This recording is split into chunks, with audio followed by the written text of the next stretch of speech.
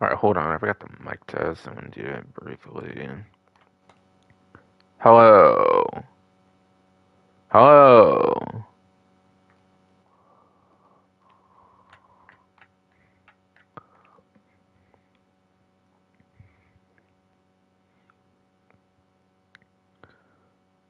Alright, though, this does look to be live now, though, for July 8th. Okay, cool. Cool, cool.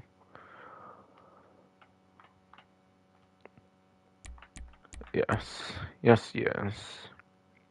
Hello. Is the Sinister Game being here with a new stream? And this stream, I'm gonna be going over the event week for this week, like the week 3 editions, actually more so kinda even for Grand Theft Auto Online. Now, it's not much for editions, but there's kind of a couple things, I guess.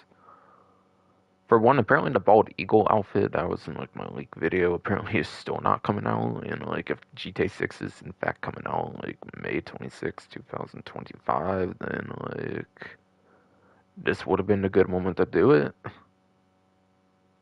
I mean, they do have a July like plus benefits still, I guess, later in the month that maybe they do it there, but that would be kind of weird to do it there compared to like here. So apparently, that outfit wasn't actually released again. I say again, but it was found in Agent Sabotage, but it made sense it would be released for a summer update instead, which was, I think, what I suspected back then on that leak video. Now, it's just a clothing thing, so I don't really care if I mentioned that from the leak video or whatever. So, meh. Okay, but yeah, there's a couple things. One thing is this livery on its thing. I'll talk a bit more on that later. And then also for my title, I chose the Free Times Money RP. I don't think I put that on there because like title, like kind of have to make it look like it's a new content edition. So I just put July 2025, like community series jobs. Plus, even then, I couldn't really fit it on the title at that point, anyways. I don't think so. Whatever, whatever, whatever. Fucking. So there's a new livery in the community series, which to be fair, even that's not new. It's just a rehash of old stuff apparently. But if I put this as a title, I think people would have like expected me to buy it or something. I'm not gonna buy this vehicle. They didn't add new storage for free to play, unfortunately, and not plus subscription basically for that 100 car thing still. So I'm boycotting it by not buying many of the vehicles for the update. If I did buy something in this stream, though, I might buy the police bike, maybe, just to get that outfit, I guess. Even then, I don't necessarily care. There's other outfits, apparently, from, like, Agent Sabotage DLC, anyways, for the police outfits back from that leak video. Again, which I was even weirder not to release some of those there, I feel, but probably for the next winter update then. Since we got one of them for summer finally, which makes sense, of course. Some of them means summer, some are apparently winter.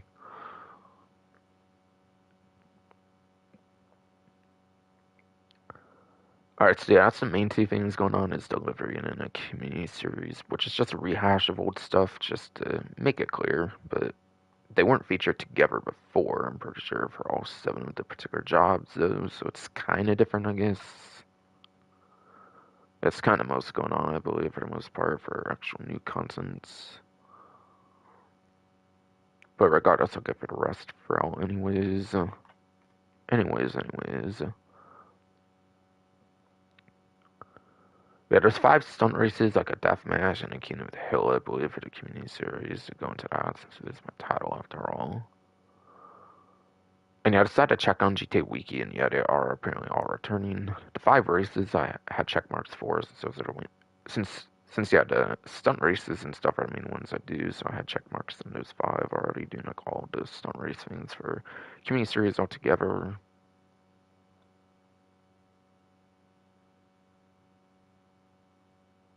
Okay, and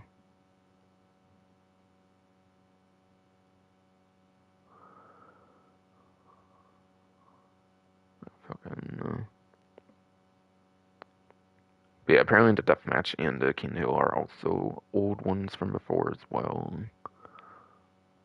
Be clear one more time, all 7 are returning jobs for community series.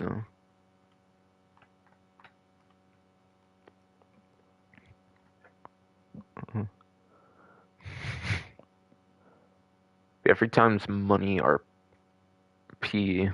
Yeah, there's 3 times money RP, of course, for the initial week.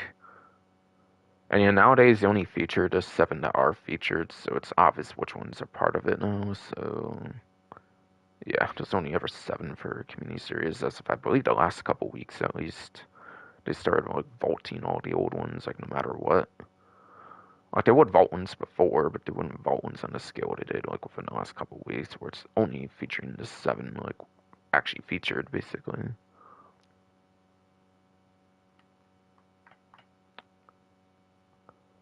It's been 6 minutes already. Geez, okay, I gotta get through some of this stuff then. Probably. I'm just trying to make sure I cover everything with the community series. I can kind of mention on top of my head without going any further in the game. Like, I don't know what they all are on top of my head. Like, I could go on the GTA wiki, say what each particular job is or something, but, like, now just wait when I get in the game for that part. So that'll be easier there. Alright, so I guess onto Independence Day stuff for this part of the, like, main menu finally here. Well, into time, Independence Day, of course. There's 4 times rewards on land races, so traditional land races will apparently be 4 times money RP. There might have been like one permanent boost like for all race types. I kind of forget. There might have been like a 50% boost or something on like all race types at one point. But aside for that, I don't think traditional land races really got much of a payout boost. Aside for like one possible time.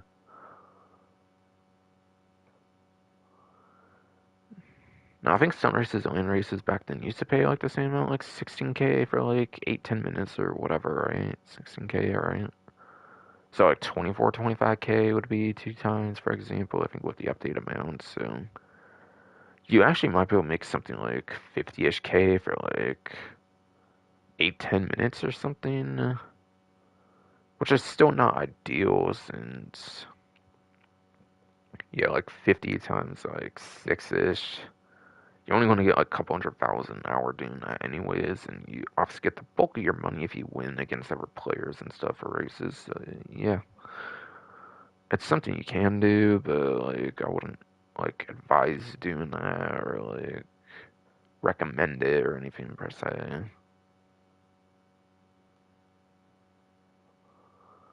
So that's my thoughts on like 4 times like rewards for like land races. I forget if RP amounts are kind of the same between like land races, stunt races, but stunt races are actually pretty good for RP, so land races might possibly be as well. If you want to like level up your character, especially with it being 4 times right now. Maybe not. I'm not too sure there. But yeah. And again, that would have been before even the buffs. Even I heard like stunt races are actually pretty good for RP. I think as well.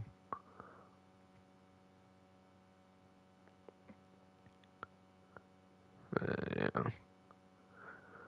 Independence Day delivery for the what's an over 5, over 5, over 5 stock actually. Yes. But it's not the Sanders Mercenaries 035, it's the new one, of course, with the new Money Fronts DLC. Yeah, the new livery, of course, is Independence Day theme for that Walton 035, 035, 035 stock, whatever. For the Opera class. That introduced just last week, basically. That was introduced literally just last week for the actual vehicle. Now as a new at the time Independence Day livery or something, basically. So cool if you own the vehicle. Me, I don't, again, because, like, they didn't add a new garage property or anything for the update. They, as far as I'm aware, or the realistic expectation to me is that they're trying to force people to buy Plus by not doing that or something. And also, again, I kind of made the point before. They might have known about GTA 6 delay, of course, before they announced it even, but like maybe they want to be like 100% sure before they even announced something like that. So maybe they assumed like the summer update was going to be the last update, and they had to like scramble stuff together, like put a portion off for like update before or something, or push an update, a small portion of it ahead of time or something, like instead of having it for like a final update. Maybe something like that could explain the lack of a garage properties update. I don't know, but yeah, fucking. It's really annoying. I have themes for like a lot of my different garages, and I don't want to ruin them too much. I mean, I'll do it for the police bike though, like I kind of said. I'm not sure. In like one of my vehicles in like my day one garage, I might be wanting to get rid of like one of those or something at this point. But yeah, fucking. I had to get rid of something I kind of wanted to keep, like with the fucking Tampa GT that I got last stream, basically. Since obviously it was HSW, I wanted it for that. See, I'm probably not going to buy this vehicle, and that's why I didn't feature it as the title, and instead featuring the community series jobs, because I'm quite frankly not going to buy this vehicle, but this is pretty much what it looks like right here, basically, anyways. And I'll probably have that on like the thumbnail, most likely too. It's looking like.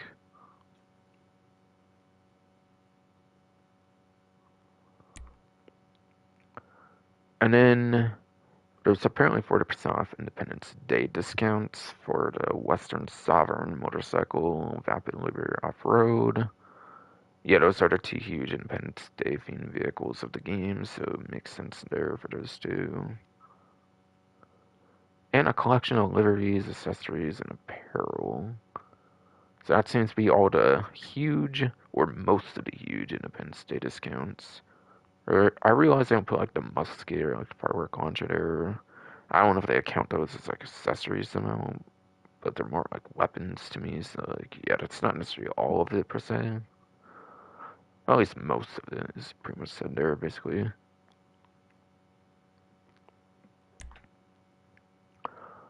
And then there's half off apparently for the Jobuilt P996 laser. Alright, so this is a day one fighter jet. You can also actually get it on Fort Zancudo. If you own a Hangar, you only get like 2 stars, meaning two, I believe, instead of like four or something, and it being very deadly if you don't own a Hangar to steal one at all, basically. So if you own a Fort Zancudo Hangar, it's not the biggest like deal to buy this thing. It's a very expensive aircraft though, so it is a very good discount, half off especially. It's like I think it's like $6.5 million or some crazy thing like that. So it might be like 3.25 million or something right now, under 50% off, I believe. Something like that, I believe. It's actually more expensive, I believe, as long as you have the trade price, the F-160 Raiju, and not the buy it now price. That's how expensive that is. And yeah, this doesn't even have a trade price, so this is definitely a good discount to buy if you want to own it at all. You do get spawn convenience, of course, to spawn it anywhere that you can spawn, like a Pegasus aircraft, of course, when you buy it, which is an advantage over having to steal it off Fort Zancudo, at least, for the extra spawn convenience, so I do see an advantage to buying it. It is worth noting, though, they have nerfed the cannons on it, though, as the last couple years. It's been like 2 years now since the cannon's been nerfed. Los Angeles Mercenaries, I believe. But it does still have explosive cannons, which can prove to be useful, still in the slightest at least, if you need to destroy like some vehicles or anything. So I think it is a good buy if you have like a lot of money, basically. Even right now, a couple million's not too bad compared to like several $1 million at least. So yeah, if there was a good chance much to buy it, it would be now, I would say, definitely. Definitely.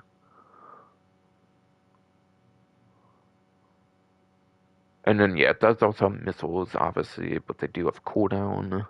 Being a day one vehicle, it's actually very balanced because of that kind of with the missiles, particularly having no cool. I mean, not having no cooldown, but they have a cooldown. I mean, they yes, they do have a cooldown for the missiles.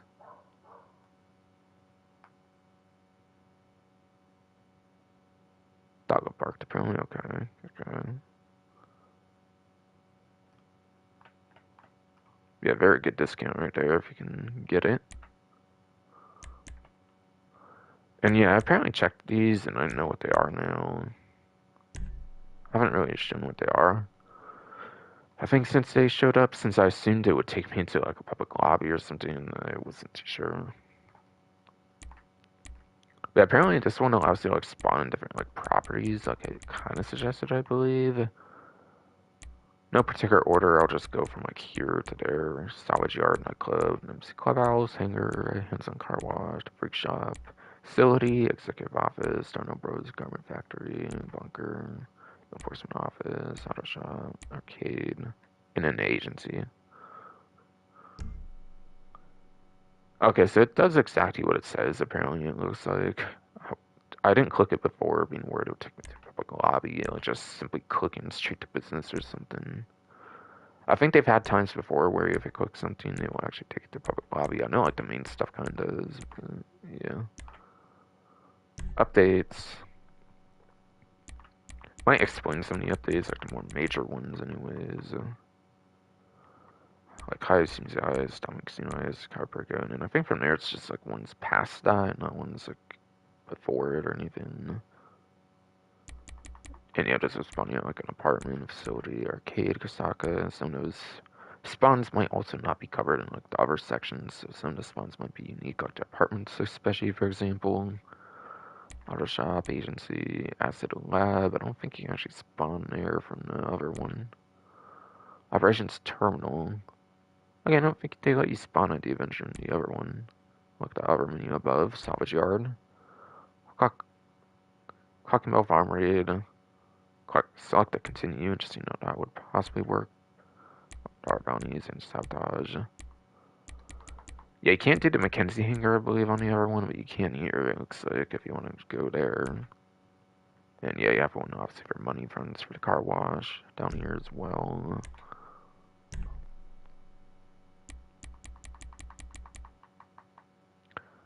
Yeah, apparently they do actually have what's new still. They didn't actually remove it. It's just part of this. I wish I knew that last event. Because I might miss some stuff here last event because of that.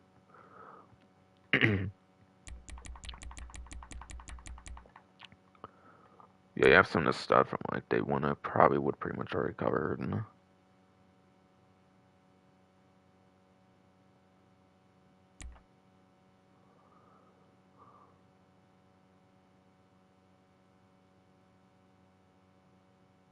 there's so many places on Quickie Farm actually, you know.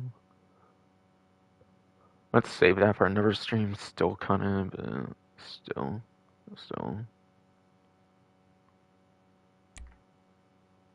Yeah, I've had a reason to buy this on GTS because again, they didn't add a property for the free to play players or anybody second for that matter. Just update. Yeah, I assume it has something to do with the GTA 6 delay or them trying to force people to buy plus 1 to 2, or even a combination of two. Even wouldn't doubt that either. Now, some of this actually wouldn't have been covered. I don't think I have to show this one off actually. Yeah, plus being his favorite work. Yeah, that would have been covered probably for me, and maybe that too.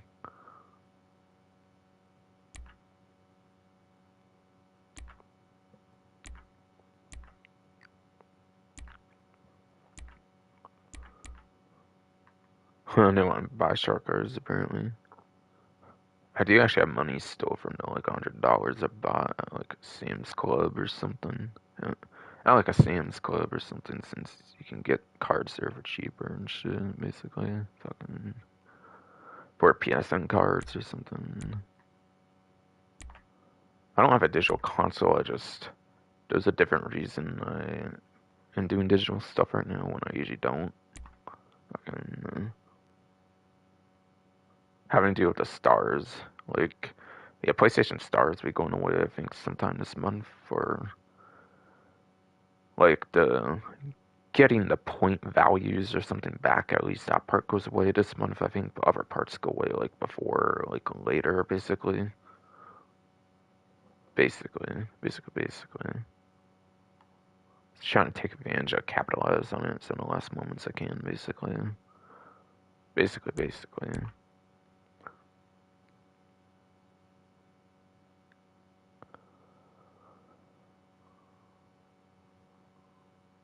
Um, yeah, I didn't say all that stuff, right? I forget. Hold on.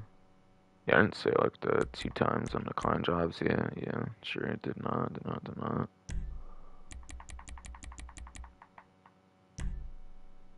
I'll go over the other stuff I think later there, obviously though. But yeah, there's 2 times on the auto shop client jobs, but that's stuff obviously doing that in the auto shop, like the huge like robbery kind of things for like a couple few $100,000. Even you can get like a few $100,000, possibly even I believe for sure on like double. But yeah, impository is definitely the main one to do. And then like some kind of second alternate one would probably be good to find that one to do as well. I don't know if you'll need like more than like 2 to do usually on average though. Maybe they're maybe if you do them quick enough, you might need a third one or something. But like Unipository and one other one, like going between them, I think usually is like a good way to go about them. Really, the other one that was out later on, I believe, was the last contract, but I don't think it pays that different from like the initial set of auto shop stuff like the Unipository one does though. So I don't suggest that one too much compared to other ones though for that reason, or Unipository at least per se. That's why I don't tend to mention that one much. By the way, yeah, tow truck services. Yeah, it's the chop shop kind of thing, basically. Looks like that gets 2 times like money RP, basically, for anything that gets salvaged or whatever payout you get from that, basically.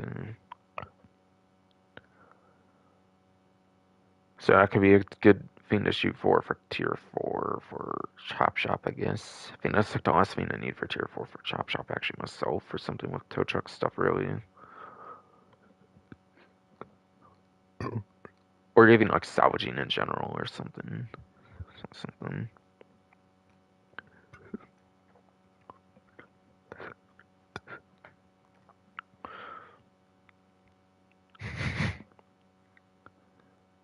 Fucking, fucking.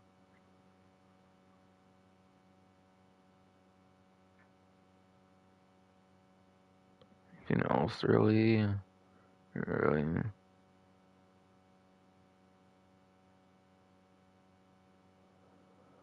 Yeah, auto shops. The robbery stuff, of course, might make the auto shop tier 4, like the Los Santos Tuners DLC tier 4, might be worth doing or something, depending if there's any of that there or not. Whatever. Land races, there's even some like race tier 4 thing or something that could be useful for. And yeah, so that's why I was just mentioning the Independence Day delivery for the Walton 035 stock once again on there. Okay, and then yeah, Independence Day discounts.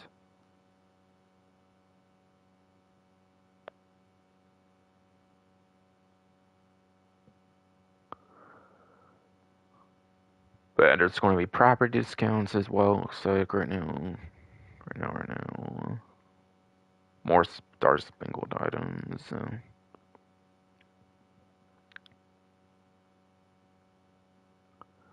Benny's Original Motor Works apparently is 40% off all conversion upgrades, so very good event to take advantage of Benny's upgrades for the 40% off of those vehicles to get to those.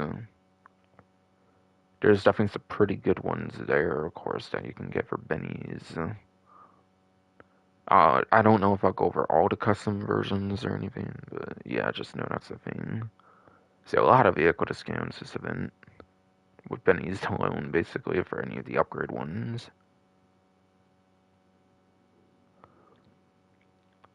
And then, yeah, there's half off again at that Joe Bill P996 laser plane. Basically. And yeah, that was basically it right there. Yeah, apparently you can go to the Rockstar Creator now from Disney's menu. I think before you would have to either go single player or online. I know single player tends to be broken for me at least when you try to go to the Rockstar Creator, so I would pretty much have to go online just to go to the creator, which is pretty annoying. So it seems now you might just be able to do it from this menu, which is kind of nice. Ever since Money Fronts, I believe, and not before really. Yeah, plus whatever. It sucked to sign up. Yeah, career progress. That's right. I actually replaced the career progress menu, and it's now in here. That's right. That's right. That's right. Yeah, there's a lot of stuff in this menu now. Yeah, but yeah, what's new in career progress did get moved into here, pretty much, which explains why those are absent in the like actual main menu itself. Heists. This might be for original. It's kind of looking like again. Weekly events. Just once you enter free mode. Okay.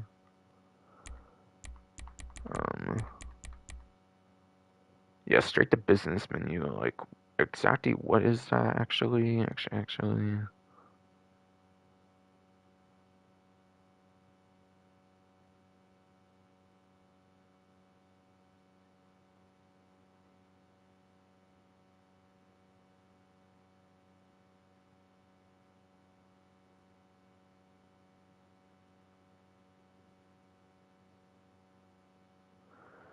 Check out what properties are available to purchase or spawn straight into your favorites with straight to business on the main menu. Okay. So it just takes you to another menu that you can already get to from main menu. I'm so confused. So confused. This one might take you right to the Boondocks showroom, actually. That's actually quite useful, I feel. Alright. Contact missions, talk about farm raid, whatever, and then free mode basics, just simple free mode, of course, like weekly events. Basically. So that's some of the differences with the new menu. They replaced what's new. Yeah, they replaced what's new to heists and the career progression menus, and then made like more detailed menus, basically, which I like personally. A lot of people, well, for some reason, a lot of people probably won't like a lot of menus within menus, but I kind of like it. But I kind of really like it though.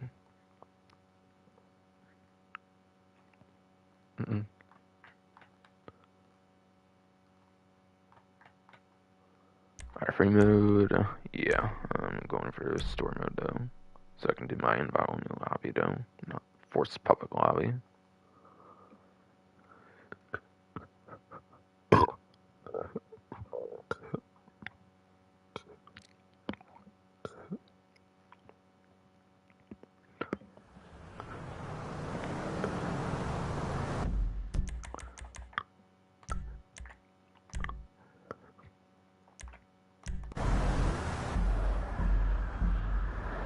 And my DualSense wireless controller battery level is so low apparently. Okay. Whatever.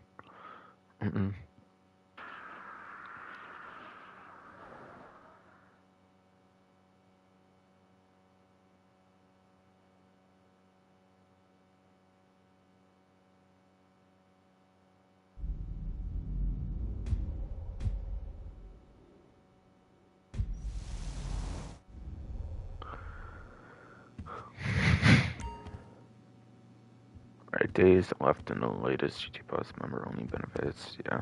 And the reason I start here is for Higgins Teletors lately, right.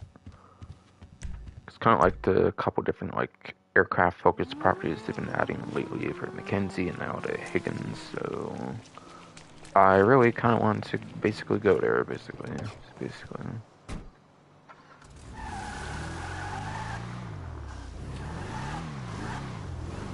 When I was in a lobby earlier, I didn't actually realize if it was public or not. So I tried going into invite only lobby when I was checking on the community series actually to see if they were new or not. Like, there's another vehicle parked there, so I wonder if it was like a public lobby. Because what happened was I was trying to enter invite only, and then for some reason it failed and made me like retry with like square or something. And, yeah, it might have put me to public instead for that reason. I'm not not sure though. I didn't really care to look at that though, so I didn't bother to. So.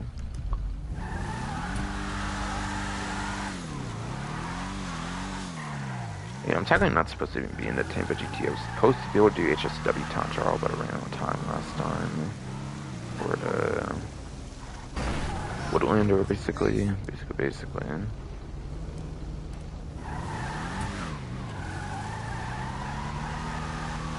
I want to get the Woodlander events. I was supposed to be in that, basically. And that is at the end of the stream. Also, HSW does not seem like the most pitiful option available now, so kind of ashamed of this one a little bit. Not gonna lie, I'm not gonna lie. Whereas Woodlander is pretty fine for both placements, I believe, for sure.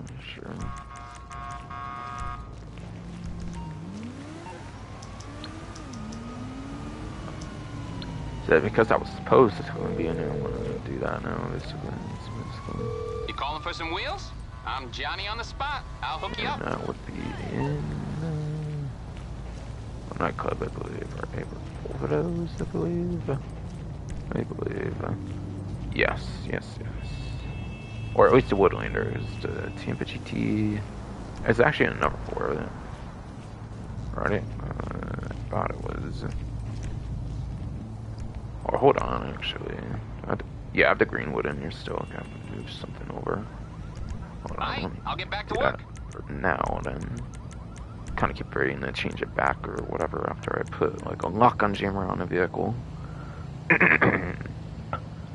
That's the annoying part of having just agency when not buying plus, basically.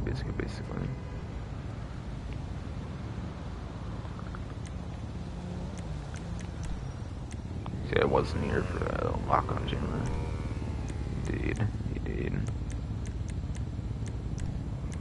Thought they were both supposed to be here, but yes, because my Greenwood's still in there.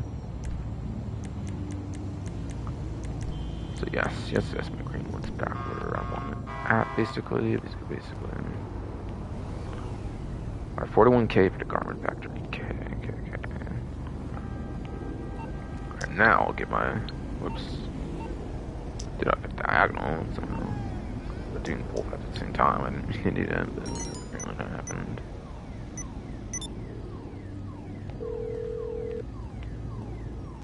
Ooh, plus you're through to your garage. You need me to bring you a ride?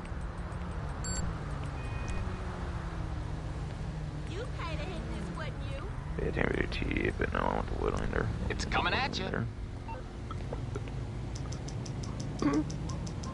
Yeah, getting rid of that plus promotion. It's not like I forgot to exist, Cockstar. That's Cockstar.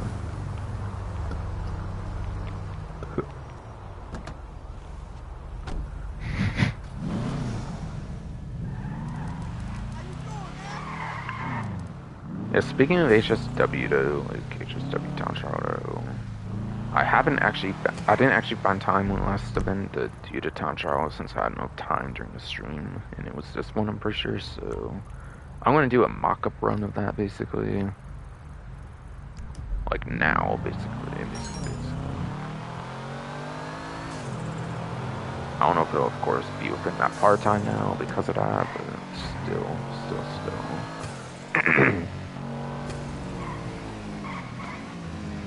I'm pretty fine at this one, I would say. Like, even if I make mistakes, it'll be like almost time, like 5-ish hours or something, at least, maybe. Still from here, maybe. Or like 4-ish hours. Yeah, I forget if it starts like right here. I think it starts like at the beginning area. Something like that. I forget what starts pretty much here.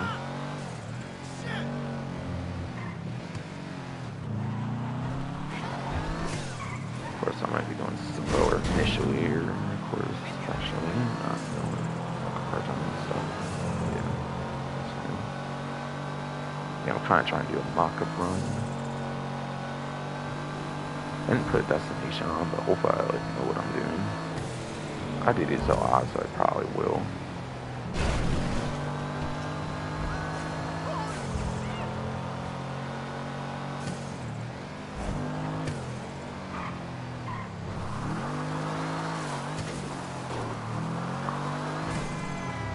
Okay, good. Crash on cruiser. Might be pretty fun if it were an actual... If it were an actual run. Again, might have had something lower at the beginning, but yeah. Kind of a lot that goes on there, to be fair, though. I feel. And then, like, they'll get rid of your dispatch report text while I was driving. With holding the button on the... Yeah, let's go. Deal with that later, I think. Run, hey! Wow. Fuck. Well, either way, whatever. Whatever, I don't fucking care at this point. Fuck this shit. Can't respawn on a mock-up after all.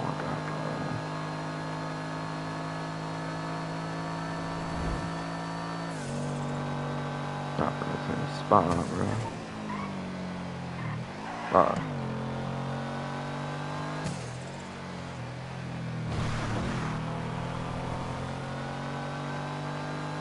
Honestly, aside for that one moment, I think it was pretty fun for mock-up, so whatever.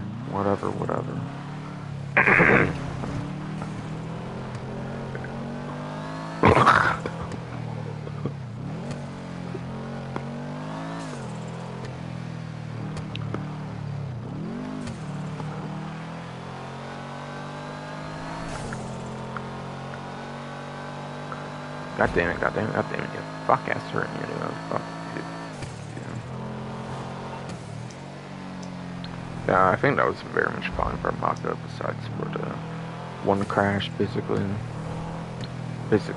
Even with that, even in an actual run, that might have sounded fun. For all I know, but... Like, take that crash away, it was basically good. Like 100%. Or like 95-ish percent. I would definitely say. Or Pug, Chipmunk.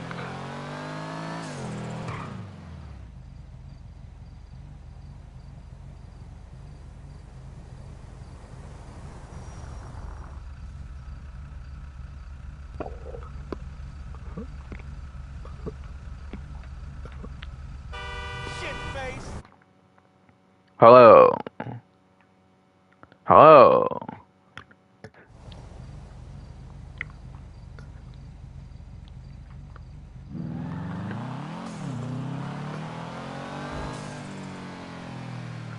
Yeah, my controller died.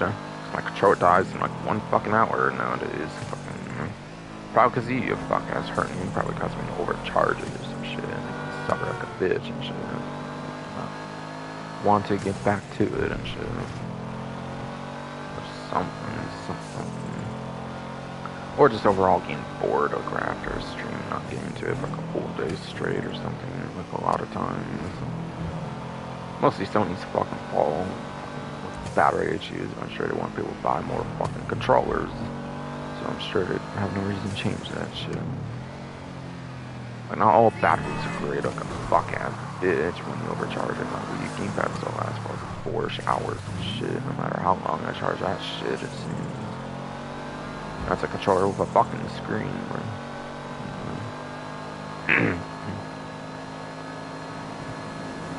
If not, we need to get battery technology better, some shit. Like, it's 2025, bro. It's weird, but again, it's coming as well. Extra money, I'm sure, so it will never happen, I'm sure. Very much sure on that.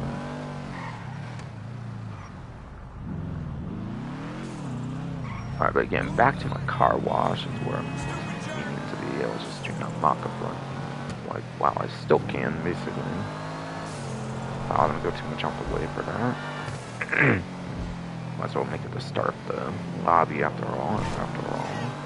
Very involved in the lobby.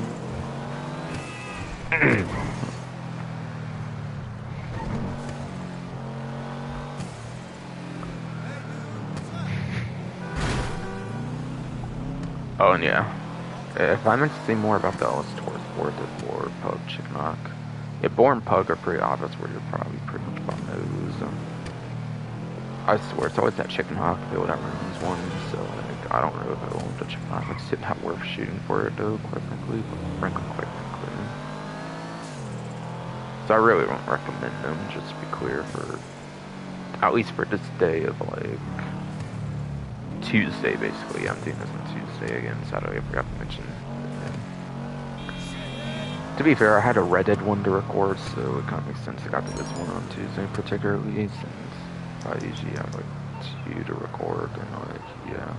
Oh, a stash house, okay. Stash house is not bad. Okay, I'll do it then. I'll do it then. Get that out the way now, might as well. Might as well.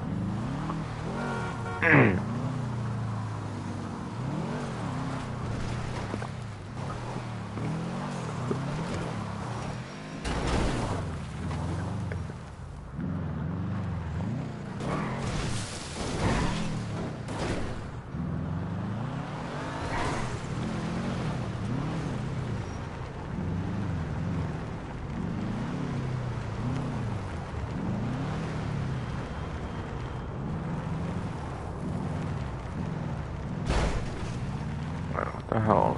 I don't wait for years. I don't. Well, just go this way, I guess. Or pays off to go the crowded way, does it? It doesn't.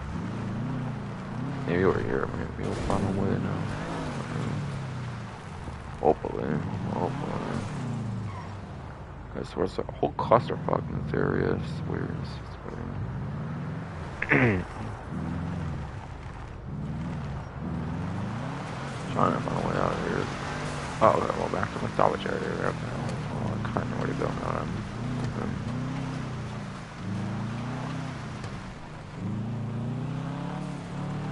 Yeah, pretty much do then. Okay.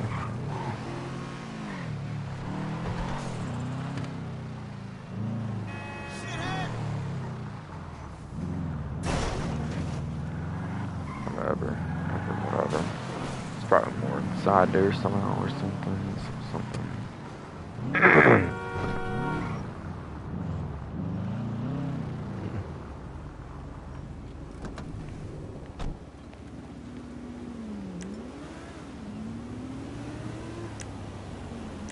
Okay, a couple of my rockets glitch. I remember using a couple of rockets. Okay.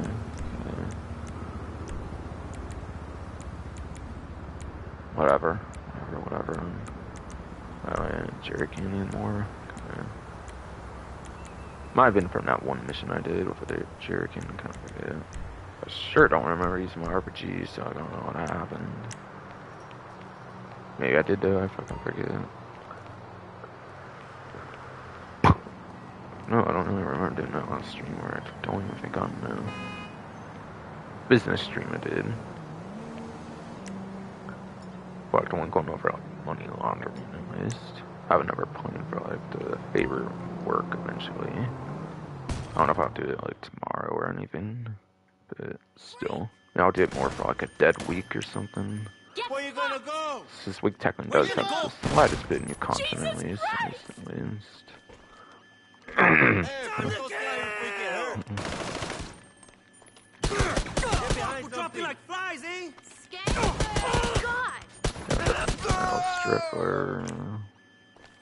Real trip. Somebody help Shit. him. We need some cover.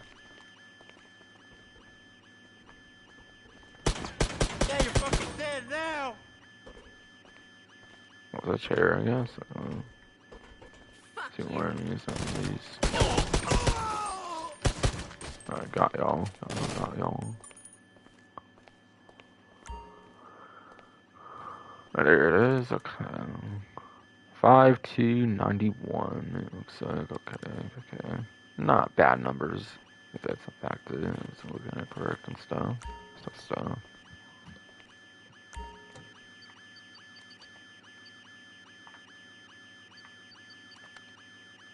Alright, yeah, run into a analog, it's in, getting one way there, whatever.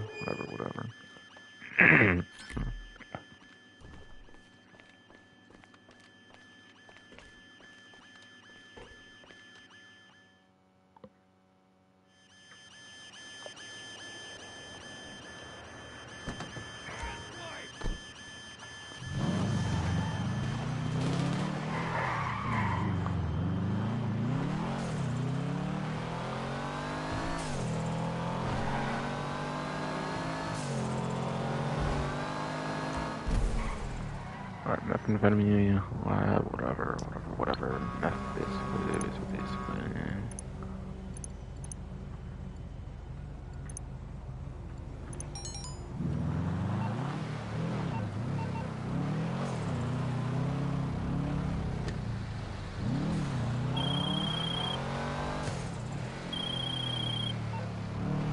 Alright, whatever. Alright, but anyways, before getting distracted by that, I was going to the Hidden Tower Towers, and of course I was doing a mock-up run of that previous time trial, for HSW time trial, since I didn't get to it last stream. since yes, I did not get to it last stream. And I sadly didn't get to after streaming either, so I don't think I got to 50k at all. I don't think I did anyways, for like, maybe like the first time ever, pretty much.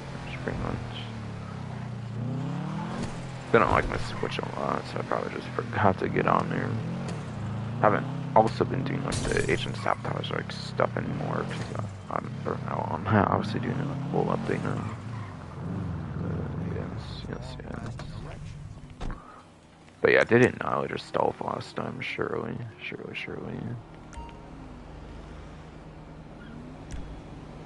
See, I'm using my Havoc again, and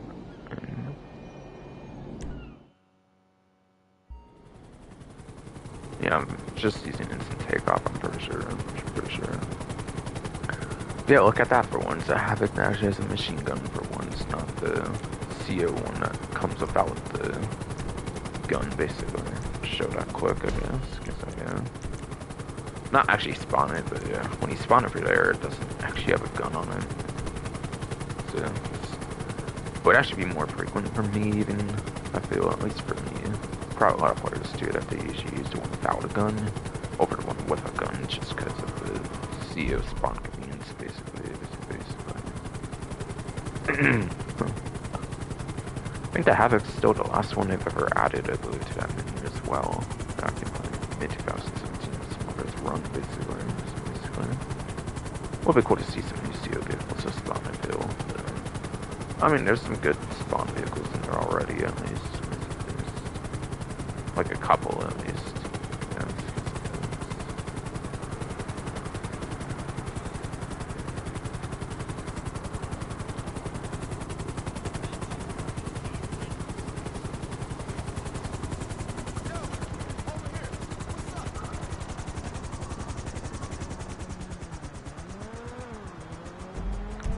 Alright, so onto the usual stuff now, and regular time trial for at least today or Tuesday here is Maze Bank Arena. But as far as I understand,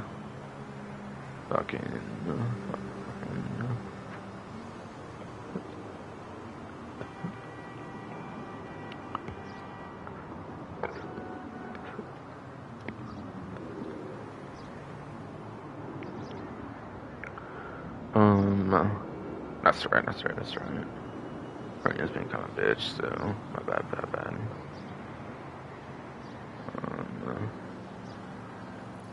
But yeah, at least for day Tuesday,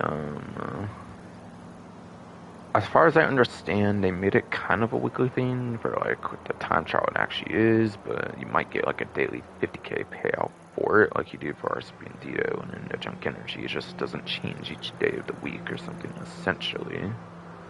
As far as I know, that's basically what's what. But it goes from Maze Bank Arena to this theater or whatever. Yeah, I believe it goes to that.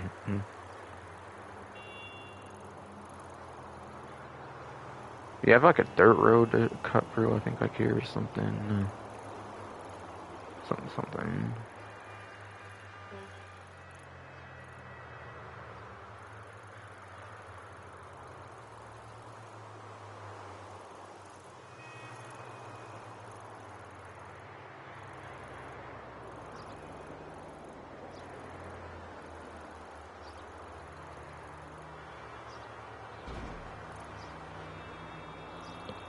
There might be a dirt road or something you can use over here. A lot of straight on this one, actually. Possibly.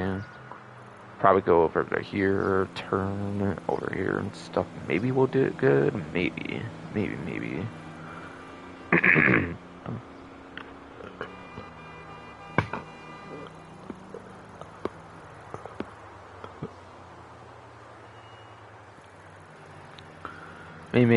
yes, I'll do it pretty good. Possibly.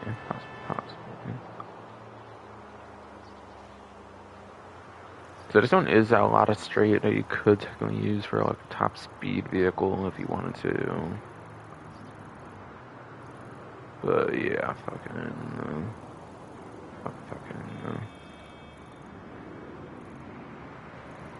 That might take you to like over here. Even then, it might just go purely straight regardless. Just go kind of near it and not exactly to it, basically, if I'm remembering correctly, basically. So this one actually might be surprisingly good for top speed compared to the usual suspects. If you want to go that route. Otherwise, probably use some of your best lap time options for like super sports motorcycles or no. Motorcycles especially, and then if not, then I would say supers and sports especially. Like the class A options or whatever for like HSW. Since those are the free classes for that, I'd say there's pretty much the best couple of classes to stick to for some of the best options, basically. For those.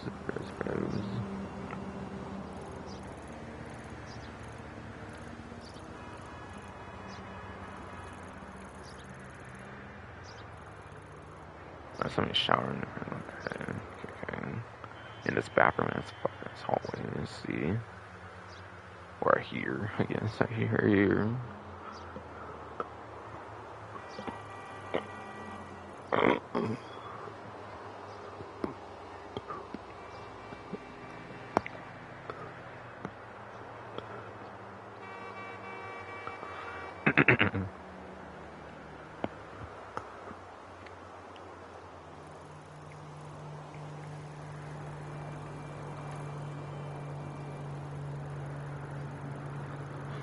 Alright, but I think that pretty much takes care of that. Like, really, the one shortcut here, I think, is the main shortcut to take, really, on that, if possibly even only one, even. RCB and Dito time trial, apparently, for a day of Tuesday here, looks to be construction site 2. Probably one of the usual ones that we've been going over lately, of course. Doing lots of Tuesday streams lately. lately. If you've done the first one pretty well, I assume the second one's pretty similar. So if you have like knowledge of the first construction site one, which I think in general is even the first RCB and Dito time trials, and this one should probably be pretty easy. But yeah, otherwise just use the usual like strategies, I would say. Learning the turns and corners yourself, basically, with like holding triangle, Y on Xbox, or key on PC to respawn whenever you mess up. So you can just learn the turns and corners over time yourself or something. And if not, then just look up some video guide and hope you learn shit from that, basically. But yeah, just look up some video guide, hope you learn some stuff from that, basically. I mean.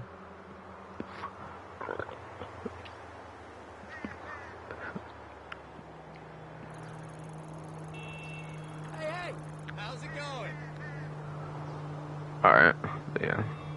And as the name suggests, you can only use the one vehicle at RCB and Dito.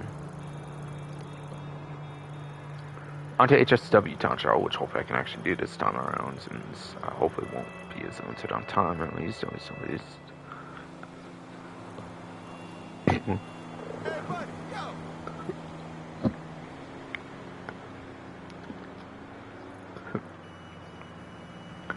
But a weekly HSW time trial for this week is the HSW Run Alternates one. This one, I advise going a shortcut through the train tracks. That would probably save a lot of time over doing like the turn down here and all that kind of stuff. It takes some patience for me to get done most times for most vehicles, unless you're using like the HSW actual track, which is kind of, I would say, generally the best one to use for these HSW time trials. But when you do get it done, it is a huge, it feels like a huge time save. I don't think I've ever done the legit route like that, because I just obviously like know it would probably pretty much be a shortcut. Or it feels like it would be one anyways. But yeah, when that does happen, I feel that would be a good shortcut to take at the way beginning. At the way beginning.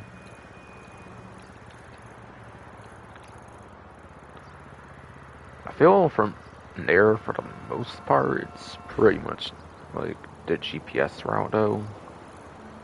Do be aware, I think it does get a little finicky with the GPS route when you're like around here, but you basically go down here basically, and you want to go to like the bridge basically over to here. Goes down here basically for the end, like the point B basically is over here.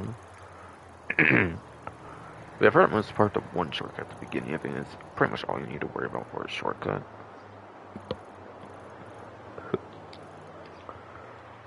Like really though, really though. And yeah, doing that shortcut does give you that little bit more time to take advantage of HSW perhaps. Like, maybe pretty worthwhile. Even if it's kind of debatable if it's maybe even a shortcut or not. And yeah, if you're using HSW Hawktail Drag, at least you might be able to use the train tracks to help, at least with that vehicle, but with other vehicles, I find it's better just stick to the road. And even then, I'm not even sure about that. Might just be better stick to road even for the drag as well.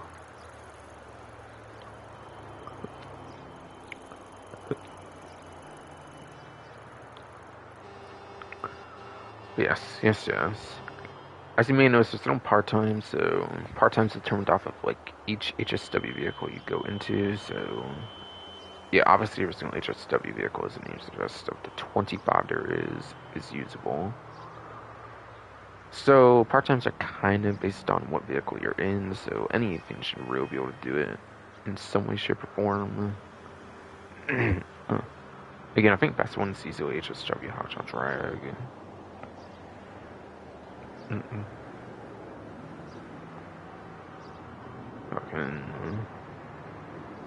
Fucking. Yeah, for this update, you have the Kieran Woodlander, which is, I think it's better for top speed than lap time. I think it's like 4th place lap time and like 2nd place top speed for SUV class. And then you have the Tampa GT for the latest update, which is the worst lap time I think of any HSW vehicle. So it's the worst one to use for any lap time situation of any of the 25 HSW vehicles. And it does, however, have the #1 top speed, so it is. And I'm talking about just sports class for muscle car. There's a couple like the Stinger TT and the Banshee GTS that are sports cars at better top speed. But yeah. Especially Tampa GPT, especially Tampa GT is kind of an interesting option, being like a top performer for its class on top speed. But you have Class C, which is like the fucking what's it called? Like compact coupes, basically the not Banshee, but the Briosa RA, HSW, and then coupes of the Sentinel XS Euros X42, X42, X42. From there, I'm just going to mention like the classes, since there's a lot more vehicles for Class B, Class A. The Class C, ironically, with 2 classes that start with C. Class B, muscle SUV, sports classics, and I believe off-road for those. And Class A is sports supers and motorcycles, which is why I recommend those couple classes top performers for regular time trials, whether it's HSW or not, depending on platform. Alright, so I think that we'll go over enough advice for that.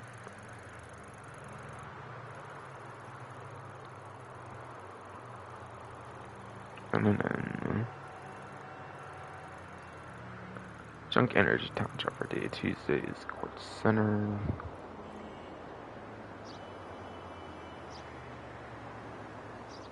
But yeah. Like RC Main Data, you kind of only have like 1 vehicle to use. Kind of 2, since there's 2 versions of the Inductor bike. But you can't use the BMX or the Day 1 cycles. You can't use any Day 1 cycle. It's only the San Andreas Mercenaries ones you can use, basically.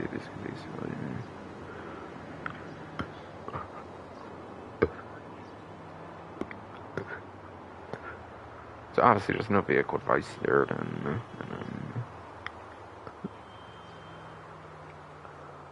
But yeah, just don't fall off the bike, go where you need to go, maximize on curse boost, it should be pretty easy, and if not, just look up a video guide.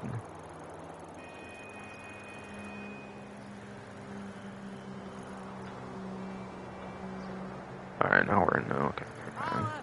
Last but not least, premium race for the Sports Classics class. So the Sports Classics class might have had a change up pretty recently with the new edition of this update, being the Grotti LSCM Cheetah Classic, I believe is what it's called officially. Officially.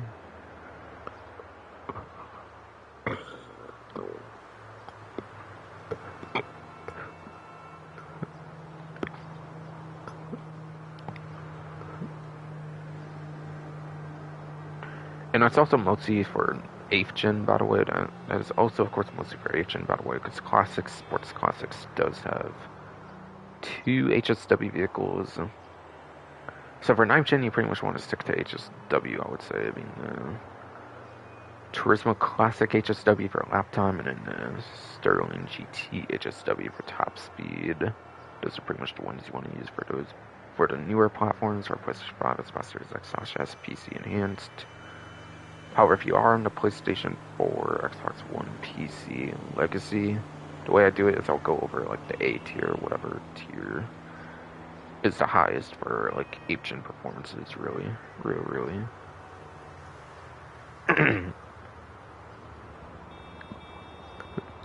I didn't get rid of a tab there, hello. God, what the fuck? Somehow I got rid of my spreadsheet tab, what the fuck? I didn't even do that. Liar. I thought I moved it some way, somehow. Like, what the fuck? I didn't press the X, it just moved somehow. Stupid bum. Stupid bum. Fuck ass hernia, probably your fault, primarily, honestly.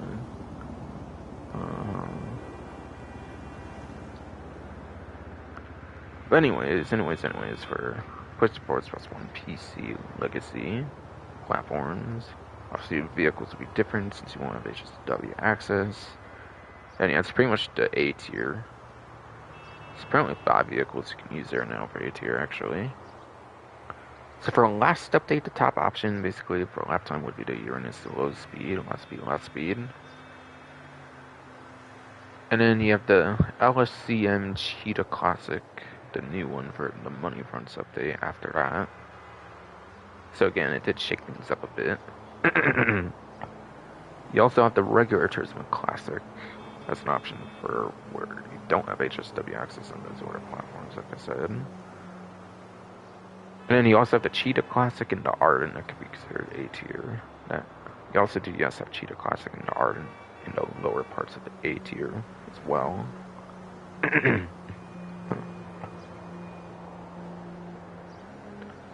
And then, yeah, I get those performances from Bruffy 1 through T2 if I didn't say this.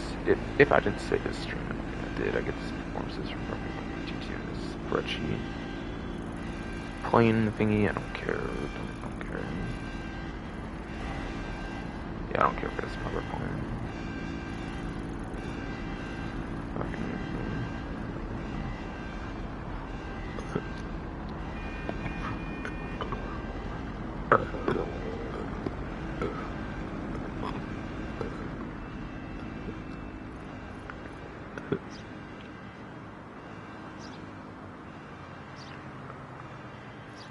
Yes.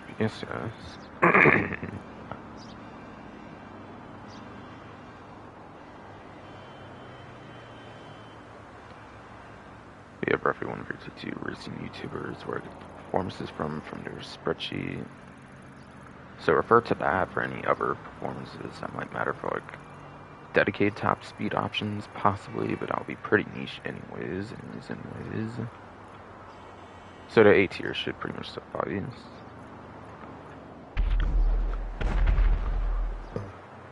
On the legacy platforms. On legacy platforms, yes.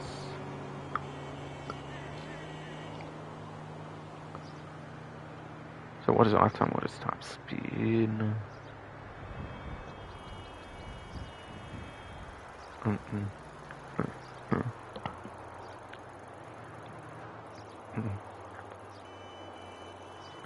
lot of times it turns on corners in like the city and shit, basically.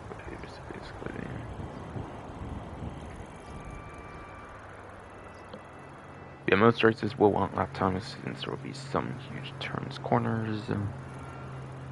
Top speed is very niche, being like the highways, being the highways.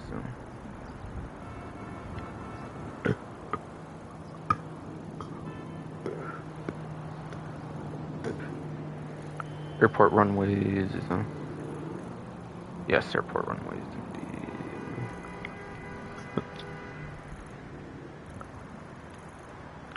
And then airstrips, including the unmarked, like recent last update, like Tonga Hills one.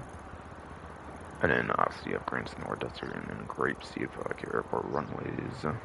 Or I meant the airstrips, I think. Yeah, I meant the airstrips. There's last 3 of them there.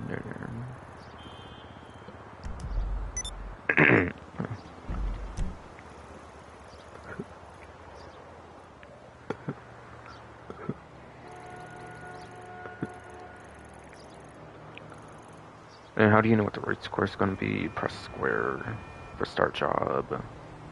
X on Xbox, or key on PC, of course. That'll let you start the job. On this screen, anyway, it's for app on right rectangle. Same button, I believe, lets you also check the map of the race. You can analyze for lap and top speed, which you can do either on the lobby screen or when you choose a vehicle. Probably so you get a good idea. Probably so, yes, you get a good idea of what performance of the vehicle when you're looking at like the map or something. That should be any advice I need to go over there. That should cover Priam race.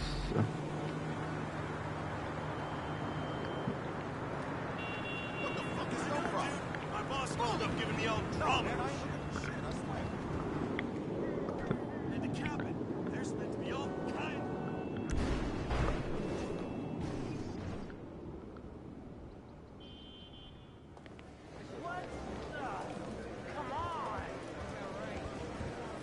What's that, Johnny, or GTT, I The believe Diamond here? Casino and Resort presents a brand new car available to win today, simply with the spin of a wheel. Yeah, it's definitely a Dominator, it's definitely a GTT, I believe, for the tuners update. Which means you can get a tuner subclass vehicle or whatever as well if you do get the wheel spin on this. Hello. So lesser of the 2 muscle cars though, for the tuner subclass though, I will say. Goodbye. No rush. Come back soon. The race book is open and the horses are running at the inside track. Stop by and play. It's only fallen off even worse with like the Jester R wide body, the LSTM Jester R, I believe now. Is what it's called now. Yeah, the new Hardy as well has kind of made it fallen off, I would say, for some other tuners of class stuff though. Can't use newer ones apparently for robbery contracts though, supposedly though, so it might not matter for some main purposes. For some talks right now, I guess. Yeah, I think my one little spin part per week. And you should care to do more than the one. Yo, mystery. Yo, what? I got a bagger. I already have the bagger, actually. So, yeah, I'm gonna at least have vehicle price. I already have one, actually. The Lucky Wheel winner is riding away in a brand new motorcycle. God damn it. I was like, holy shit, I got the last one again, but nope. Very rare vehicle, so of course I didn't get it.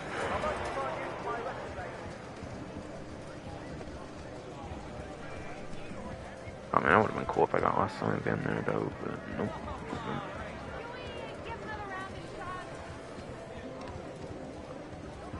Wonder what the chance of that shit is now with the extra spin now, though. Probably even better, like a little bit, maybe, technically. If you were like to say like a 2 and 20 instead of like 1 and 20, along with like all the other gimmicks or something. Yeah, you need to get through like the hoops and shit to get it, basically.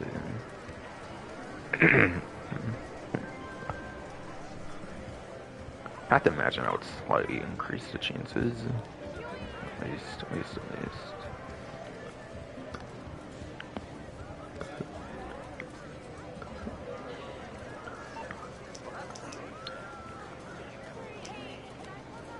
Yeah, I got Franklin's bike on that shit, basically. Basically. Yeah, cocaine, whatever. Means missing on whatever.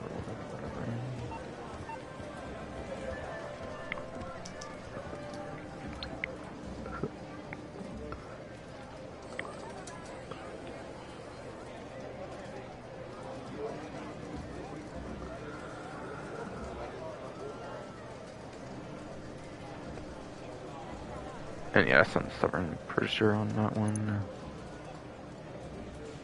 2 doors, since that's pretty much what every tuner is. It's a 2-door. Besides for Tailgater S and maybe the Hardy, the new Hardy might also be 4-door. Or a tuner subclass, no. I don't know. We'll get some discounts, probably get some discounts. Basically, I'll go over those later though.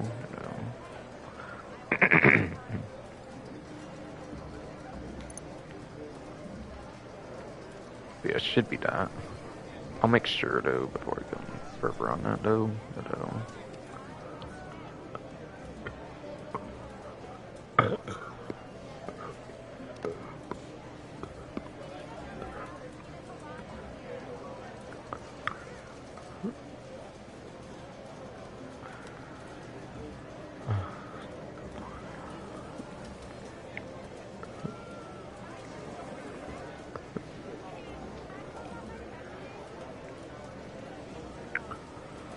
Alright, yes.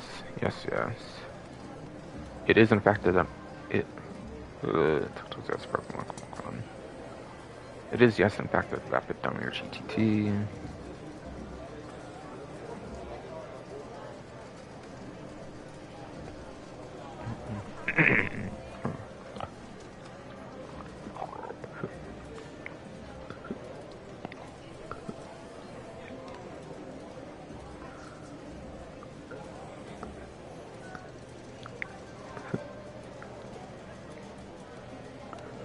But yeah, on a trade price, it looks like it's 915,000, so it would be over $1 million without like trade price on buy now price.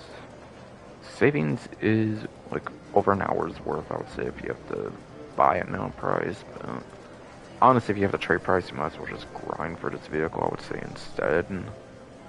I would say, quite frankly, since it's that cheap, literally a 6-digit price, might as well just grind at that point. I feel.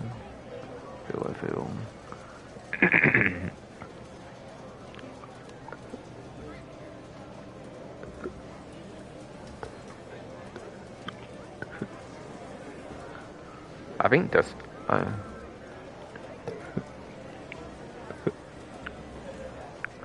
Twisty Pro.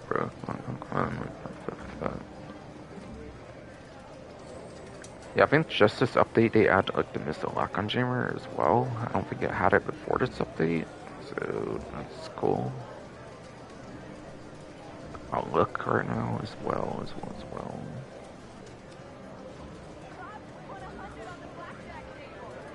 Alright, yeah, and this update was one of the existing vehicles on the website that need to be like re-added back to the website that actually got the lock-on jammer treatment. So it didn't have it for last update even, so it just got it this update. So you have a muscle car with like a back louver you can put to not get shot from like the back window, and a lock-on jammer for free mode where you can't get locked on by missiles, which effectively makes it where you're going to get shot from like the sides and the front. Not even have to worry about missile lock-on. That's actually pretty decent, I would say. Oh yeah, I think also the Dummier ASP, the better tuner subclass of muscle cars, also has that too, basically. But yeah, it's basically the lesser of those two. And again, you can use it in robbery contracts, and it does have the rear louver on the back, which helps with like gunfire in those robbery contracts, so that is definitely huge. And driven 2 times right now as well as an added bonus. I would say this is a pretty good vehicle if you do manage to get it from the lucky wheel. For that alone, for the Robbie contract auto shop client jobs.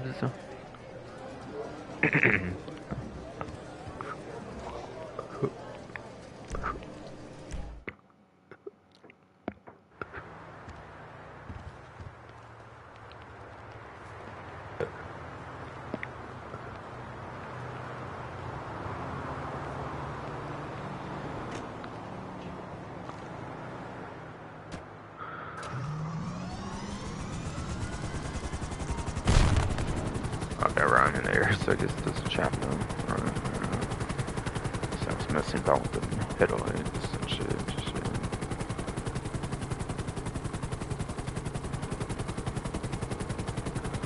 Yeah, game is going to give me a Western Bagger, actually, Franklin's bike for the mystery reward there, which is interesting. Back from the single player, back from the single player, first bike there. Might still have that bike in the, agency though. I believe that is a possibility, yes. I can't bring it. That's right, I'll check later. I'm pretty sure I have one already, so that's why I got rid of the ability to get that, basically.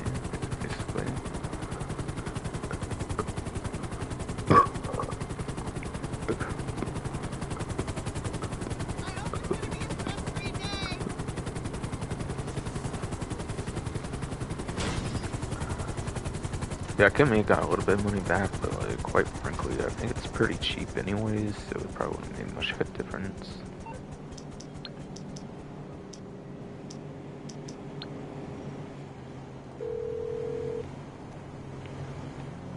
You're through to your garage. You, need Yeah, I to have bring you a one ride? on top of this garage right here. So I had no reason to want to have that. I'll get back to it then.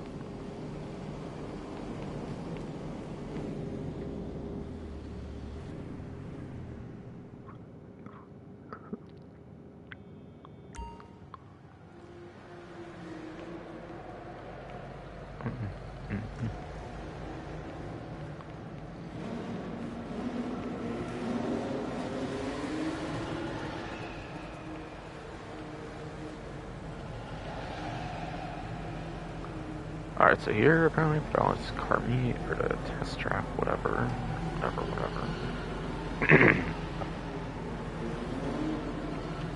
There is the Vapid Dominator FX, the Road Quick 5, and the Albany V-Star. I don't think these are bolted vehicles though. I want to say these are ones all on the website, I believe. Which is kind of unusual for the test track, I believe. So that's interesting. Interesting.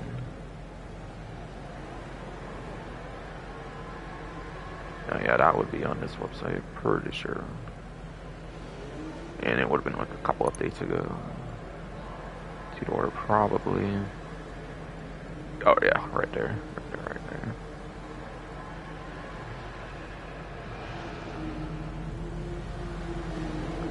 Get a regular D5, or wait, no, I'm thinking the D10, I think, when I'm seeing regular, since, yeah, it's the version for the D10, but yeah, no, D5, that was last update. Hits the bulletproof vehicle that they still haven't fixed, apparently, in this update, so still using your contact missions and stuff and not take damage, pretty much. That one should actually be legendary, I believe. Yeah, that's right there. And again, apparently they actually didn't fix the bulletproofness for once, so you can still use it for like your contact missions pretty effectively. So that's interesting.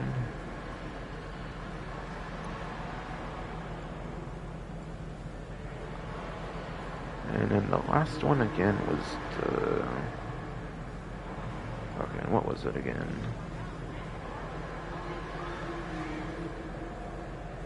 The V-Star. Yeah, the V-Star, right?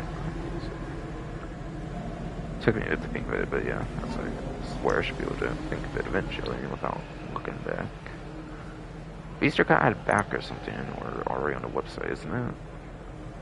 Four-door sports car, I believe, or something. It should be on the legendary. Yeah, it's there as well, okay. See, none of these are bolted vehicles, okay. But a Dominator FX actually performs pretty good, I believe, if I remember right.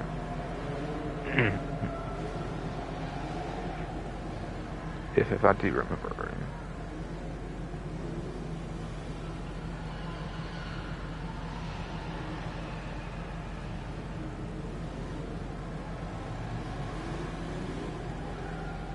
But FX Interceptor got the lock-on jammer, but didn't look like the regular one did just yet. Let me make sure on that.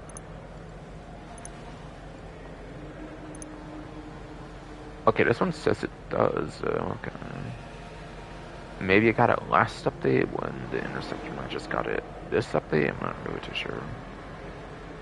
I don't think it was the regular FX, just the Interceptor version on the, like, patch notes, I believe.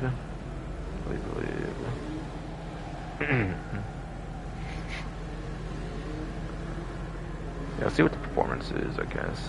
I mean, unless it's on discount, which actually it's not.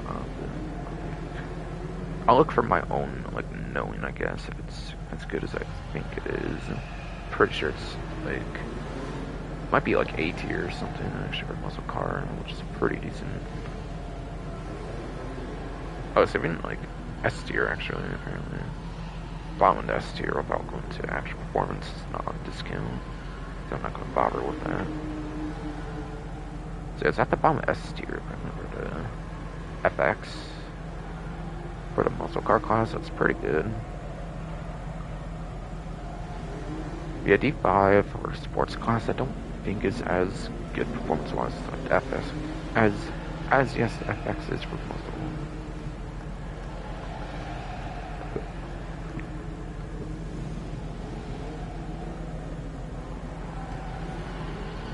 You know, it's for like B tier apparently, which is serviceable. Which B tier is actually serviceable on like legacy platforms, technically without HSW actually, so it's actually kind of serviceable on those platforms, and has the bulletproofness on those platforms as well. So it's actually better on the legacy platforms, I guess, than it is on the newer platforms. Yes it is.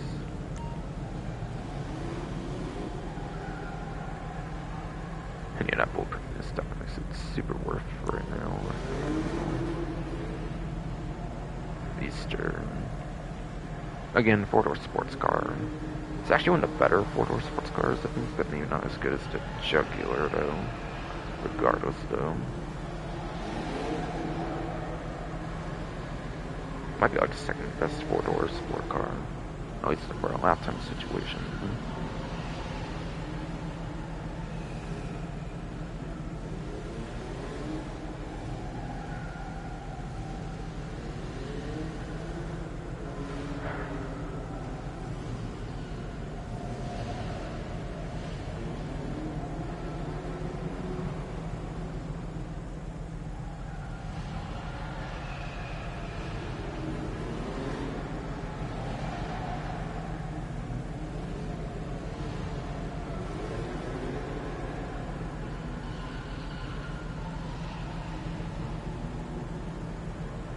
So it's taking me a while to think, maybe, or like look, see which ones are like what you're trying to see.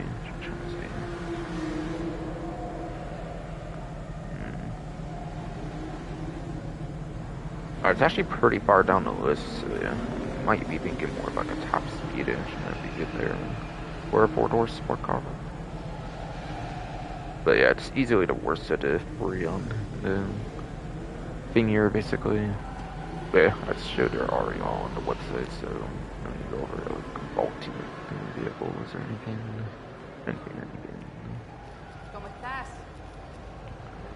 Alright, so I should now then be on to the prize ride for the week. Looks to be the Bravado Hot Ring Hellfire, actually. I was about to say Gauntlet, but it's the Hot Ring version. And yeah, not there just yet. Let's car me, present challenge. For that, you have to place top 1 for 2 days in a row. Okay. So it's kind of a tougher challenge. It's definitely it seemed like. Later. Yeah, counterfeit cash. Whatever, Oye. whatever. Not quite going to experiment with the 35% increase on counterfeit cash or anything.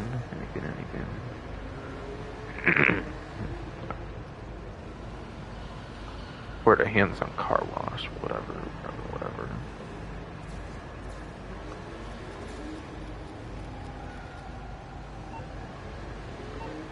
Oh yeah, even before that still, I'll go for the shop list here. Yeah, for races, the only ones in it that for sure count. Pursuit race is 4 players, that's an easy 25% chance of getting it, basically not ideal. So you obviously want to go to street race method then. Obviously, for the most part, in the 50% chance. Get a bad enough random, I'm sure you'll be able to win it eventually.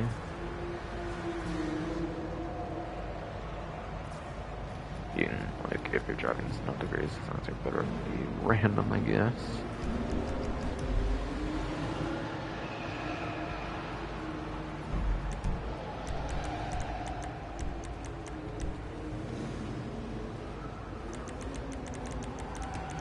And yeah, as for Dragon Drift races, they definitely do not count solo, as I've experienced.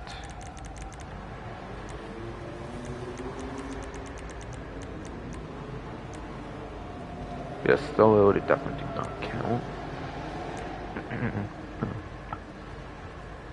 Willing to bet with other players it doesn't count as well, though, just because it came out like 2 years after the Street Pursuit races, and I doubt they went back to make a count like those ones did. So yeah, I don't really think you can use these types at all, really. Even though they are technically LS karting races. Just to be clear there.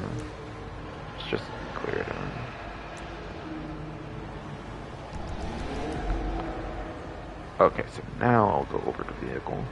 I believe this was added with the Sanders Mercenaries DLC, the last of the 3 hot rings currently in the game.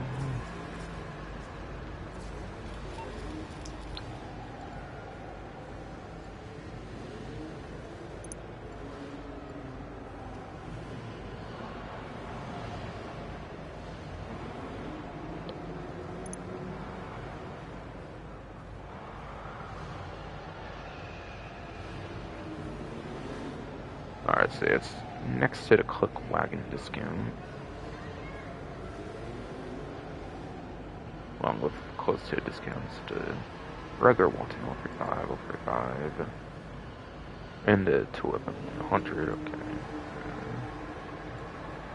This TV being the classes, apparently. But again, that'll be more for later. Alright, so this, I'm trying to remember if it's even as a trade price or not. It's hot rings, it might have a trade price too. So if this is a trade price, then it could maybe into like 2 million up to even. I wouldn't really see it being a $3 million vehicle. It is kind of a costly one here, which is why it's a top one most likely. And it's also usable in, of course, hot ring races, so it is a pretty valuable prize ride vehicle here, technically speaking.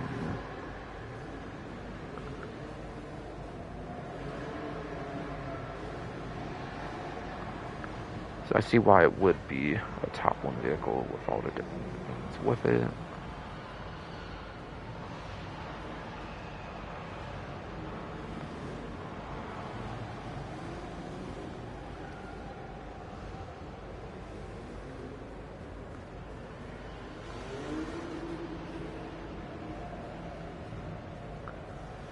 Alright, so this one apparently there's only one placement like above lap time over the Saber, the initial hot ring vehicle that came out in the game. So it's like almost no difference for lap time on those two apparently. It has 30th place for top speed, which is I don't think is as good as the Ever and Everon hot ring that they have, but it's better than the Saber. top speed is actually also what you kind of want for like hiring races, so it's actually better to have top speed and lap time compared to most race types, apparently. So, from what I've heard, anyways, because apparently there's like bigger straights or whatever, more straights compared to other race types.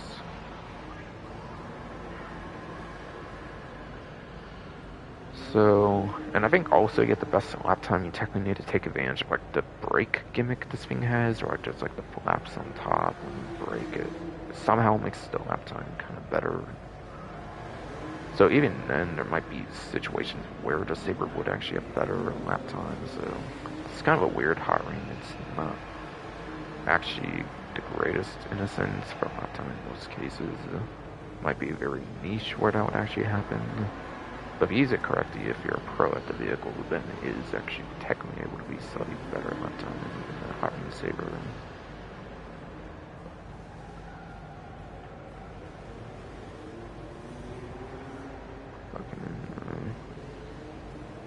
Anything else really or mention?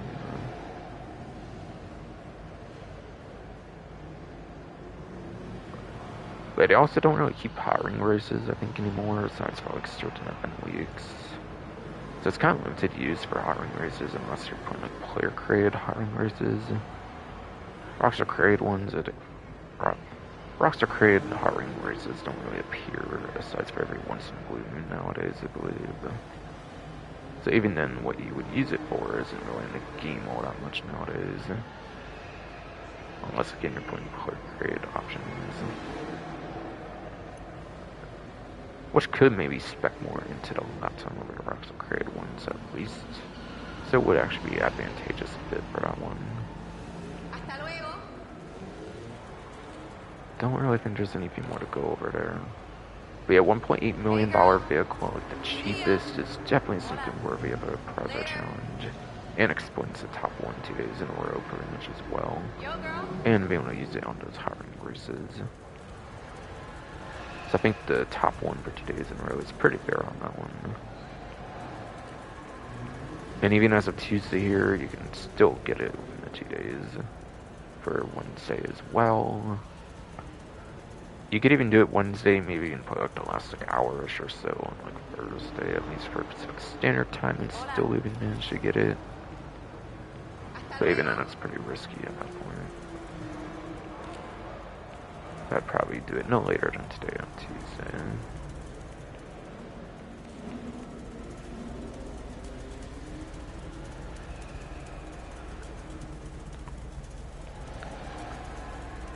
And then HSW test right here basically is Ponte Average GT is yes in Ponte Average GT. This one was basically kind of the Tampa GT before Tampa GT released of having like the worst lap time of any of the HSW vehicles. However, it was also, I think, the worst top speed option of muscle car. Tampa GT is kind of the opposite, where it's the best lap time, but also like the worst lap time of any of the HSW vehicles. But yeah, I think that's the first best top speed of HSW, and then #1 top speed if it's just muscle car strictly on the Tampa GT for this update. So yeah, even more, not so much of a reason to have the RGT done. However, still, there's only 5 like muscle car HSWs. Might as well get it if you want to know.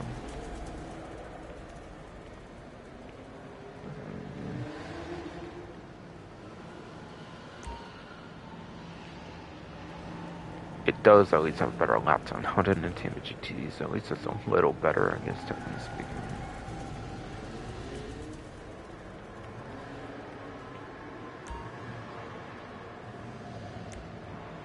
Well, yeah, I said 25, I meant 27, I guess, with the team ones, but yeah. When I said there was 25 HSWs when going over HSW time trial, I meant 27, I guess. I guess. Just had the older number, I guess, just...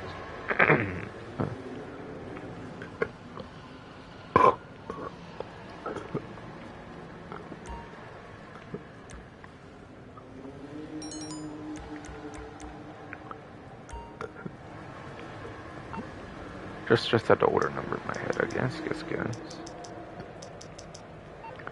Our ID document forgery, I don't really care, quite frankly.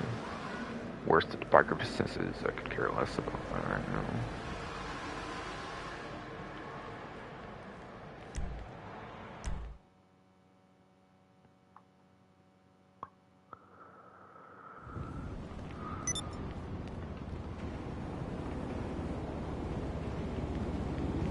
Alright, so surprisingly little detail to go over kind of on the Carmine test track, since all of them were already on the website, and vaulted vehicles like they usually are. Like they usually are, yes.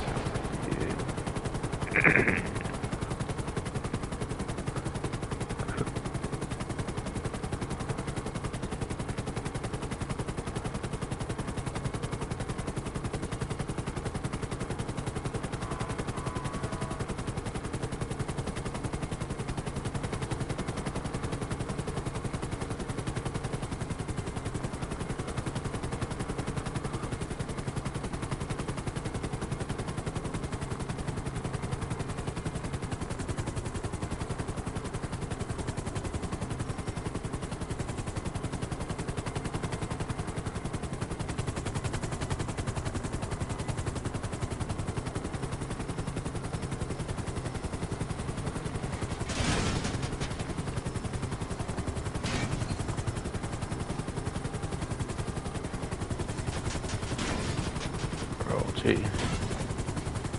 I'm careful. I was trying to get it closer, but also not like hitting the fucking ground with the tail rotor.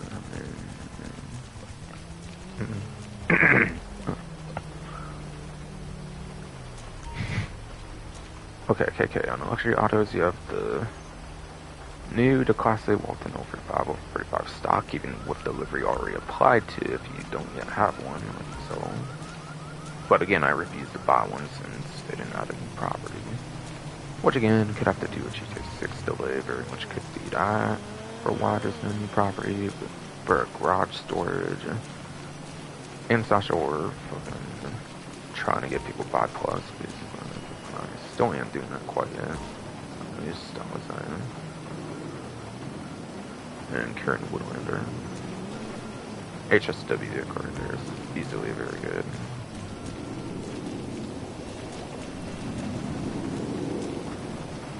Yeah, Walton's an off-road, but I don't think it's like really game-changing, I believe, for the stock one, similar to like how I don't think the regular one in San Andreas Mercedes was either. I remember. However, it does have a new livery on it at least, so that's the spotlight on that one at least. And again, Woodlander's HSW obviously, because since I was kind of driving around in the stream.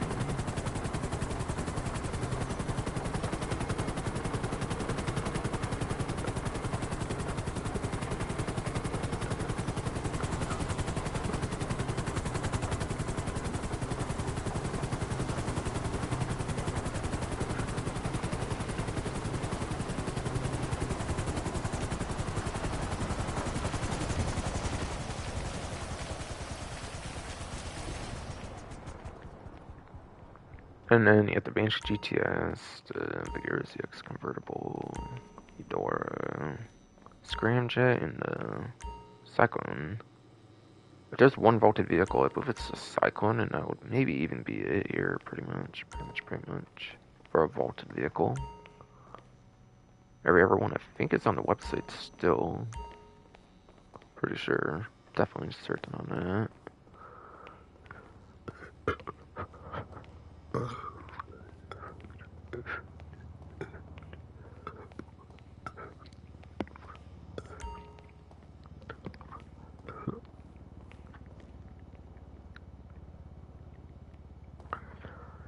But yes. Battle Banshee GTS. That is basically the #1 top speed vehicle. That's not like a plane in the game, basically. It actually has better top speed, I believe, than every single helicopter up to this point in the game. At this point, from what I remember watching, only like 12, like 13 planes or some shit, even fucking have a better top speed. So it's a very good HSW vehicle on the PlayStation 5, Xbox Series X, S, PC enhanced. So at least on those platforms, pretty nice. Otherwise, it does have a lock-on jammer, obviously, for other platforms at least. And probably pretty good aside for HSW as well on at least older platforms.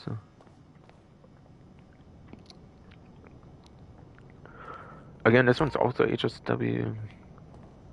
Pretty much the best laptop option tied with the roof HSW Vigor ZX. Basically, they basically have identical performance. And if there is a difference, it's like very minimal, basically.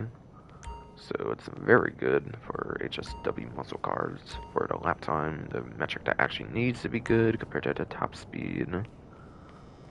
For racing, at least, for the most part. Something that the TMGT is not great at for the lap time, at least.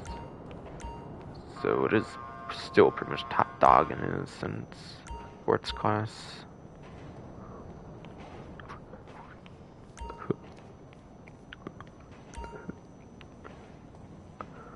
Willard Eudora is pretty mediocre for a muscle car for performance, but it is usable in taxi work if you do put the taxi livery on it, so that is something there at least. Does make it interesting, at least for taxi work.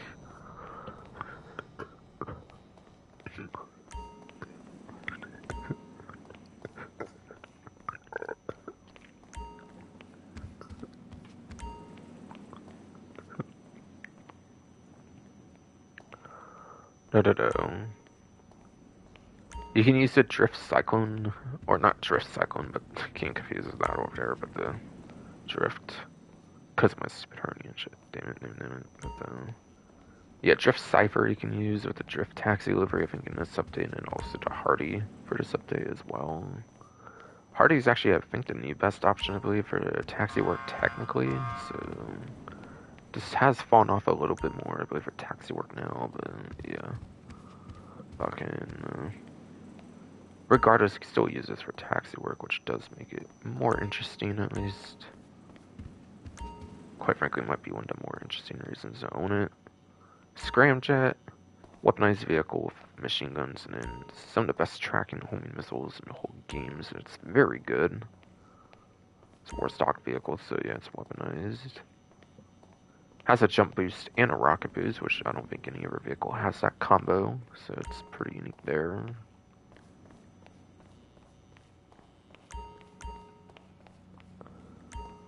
But yeah, 30 of the best tracking homing missiles makes it very good for combat, definitely. Machine guns are kind of whatever for non-explosive for the most part. But still something it can do at least. Yeah, 30 best tracking homing missiles definitely makes it pretty worthwhile. Oh, my arcade's full. Okay, I'll get there then. And then. But yeah, Tonto stands for a Wait, Aqua Cyclone. I think it's still vaulted unless they brought it back this update, which I'm not sure. They might have actually brought it back this update.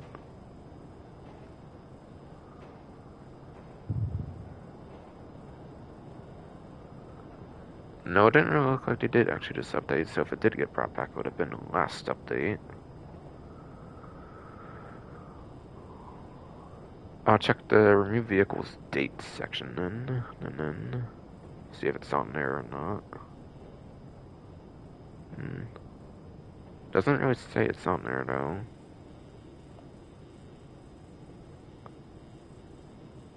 I think Bruffy 1322 tends to make mistakes on this spreadsheet though, so like, I don't know. Like, if it's surely on the website or not. Sun Legend Motorsport would be like 2017 Smuggler's Run, definitely for like 2-door. Should be where it's located. So if it's not Smuggler's Run, if it's not there, then it's still vaulted though. Check that though. Not a lot of vaulted vehicles, so a mistake is pretty likely, I guess, on this spreadsheet.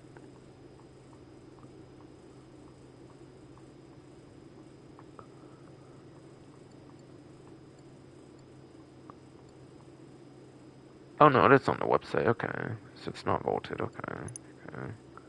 Says it has a lock-on chamber, but it didn't seem as this update. Must have been the last update then that brought back the Cyclone Nun. Last update might have... Time to sense fuck.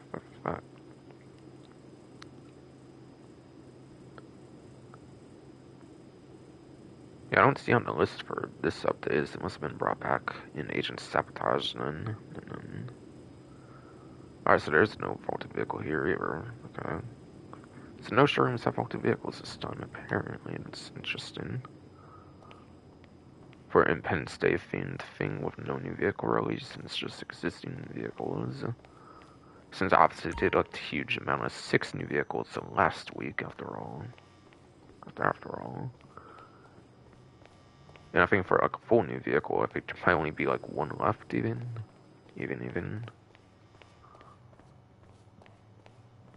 Which, yes, believe it or not, there's technically 1 new vehicle left, I guess, but I mean, at the same time, it's not necessarily really a new vehicle even still. It's kind of like another variant of an existing vehicle, which I won't go any further than that, but that's as far as I'll go here. To not entirely spoil it.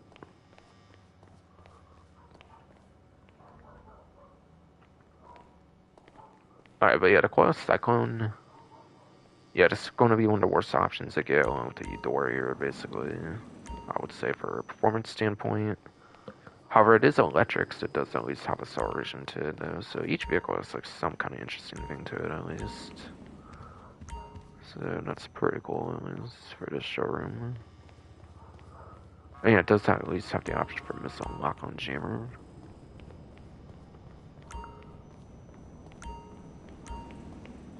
In addition to being electric, which would make it pretty interesting for like a Monty Tech available for the lock-on jammer being an electric vehicle with the instant 0 to 60 acceleration kind of stuff.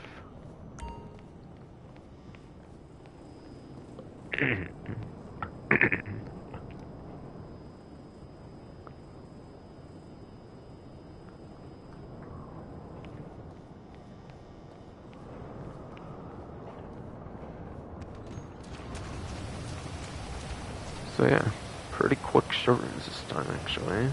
Technically speaking.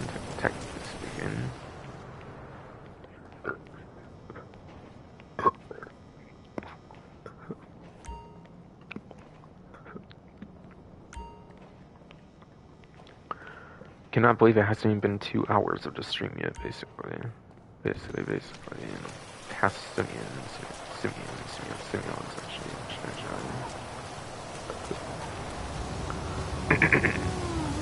Yo, that's unusual, but I'll take it.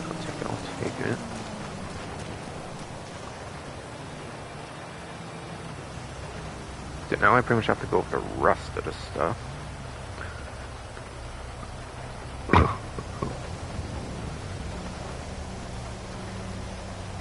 Oh, no, yes, I pretty much gotta go for the rest of the stuff. No doubt.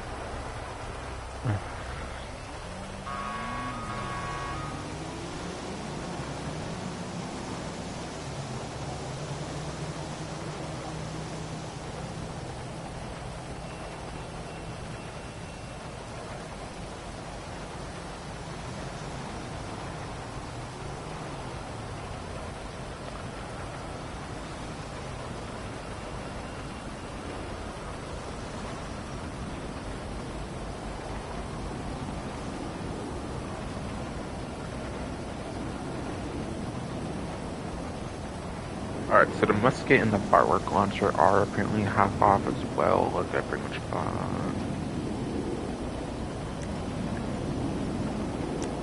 Musket's actually pretty good for taking off pressure run 2s for those that despise those. Apparently the musket's actually pretty good at taking those out, so there is a good use for that actually, technically. So it is an interesting weapon for that. For something that you would think would not really be good like at all, would be more like a mean weapon, which I guess it still technically kind of is in that case. still. Surprised I'm good at taking out Mark too, so.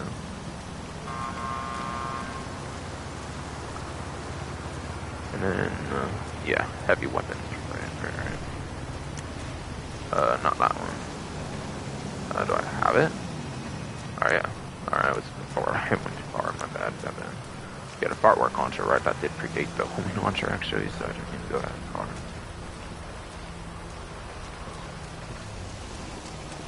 Point launcher was like winter, while this was like summer, basically for 2014. We had a fireworks launcher, or no, firework launcher.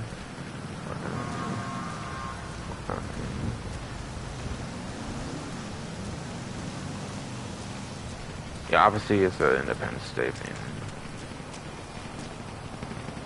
Yeah, it does nowhere near the damage, obviously, of the other rocket launchers, basically. Accuracy is more along the RPG, according to the in-game stats.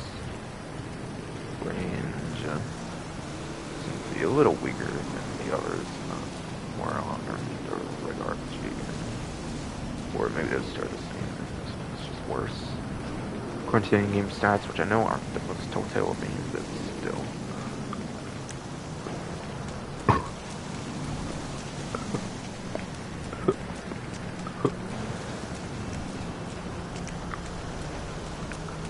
There's obviously more of a celebratory, like festive, like meme weapon than like an actual serious weapon, so yeah, it kind of just bursts in flames. It's not like a true explosive like RPG really, honestly, if you hit it on like the ground, besides for firework kind of things. Explosive might be able to kill a player, I'm not really too sure if it like direct hits, but like, yeah, there's not really much purpose of that for TV other ones anyways for that purpose.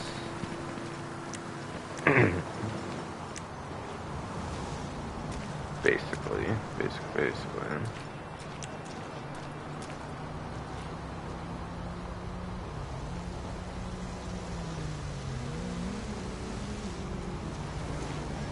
Oh, and it says that the gun bans, I don't know if they're only on discount there, or if they might be not ammunition at all because of that. Not actually too sure if you can get that. I feel at least musket you can, but I'm not sure on the firework launcher that might be a gun ban exclusive right now, basically.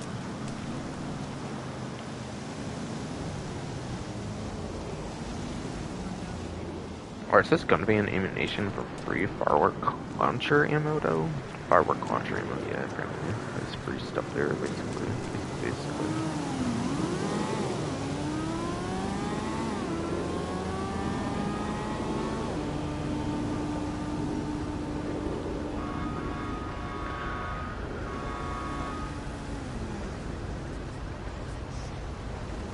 Alright, so for some other Independence Day, whatever, like 40% off discounts, there's the Patriotic Tire Smoke,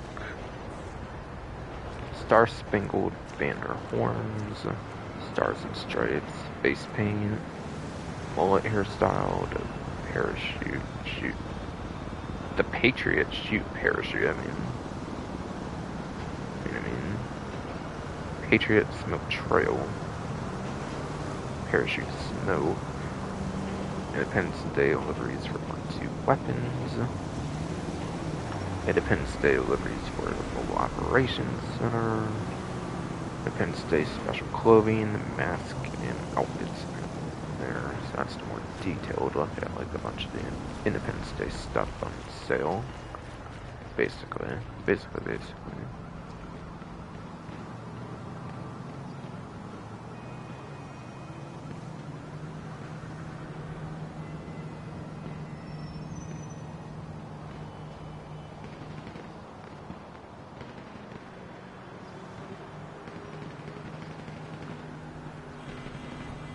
Beer hats and more in business battle crates. Beer may not be an American invention, but the beer hats really is to look for the Pisswasser, Benedict, Patriot, and Super Wet beer hats in business battle crates, along with the festive Statue of Happiness t-shirt. Okay, so I also hear they might be guaranteed, so each business battle you do, as long as it says like event cargo anyways, will guarantee this clothing item as far as I understand. At least the way GTA series videos put it, which does get information ahead of time, I believe Rockstar themselves, I think, said guaranteed on their thing at least anyways, if I remember correctly.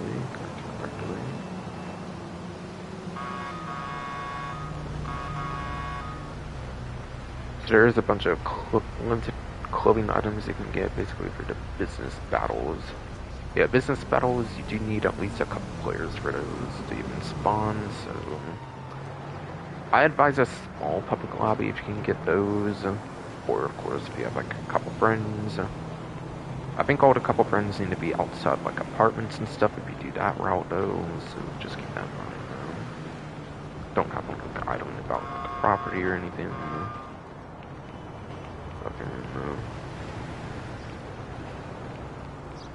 Yeah, business battle is of super limited clothing at the time, currently.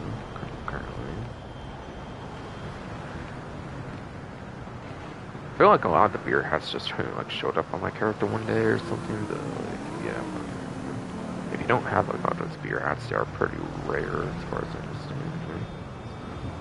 understand.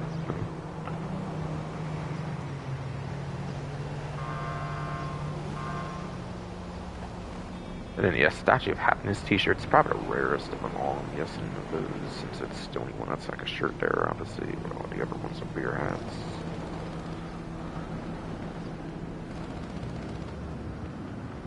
Alright, Lady Liberty bucket hat. And yeah, I read the newswire directly for that one, by the way, but by the way, like, some of the other stuff recently I've been doing. yes, Lady Liberty bucket hat. Become a shining beacon of freedom this week by Bungie on anytime through July 9th. And the event basically could stay safe. That's when I'm streaming basically right now. And it's on the usual, like, Wednesday being the last day, and then technically it ends Thursday the 10th. Like, the first couple hours basically is standard time. Yes. Lady Liberty Buckhead. Become a shining beacon of freedom this week by Bungie on anytime. Through July 9th. July 9th, basically, to put there to receive the Lady Liberty bucket hat. Just don't expect any special treatment for being just as a national symbol. Bruh. Fuck off. I'm dressed as one right now, dude. Like, all year long, basically, for my YouTube character, I guess.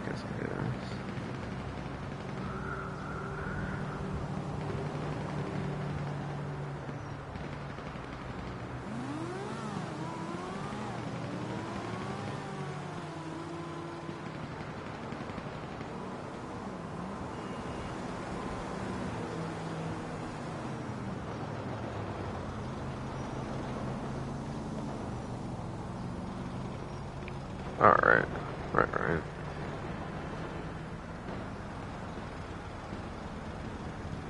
After that, apparently there's some salvage yard stuff I can go over for 2 claimable vehicles. Yes, you heard that right. 2 claimable vehicles, which is so long of like no claimable vehicle at all, which could have been the longest time for all I know, but yeah. They don't do that often for claimable vehicles, like, just cause I was I feel they should do like prize drive, or just like at least one for like free like each week, but I mean, I don't know. Because I feel too easy to obtain vehicles, I feel would be too much for him, I guess, compared to just one of the like the prize ride, obviously, that they do each week. Like event week, basically.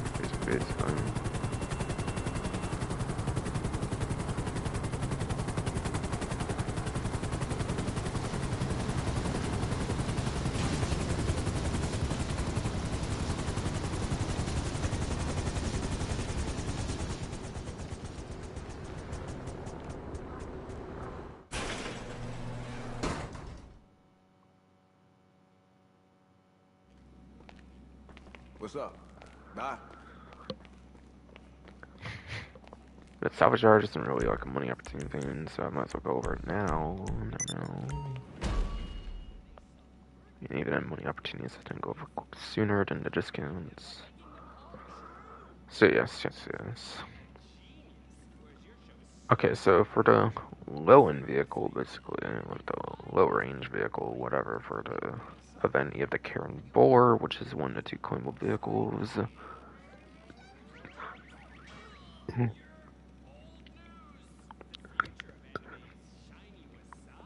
What update was that back in, like, the Drug War update? Drug Wars DLC, or like what? But it's an off-road vehicle that's kind of more civilian looking, like, it doesn't look truly off-road if you compare to, like, other off-road vehicles, basically. Basically. To me. Or from what I recall, at least. Basically, so that image even gives enough impressions of that as well. But yes. Has a max sell value of $252,000 with a salvage value of $201,600.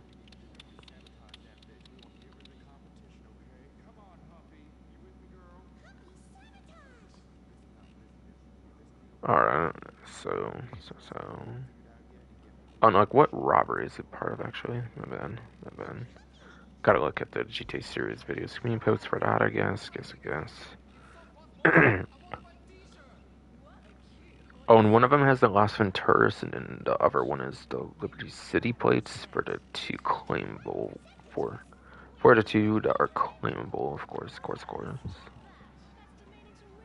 It's just to clear that part up, by the way. No, not even the owner of a fire stick, bro. Fuck out of here. Fuck out here, YouTube.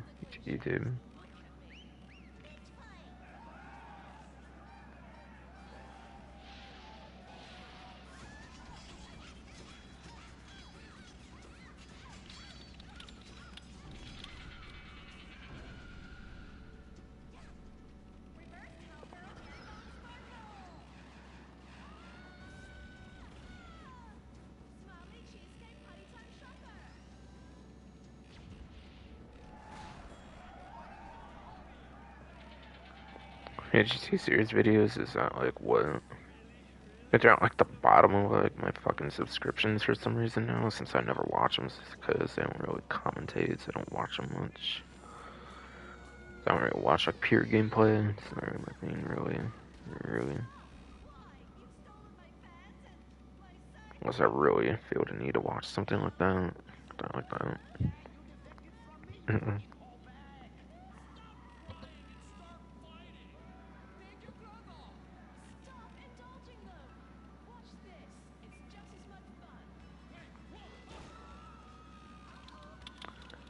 But yes.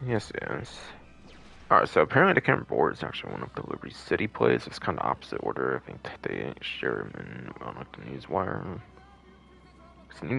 Because. Or no, actually it does mention the Boar after the Yosemite. Okay, so they do actually make it clear that it's Liberty City on there. Okay.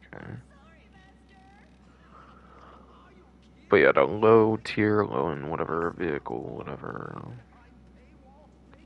Fucking, yeah, Karen Boar. Drug Wars update, whatever, off-road vehicle, and it kind of looks more like a civilian, like traditional vehicle to me. Whatever. Has the Liberty City Vanny plate, and yeah, I think it has a patriotic livery, so it's likely going to have that as well, unless it actually looks like what it looks like on the website image here. I assume it would probably have the livery on it as well. I would assume so, anyways.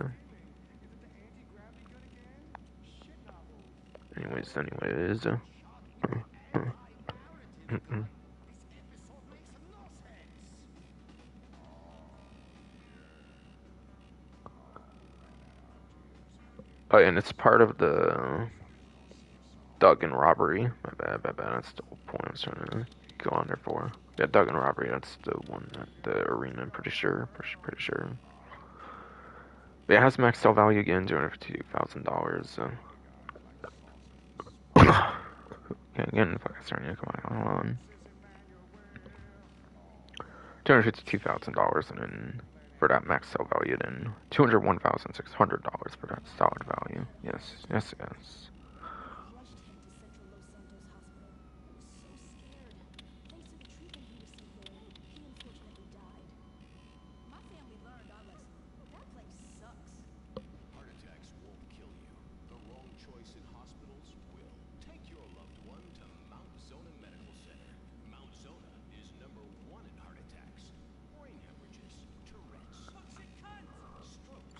But yeah, the Boar, I guess I can go for the performance and stuff.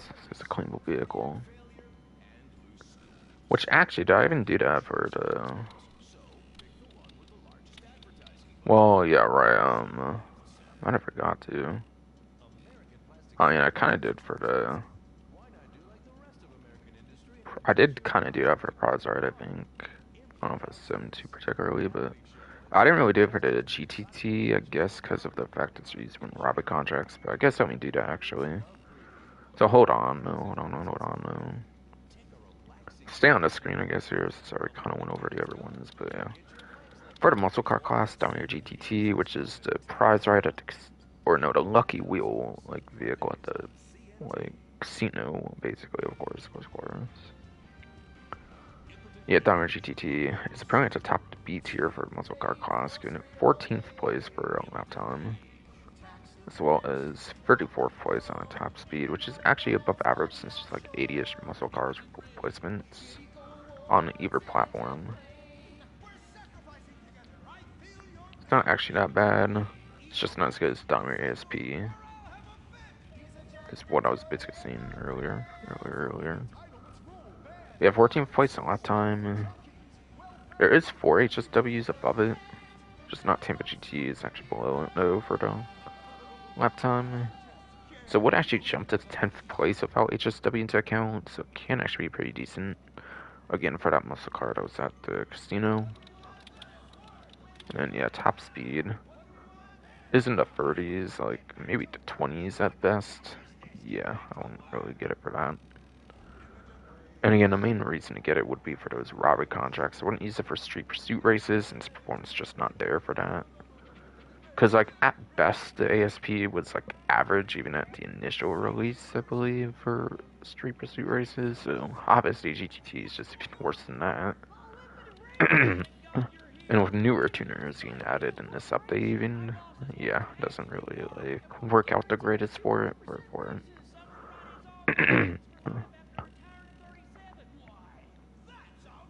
And again, I think I mentioned it was like 39th and 30 for the... Something like that for the... Hot Ring Hellfire, basically. Basically. Or no, for the sports class, actually, let me look again. Let me look again. Just in case, just in case. But again, the other muscle car, basically, the Hot Ring Hellfire. That's 87th place and then 30th place for lap time and top speed. Yeah, lap time is 87th, which is terrible for the one at the prize ride for the Alice Car meet, and then yeah, 30th place is above average, obviously, for the sports class. Has like 117. That apparently has 117 vehicles now in the game, according to Roughly 1322 Racing YouTuber. But yeah, now finally to the off-road Karen Boar here, the one I'm actually on here, basically.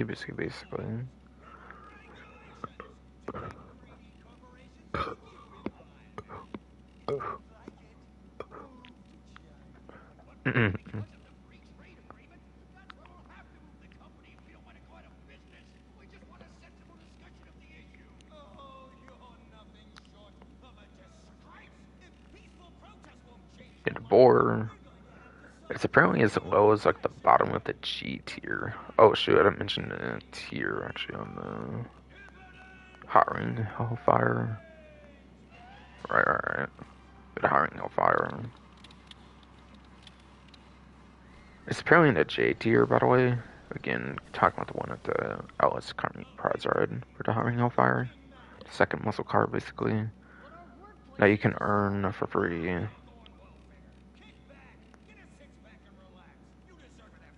But yeah, again, J tier, 87th place lap time, 30th place top speed. It's mostly for hot ring races, not for general sport car performance, obviously. On that one, no.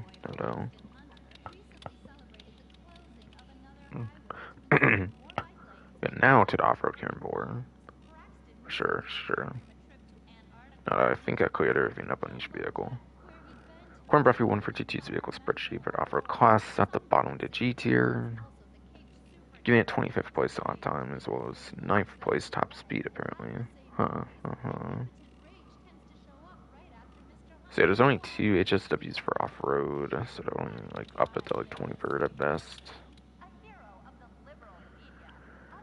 Which would actually probably be enough actually to put it into just barely above average for both lap time top speed, and since there's a lot of non-raceable options, but for raceable options there's 48 off-road raceable off-road vehicles. There's yes, 48 off-road vehicles that are raceable in your traditional off-road races.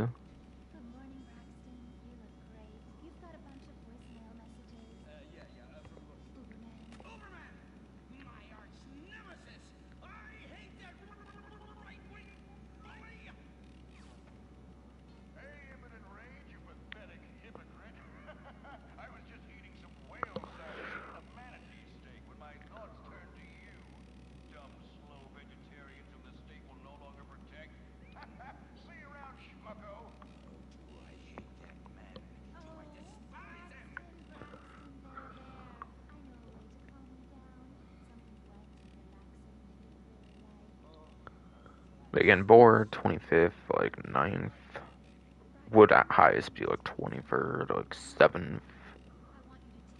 Which again, I think definitely would put it just barely above average for both metrics in that case if you're on like PlayStation 4, Xbox One, PC, Legacy for Legacy platforms. But yeah, saving top 10 for top speed on 9th gen PlayStation 5, Xbox Series X, as PC and for the newer platforms. So it's actually not too terrible. Yeah, I know I kind of went all over the place, but yeah, I kind of realized I kind of didn't go over the GTT especially as much as I should have. So I was so distracted with going over Robert contract potential it has and stuff, and I think somebody was kind of in my way basically as well.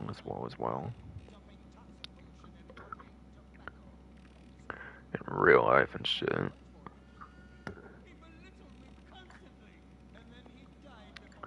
But yes.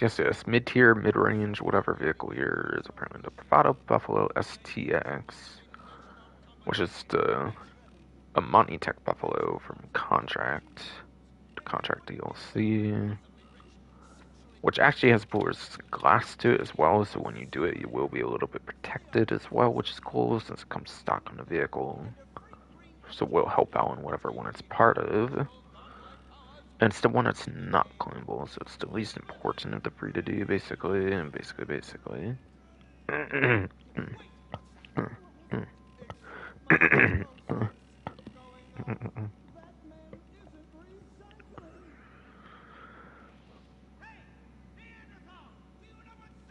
But yes.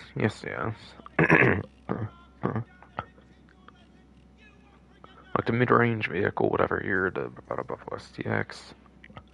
Again, for contract DLC, and Monty Tech Buffalo.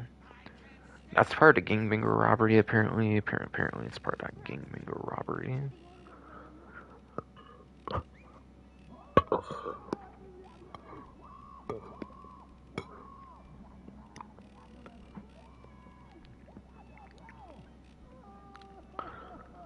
This is the one I'm not going to know what the fanny plate is.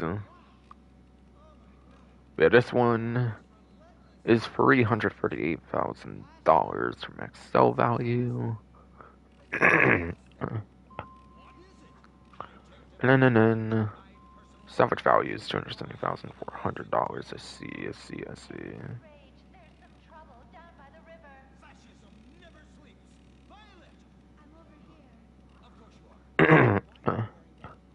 No. Last but not least, for the Class A Drift Yosemite, looks to be the high-end, like top-range vehicle, whatever. Yeah, the Class A Drift Yosemite. Believe it or not, Dom Casino Heist is initially released in well before like drifting features came out like a few years after or something.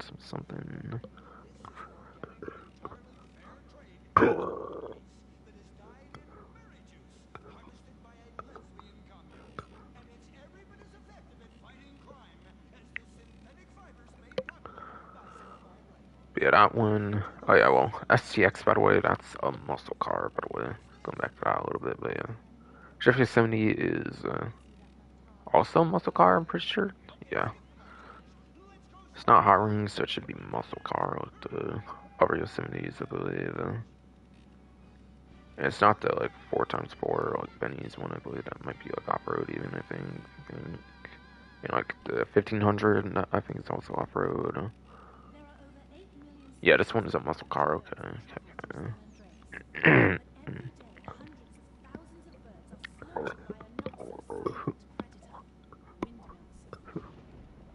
So-called environmentalists' desperate need to destroy our state's indigenous oil industry will lead to noisy, nature-killing windmills literally in your backyard.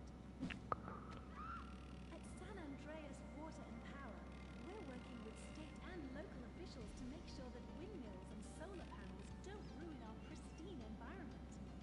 Let's keep the power on. Nature, and in particular our beautiful birds, will thank you.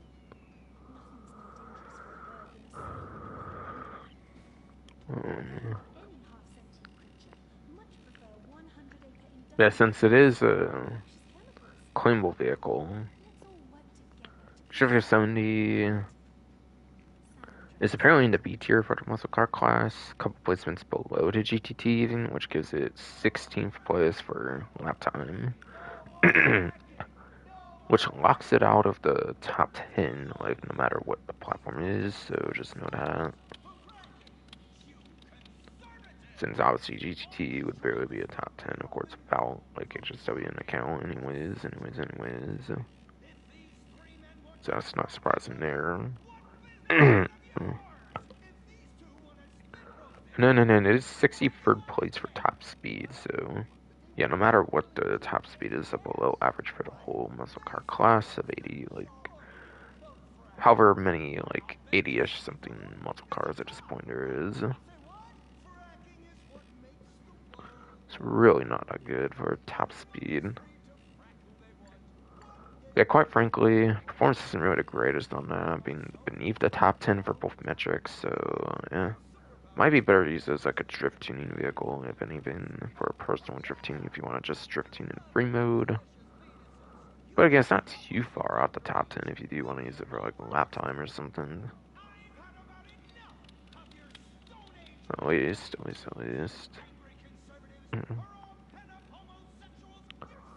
It has a max sell value of $341,000. Or wait, before that, what's the robbery for it?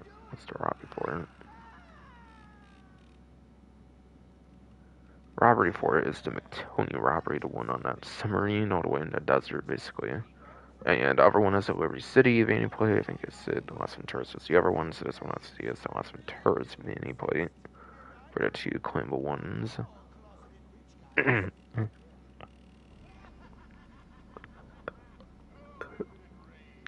Yes, finally the max sell value is $41,000 and salvage value is $2,800. Cool. It's claimable, so unless you don't want it, like, don't bother with those numbers down there, I guess. Yes.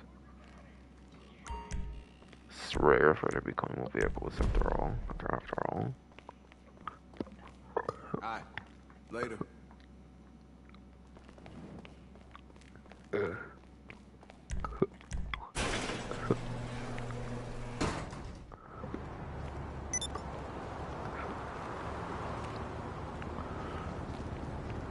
Alright, so I finally took care of all that. Sorry, I was like all over the place. I had been set up spot about one to like cover on other ones I covered for like those free vehicles and all kinds of stuff. All got me all clusterfucked here, so sorry.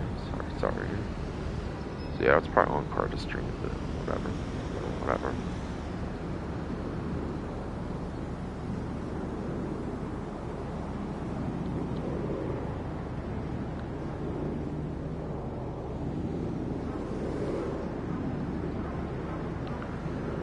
Okay, so time to go to Wiki Challenge, apparently. Seems like it's tied to the 4 times land races or something. Yes. win 2 races. It could maybe other types other than the land races, but obviously 4 times in the land races. That makes that the highlight, I would say, to go for. Now, I assume you have to do this with our players, so obviously you probably want to go against just one other player if you're trying to actually win this.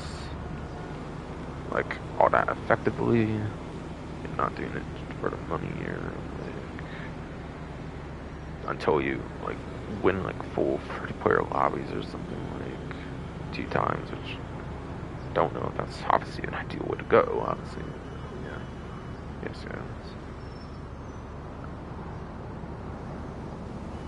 Yeah, Wicked Challenge does get you the Fireworks Bucket Hat, apparently, for a clothing item, which I don't remember if they gave that out in the past or not, so I don't 100% know there. Maybe they did, maybe not. But yeah, they could have put the Eagle outfit in there and they give you the bucket hat, so I don't know if they're playing it for like July's plus benefits or something, or like what the fuck. But yeah, Fireworks bucket hat. Stuff that, of course, and then yeah, once again, Fireworks bucket hat. Typical $100,000, not 200,000 like it was the last event, sadly. So that's kind of it.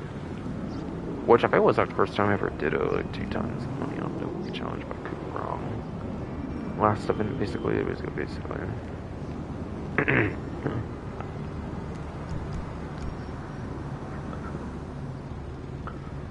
Yeah, it's the Wicked Challenge. Could maybe worth it for an exclusive clothing item, possibly. If you are a huge, if yes, you are, of course, a huge clothing person. Aside for that usual 100K. Okay.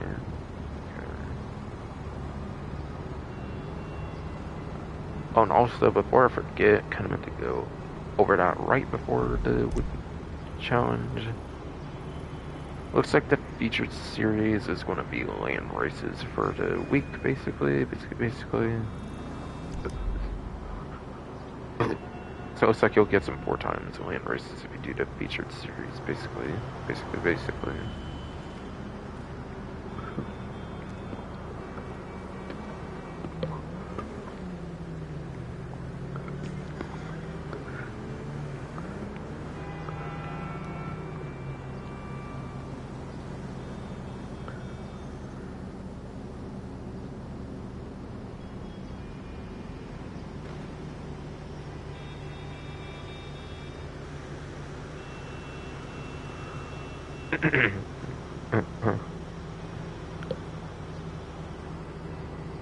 And also, I did want to go over one thing more, maybe on the, like, auto shop con jobs.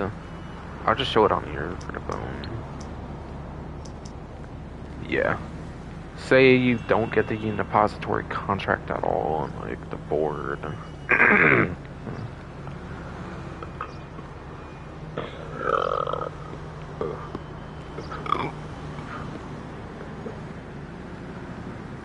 Fuck ass hurting you, bro. Come on, man.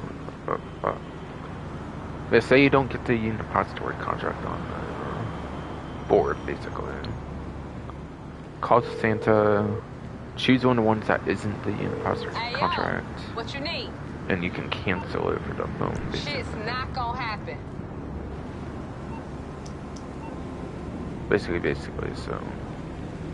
Yeah, it's not all doom and gloom if you don't get the depository contract, just choose one you don't want and then cancel for the phone. To do that, you need to have at least done a single one, I know from my experience.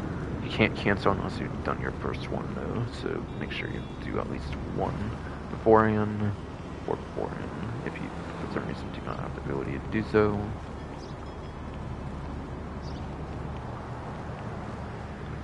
Yeah, that way you can maximize on the depository contracts, which pays a substantial or a somewhat significant amount more, I would say, than the other ones on the 2 times.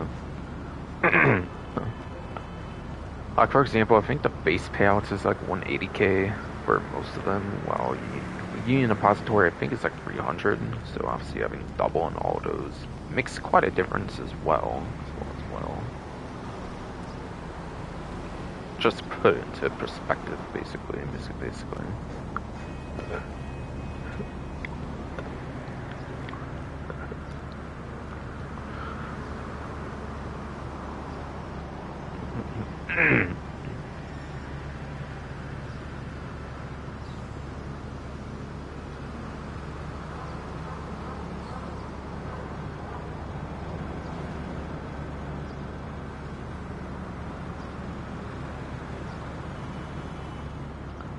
And yeah, those do give you Tuner's reputation, by the way, though.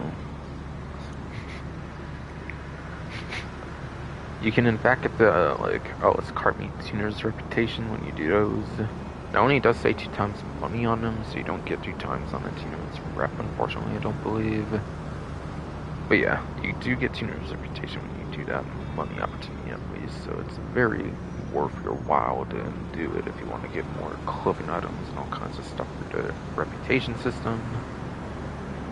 Whatever.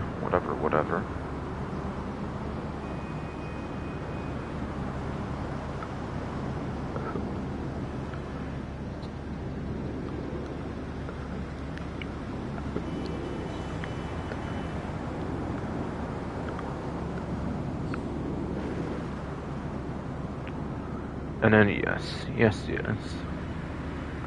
For those wanting to still know what the jobs are for the community series, I'm not going to play any of them since they're just old ones. As you'll be able to see in my list of stunt races are all checked already. And obviously I don't really play that kind of stuff like off stream. So I mostly just play like player made stuff like through the community series for the most part. I don't really do player created stuff like otherwise usually, so yeah, Octagon, yeah, apostrophe whatever, the Octagon, another apostrophe whatever,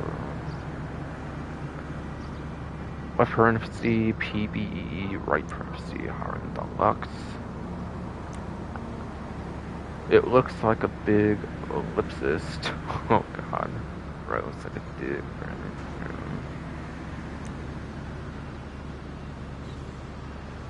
The Ecolodrome, and then the Rebel Rally. Apparently those.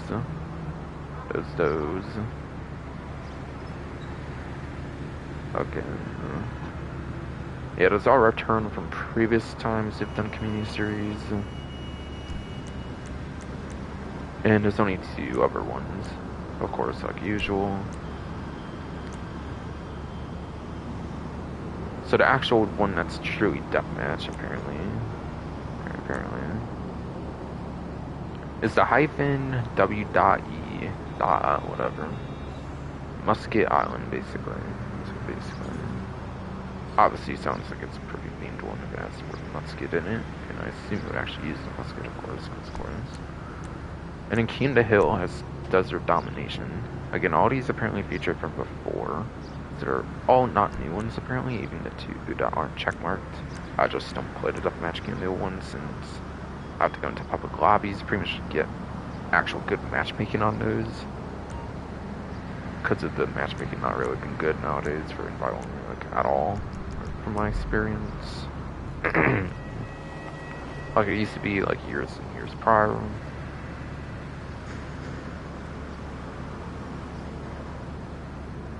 Yeah, those are just things for it, but none of them are apparently new at all, so I'm just not going to be playing any of them for that reason, basically.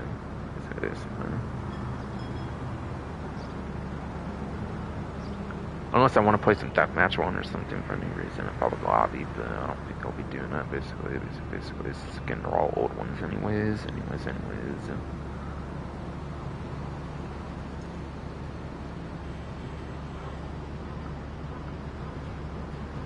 So I still have like the gun van to go over, along with like the remain discounts.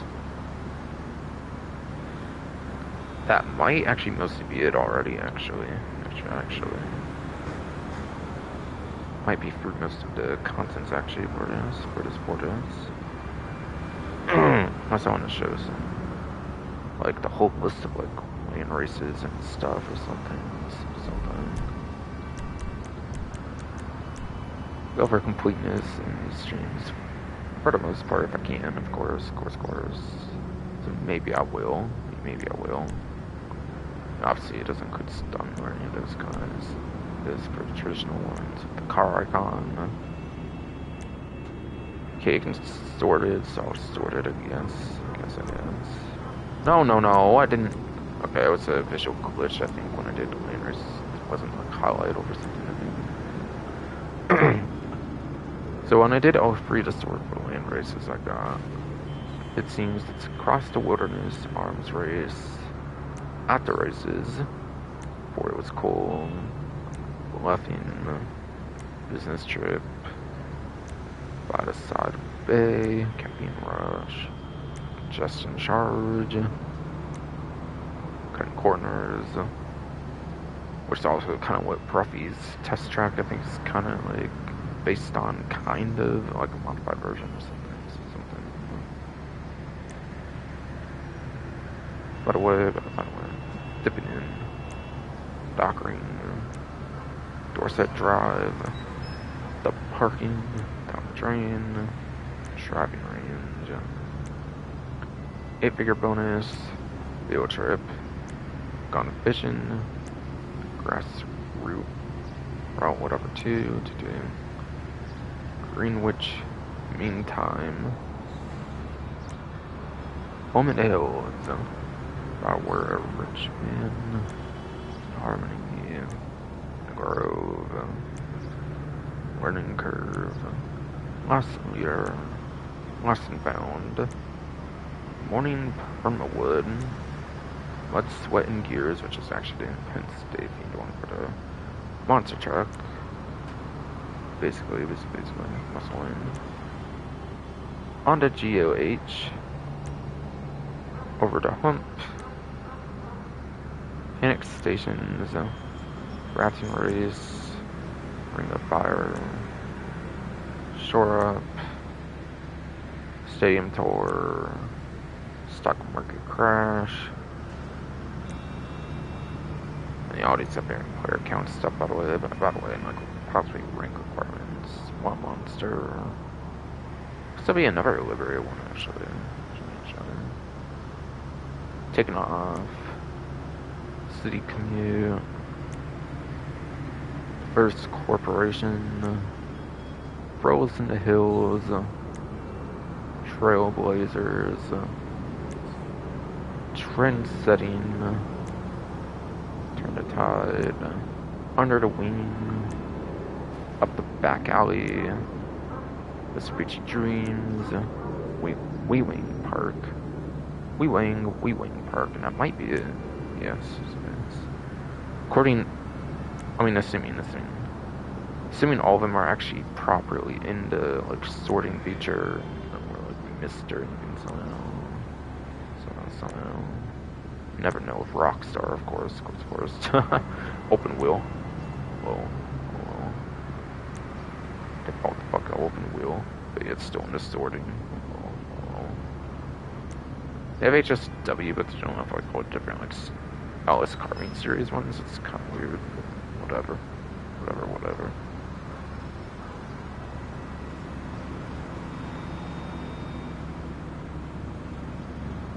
I like how they still have open wheel as a sort, but they removed all of them. So that's for certain events, basically.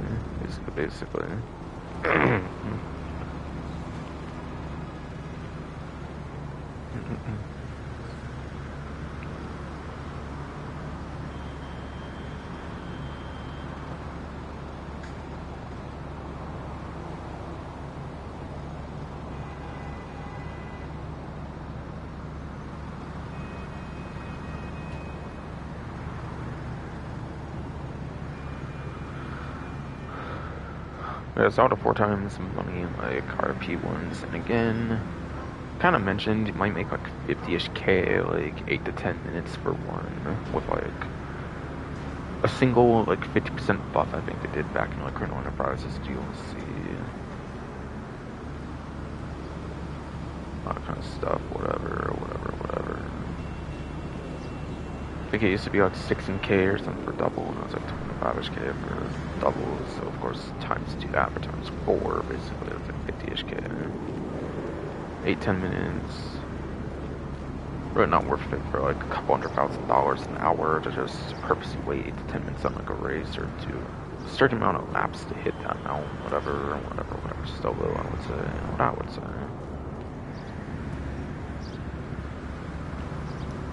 Probably not worth doing that. especially when there's auto shop client jobs you can do for the tuner's reputation, and you get like a very decent amount of money for those. That would very much overshadow what you can do on those for the land races solo, maybe even with against other players. Land races are often more of a mode of fun, especially being a positive, which most modes there for modes of fun, basically, not modes making money, basically.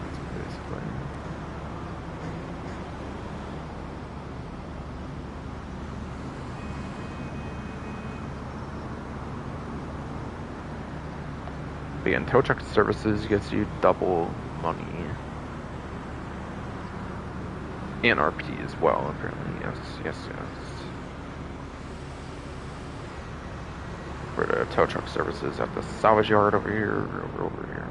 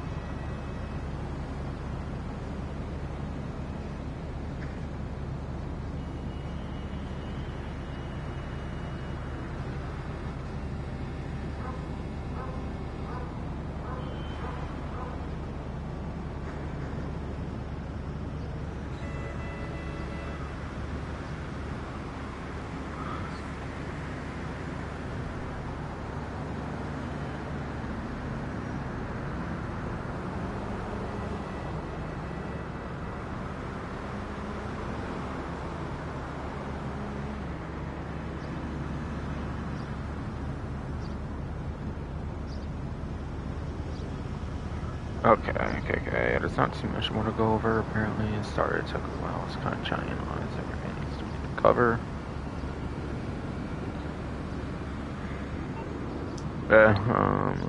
Brevy 152's spreadsheet does mention the 4th of July vehicles being brought back for a week on the website, maybe. Will not be there normally. So those might only be on the website, of course, for a week. However, this is the last one, the Forge 26, so I get to keep them on there or not. But, so that's where Rockstar, of course, but kind of want to doubt it, unfortunately. Still. Where stock appears on the hold list first, pretty sure, so I'll go over the previous discounts. On the vehicle website list, it goes over to Liberator first, pretty sure. Or opposite where stock, so it's before starting if you go into the whole vehicle website list, whatever. So I'll go over to Liberator for this. Yeah, it's Pegasus vehicle, obviously, so it cannot be stored in a garage. Didn't feel like I needed to say that before, but yeah, just to clear things up there. That's in fact the case. For those officers, for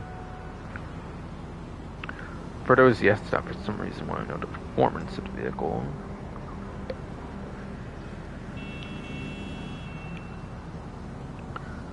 It is one of the raceable off-road vehicles. It's probably in the middle of the L. It is in the middle of the L tier, according to the Roughly 152's vehicle spreadsheet. Being 39th place as well as 45th place out of the 48 raceable options, which is obviously not good at all. Because monster trucks would be really expected it to be, quite frankly. Unless you're dumb or something. So.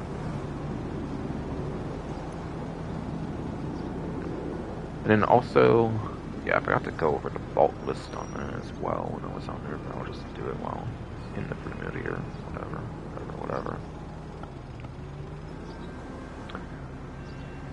And this actually goes for both of them actually as well. The Liberator, yes, Liberator and the Sovereign have been available 3 times basically, since being vaulted from the vehicle websites. Yeah, probably only come back like once a year basically. Probably just one time for 2023, 2024, and of course 2025 around this time, obviously. Obviously, it makes a lot of sense.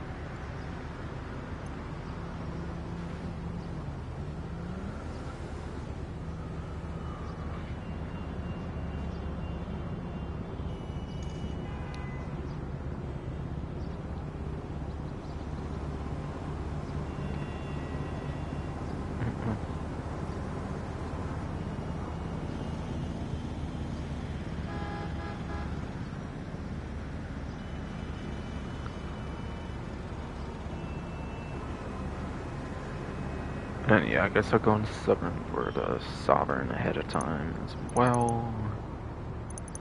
Get the Independence ones out the way. Get 40% off of that. 120,000, 72,000, whatever. Makes it into a 5-digit motorcycle instead of a 6-digit, which is of course pretty nice, pretty nice.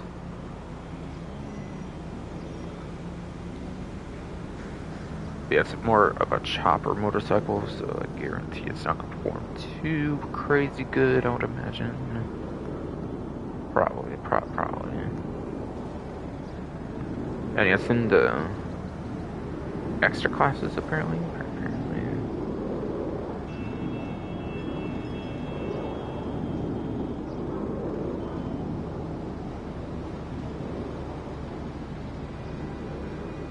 Alright, it's all over the place on this spreadsheet. Alright, finally.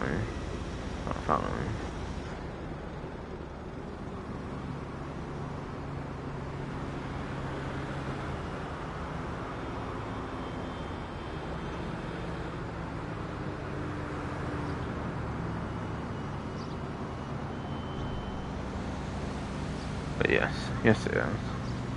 Yeah, motorcycles being extra classes according to the spreadsheet, it's not going to have a letter grade for like a tier, apparently, but yes.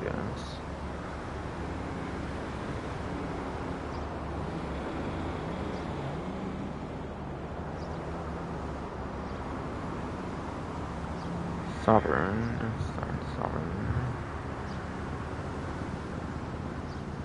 Alright, so apparently 33rd place and in 42nd place for the lap and top speed, which is 56 motorcycles.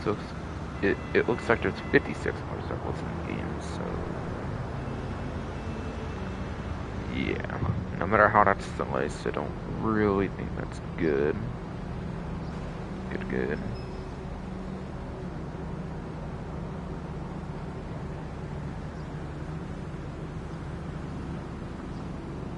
So yes, obviously more for the 4th of July cosmetics for both of those, since they're obviously not a great performance for anything much.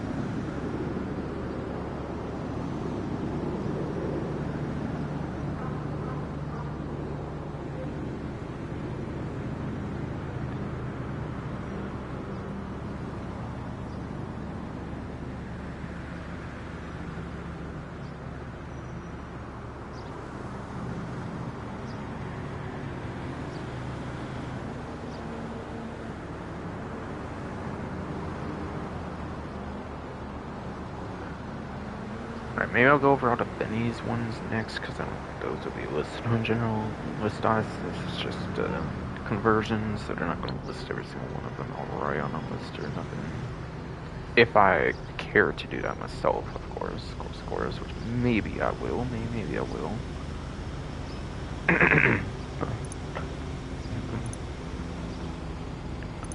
And because it's just going to be the upgrades, we're not going to talk about the regular vehicles and all, just save on time there, of course, yeah, none of the regular versions anymore on discount, just the conversions for the 40% off.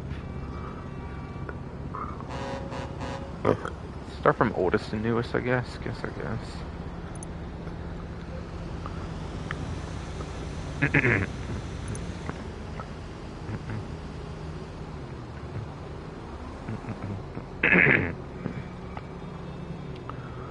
So all these Benny's vehicles, according to Roughly 1322's vehicle spreadsheet. The Voodoo Custom, don't believe this one is too much different sort of traditional one, if I remember right. It's apparently in the N tier, given its 78th place lap time and 74th place top speed. So yeah, it's below average for both metrics. And yeah, it's only like a single placement over the regular Voodoo, like I was suggesting. So really not all that good for performance, it's just purely for customizations, the crazy customizations that Benny's for sure will provide, pretty much. If it's on Benny's, it pretty much for sure it's a good customization if you upgrade it to the Benny's variant. No doubt. Alright, so then the Buccaneer Custom. Now, I don't really know what these upgrade prices are. I could maybe look more in depth on this spreadsheet, but I'm already going to be going over a good bit, so I'm probably not going to do that. But yeah, there's kind of a hidden cost to it, so just be aware of it, of course. But whatever hidden cost is 40% off, basically. Never muscle car one, Buccaneer Custom. Actually, somehow it's a slightly worse lap time from the regular one, apparently being from 53rd to 54th, and then 41 to 42nd. Yeah, somehow it got a worse lap time than the regular one. It's weird. It's not the only time it happens, I guess, but still. It is technically above average, it looks like, for the lap time. However though.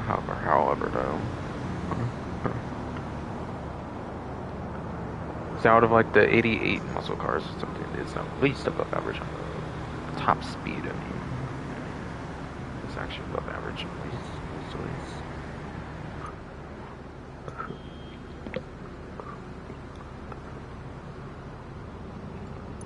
Moonbeam. The van in the muscle class, basically. Or both versions of it, that is. Probably some of the worst performance, it's basically a van in the muscle car class.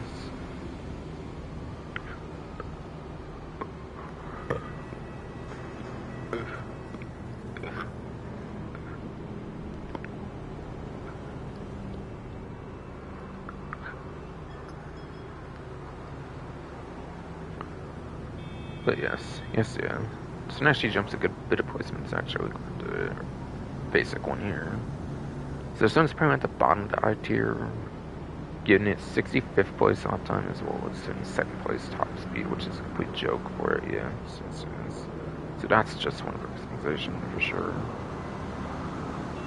Arguably even the one before too, but at least it's above average for the class for top speed. Primo to Primo Custom.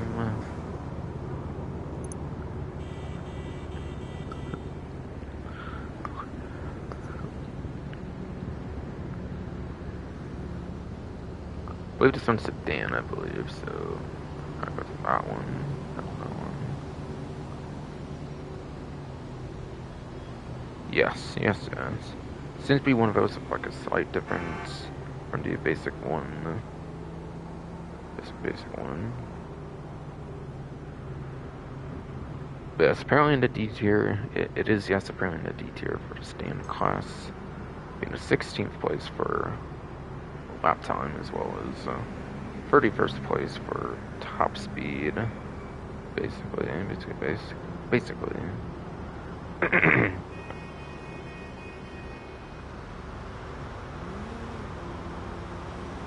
There looks to be 41 sedans in the game at this point.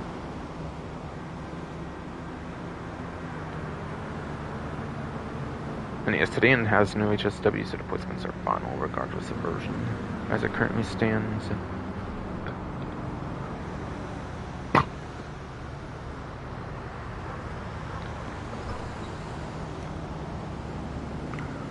So very much does have an above average lap time, at least, just not top speed. Cool. Probably again mostly one for customization, but it is only like a few several placements out of top 10, which isn't too bad.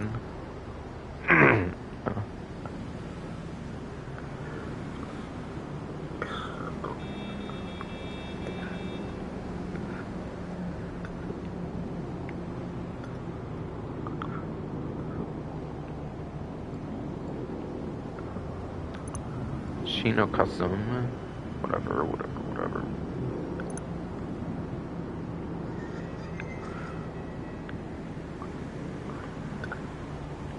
This muscle car.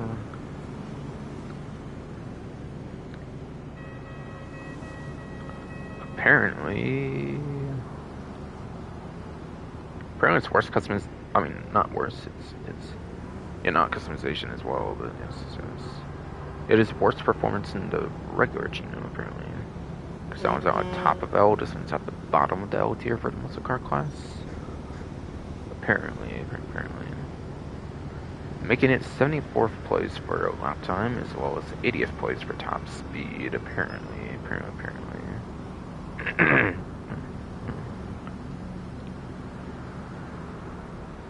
So really not all that good.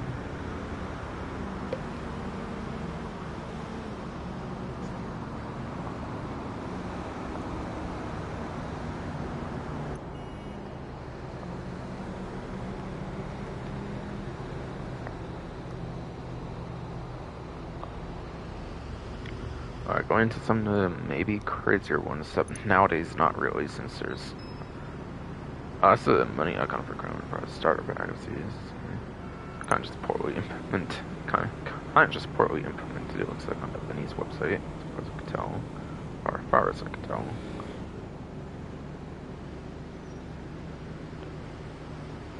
But yes.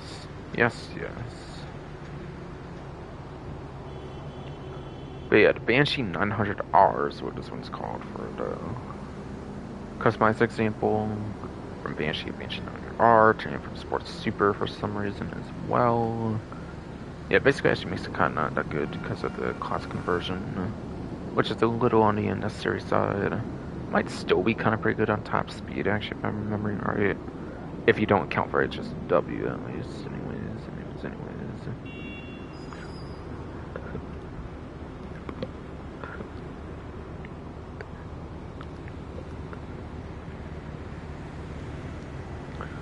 But yes. Apparently it is in the I tier, giving it 54th place for lap time, one of the worst of the class there, as well as 9th place on top speed. So it is within top 10 apparently for the top speed. It's 4 HSWs, which would actually put up the 5th place on top speed if you're on Quest for Force, Xbox One, PC, Legacy platforms.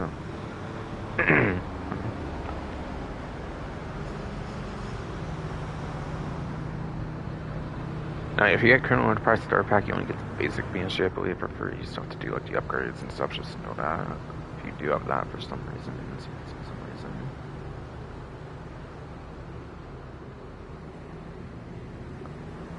Well, it's not poorly implemented. It's not poorly implemented here. It's just on that big screen, possibly. Possibly.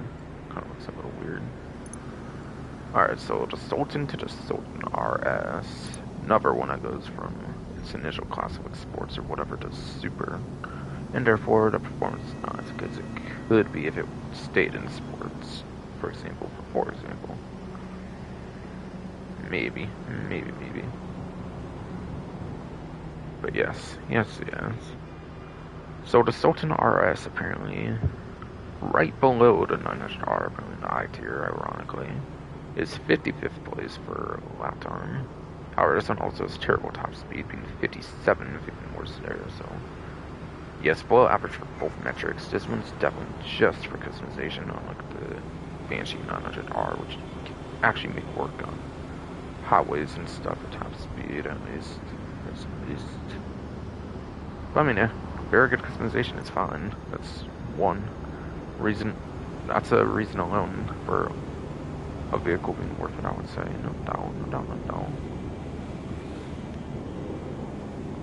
Alright, the Class A Sabre Turbo Custom. Class A Sabre Turbo Custom, yes. One of many muscle car, many vehicles here.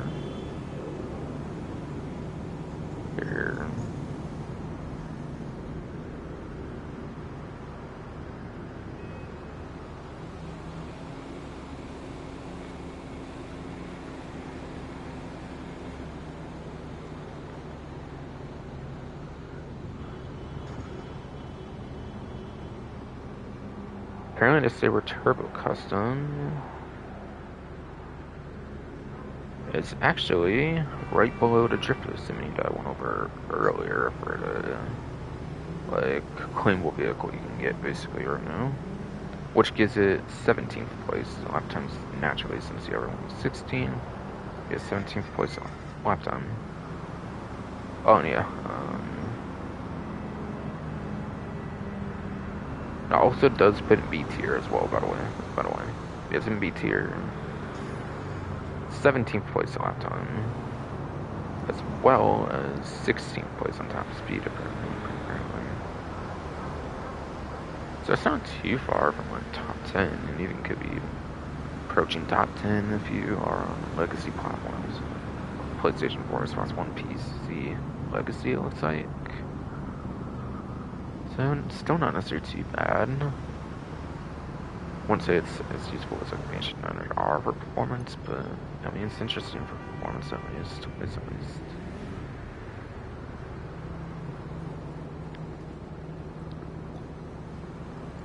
Alright, from Tornado to the Tornado Custom. I believe this one's a Sports Classics, I believe they classify it as. And I think there's some of the worst since, yeah, I don't know, it's kind of like a muscle car look to me, but in Sports Classics. Could arguably, I feel, would be an either one, at least to me, but maybe not. I don't know. Feels like something that could fit elsewhere, besides for Sports Classics to me when I look at it.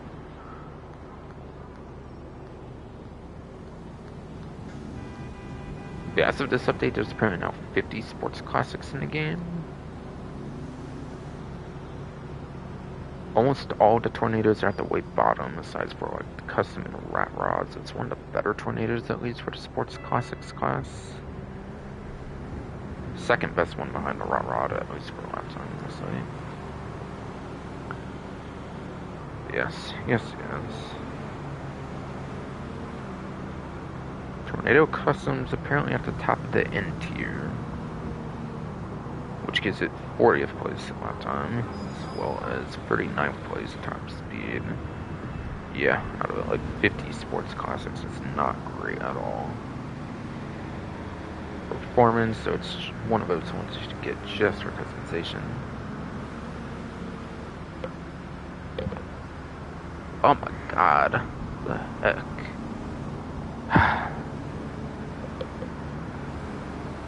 Stupid goddamn headset, bro. Cord keeps getting under my fucking chair and the side is enough there where I almost yanked the whole thing out or something. Hello? Hello?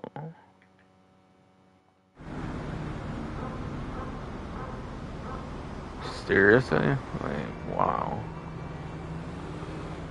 I could damage that shit, apparently, for all I know. Stupid fucking goddamn headset and shit.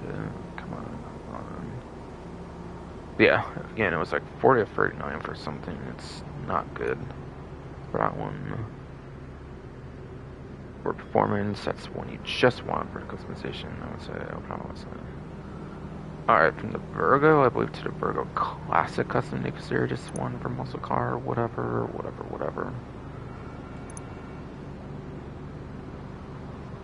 Kind of one of more, maybe one of the bigger transformations of a Benny's vehicle, maybe, at least before, like, Weevil to Weevil Custom or something, for example. Though not as much, I would say, as, like, Sultan to Sultan RS and whatnot. Where it is 2 doors, basically.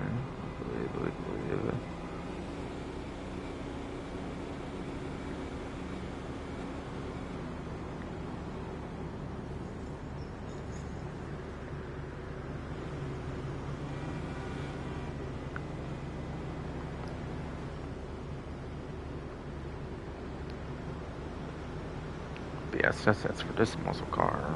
That's for this muscle car.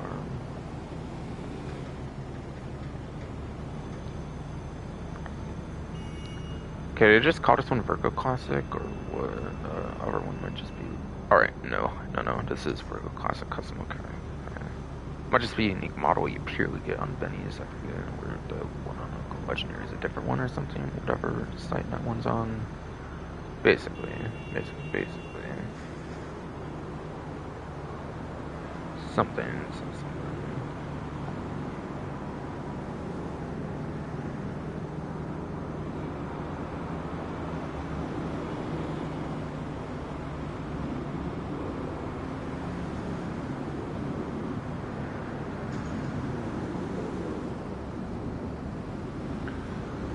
Yes, this is probably the Virgo Classic Custom.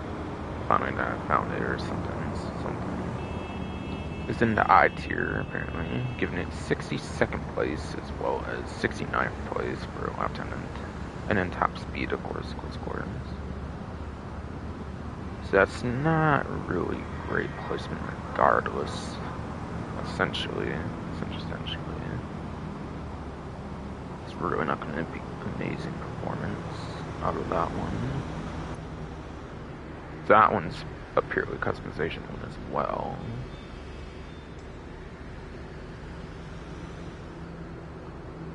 From minivan to minivan custom.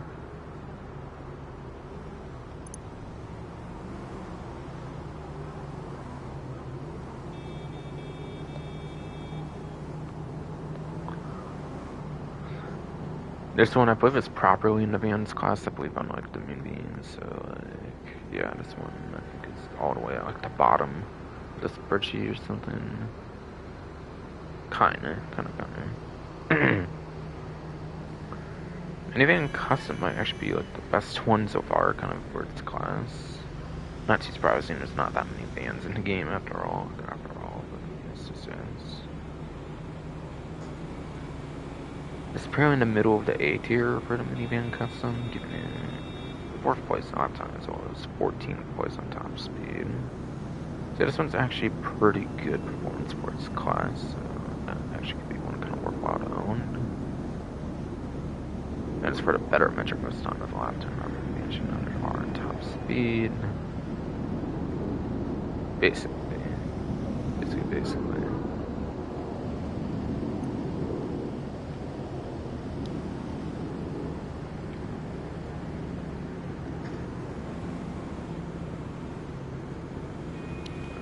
And onto the Slam Van, the Slam Van Custom.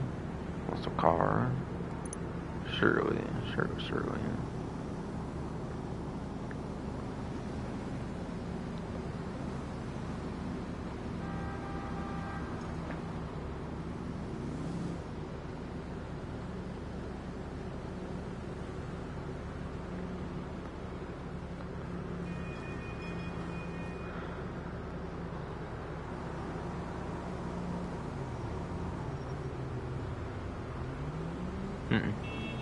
Currently, the regular Slam Van's at the bottom of like the raceable options. That aren't the like 6 and non-raceable ones. Interesting. For the basic Slam Van, I'm talking about, of course, not the custom. Not the custom though. Looks like there's a huge jump there though. I don't know, so that's kind of good, I guess. Not quite good enough to get anywhere crazy though, kind of, or as crazy as people may want it to be though. But apparently this Slam Van Custom is into E tier, giving it 40th place for a lap time as well as 24th place top speed, which actually puts it above average for both metrics for lap time and top speed. It's at least in the above average section of both of those. And it could technically be like 19th place top speed without the HSW options to account, so kind of like several placements out of top 10, not even quite in the 20s. It's not all that terrible. Like up to, if we want to get technical there, especially for the legacy platforms. So it is at least above average for both metrics, which you can't really say about this regular Slam Van, but yes. Yes. I still really think that's one more for customization than performance, obviously, though. Alright, another muscle car. In fact, I actually have 2 to go over here, I believe. Okay, they removed the regular faction custom, apparently. Or, no. Okay, you can choose between them, okay.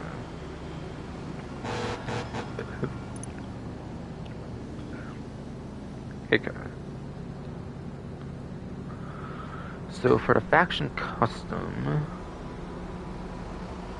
which I believe was the original of the 2, of course, the one that was out before, but the Donk, of course, was after.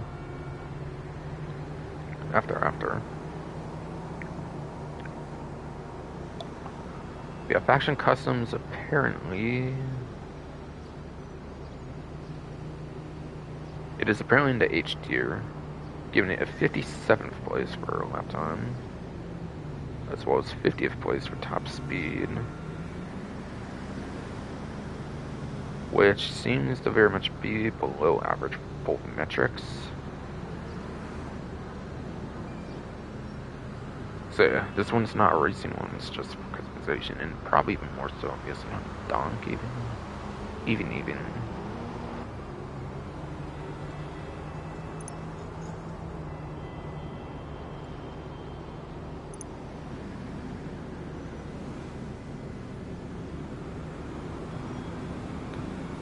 I do believe the Sony Benny's one has 2 different variants for customized examples, by the way, but yeah, they're both separate. I don't think you can do them both together.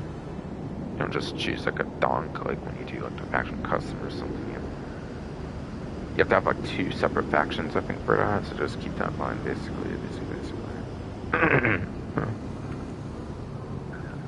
Alright, so yeah, this one has even less of a performance difference compared to the regular faction, compared to the faction custom. Yeah, I didn't expect this to be as good as faction custom, definitely not performance-wise. But it's at the top of the I tier, apparently. Instead of being like the middle of the I tier of the regular faction. So,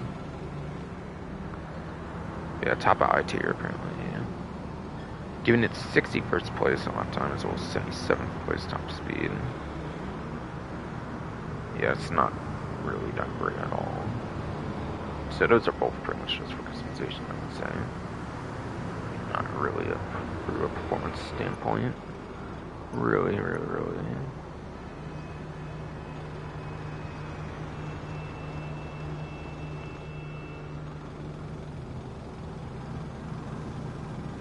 Alright, onto the LG Retro Custom, the bigger transformations, I would say, on this site.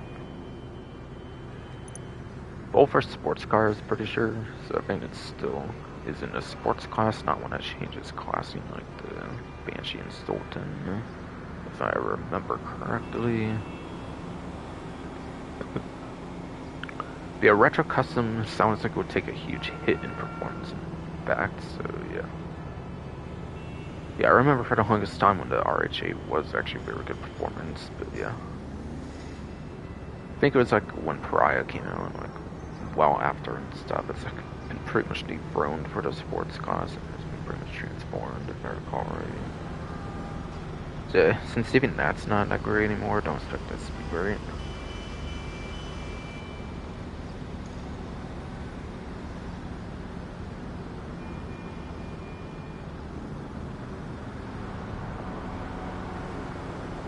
Alright, yes, it is in fact in the same class.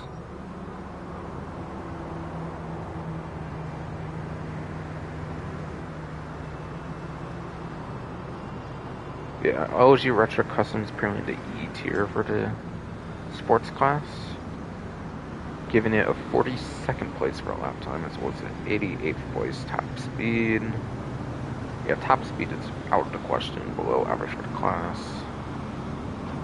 42nd for a lap time is above average at least, but yeah, would only be at the 30s at the highest, so yeah, just customization for this one, I would say, for the most part, not a performance vehicle.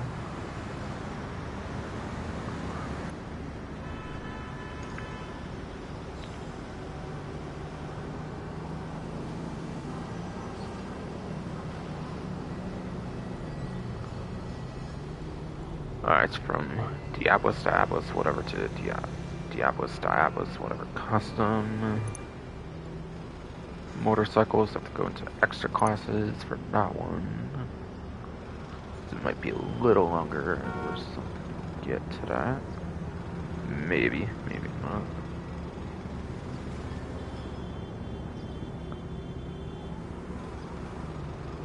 Yes.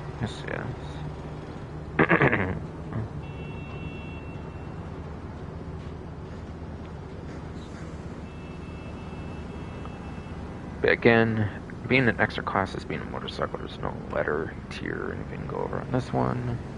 So it's just 19th place lap time, 23rd place top speed. Out of the 56 different motorcycles in the game.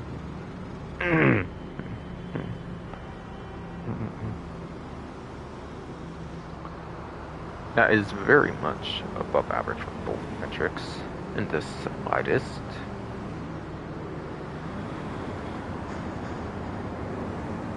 Yes, quite a several placements out of the top 10, at least for that lap time though, so don't know if I'm gonna suggest this one too much for performance, and maybe just purely for a customization standpoint. Maybe.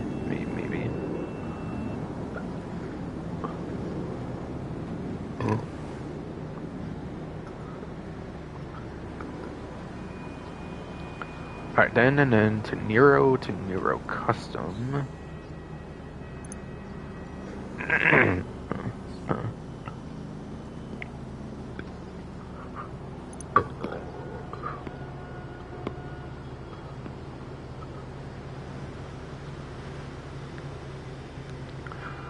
Yeah, supercar here.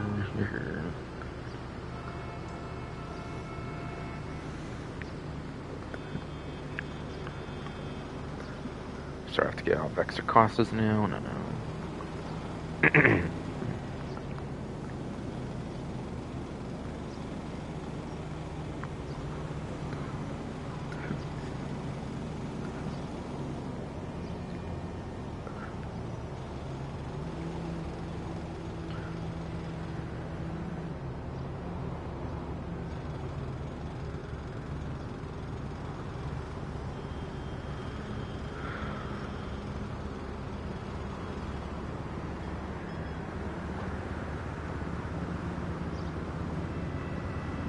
It looks like it's in the E tier for class, giving it a 33rd place lap time as well as a 16th place top speed, which would be 12th place course without HSW, which is not bad. Not placement not many placements out top 10, counting for that at least. That's at least.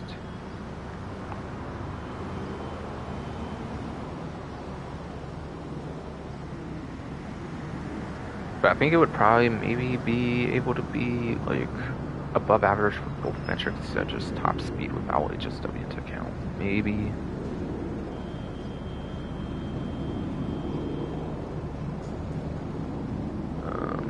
Ultra 64 now, actually. Right. Yeah, Freddy Bird at like 29, basically. Yeah, that would actually be above average for both metrics, yeah. Legacy platforms, definitely.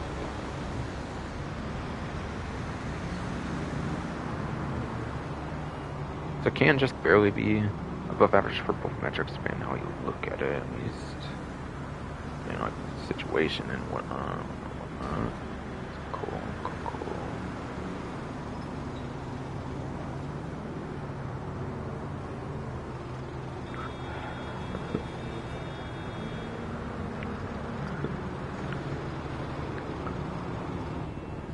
Yeah, probably just better to do it for customization purely, I would say, honestly. If you get that one. Sure.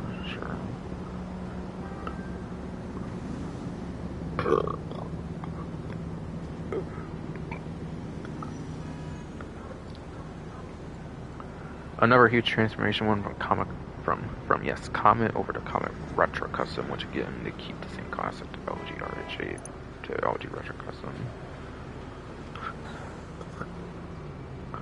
Now it is worth saying this one was vaulted for the longest time until this update, I'm pretty sure. It does say the lock-on chamber is available.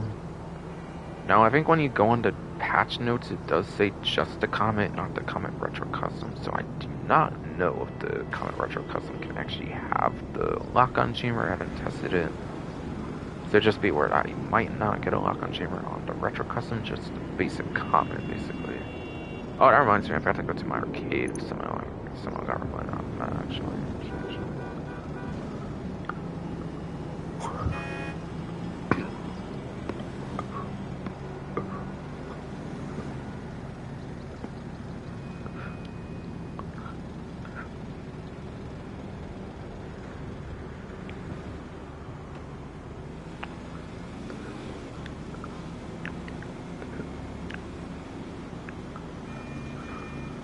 But yes. Yeah,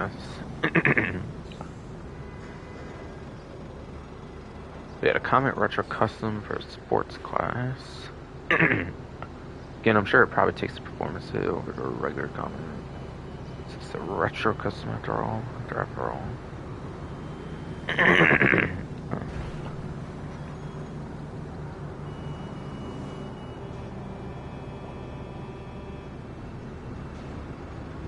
Yes, it does.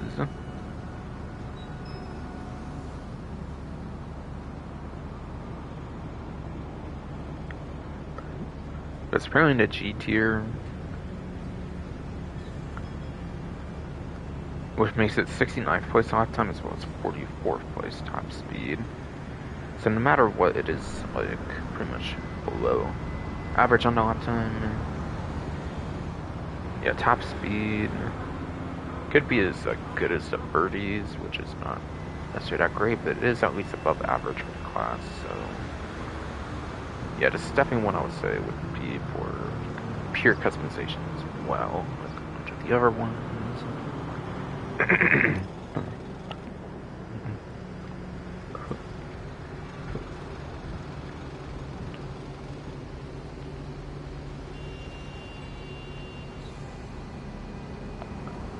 And then Fugazi FCR 1000 fucker, basically 1000 over to FCR fucker, basically. Yes, this is 1000 custom.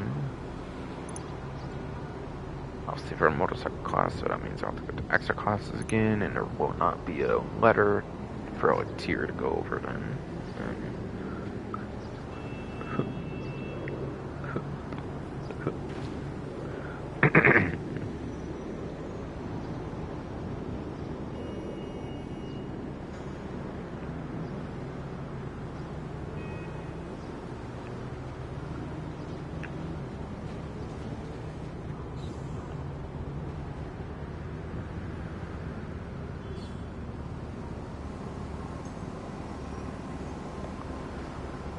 Alright, but yes.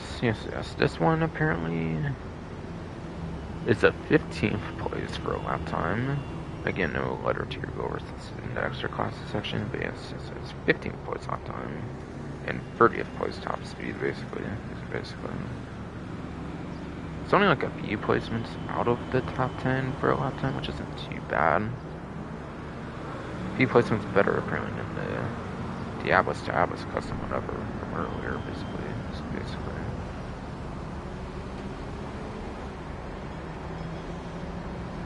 But it's definitely below average, it looks like, for the top speed, no doubt. But lap time is very much above average for that vehicle. So looks to be the better team motorcycle. Benny vehicles, definitely.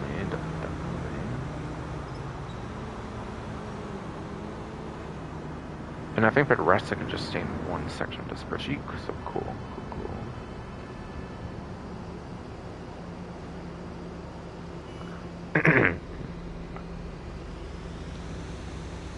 But yes. It's about a Nero to Nero.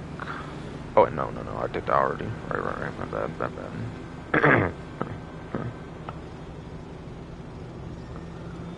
But yes. Going from Progen Italia GTP over to Progen Italia GTP Custom. Both supercars, of course.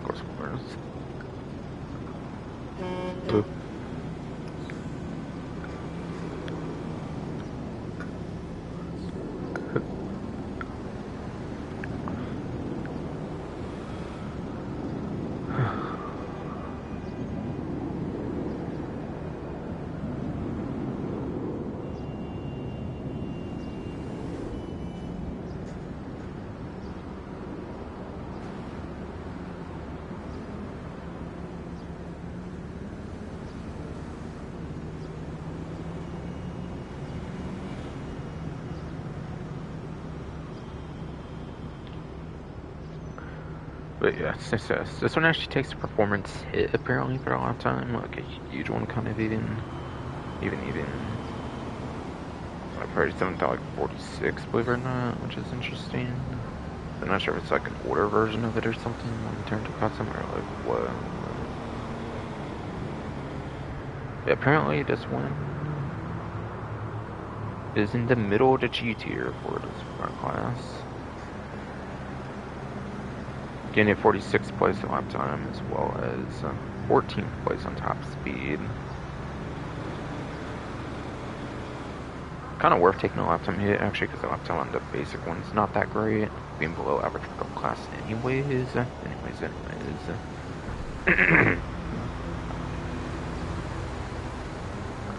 Yeah, since there's 4 HSWs, that would automatically basically put the 10th place exactly actually on the top speed as well for PlayStation 4, sponsored by PC Legacy platforms.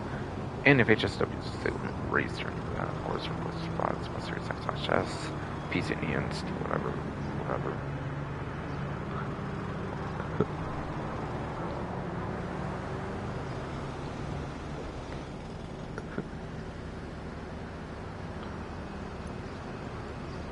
Actually can be a kind of a nice one for performance, possibly, but even if it's car class 900R was better already anyways, technically.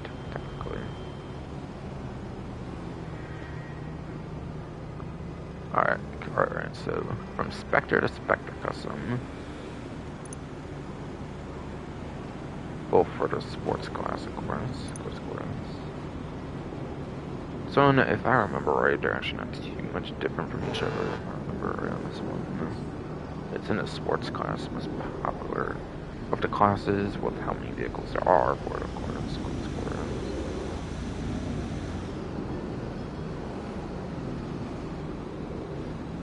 Alright, yes, one placement better, basically.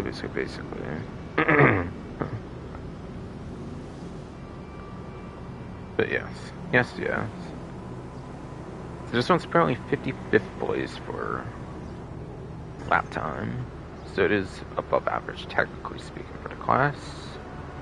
as well as 49th place top speed.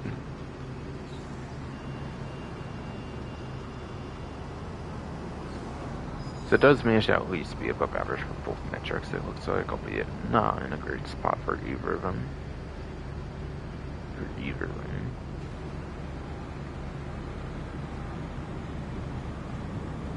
This one's definitely, I would say, one more customization.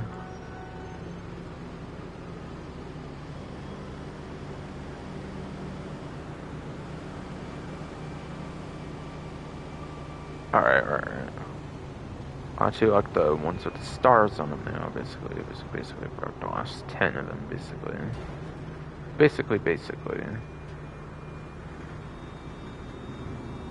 What if they after import-export actually had bennies to actually before like Chrono Enterprise, I think. Yeah, actually.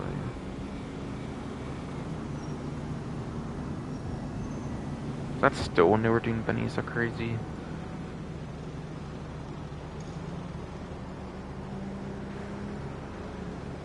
I kind of forget, to be honest.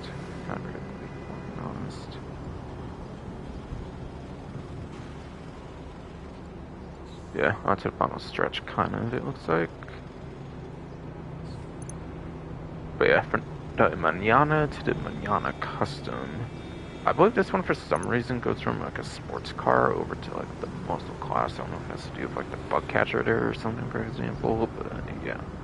I do believe this one actually has a class conversion from sports classics to muscle, so basically it's kind of telling me this one's not that good, unfortunately. It's already not necessarily a great sports classics or basic vehicle, if I remember right. If I do yes to remember right.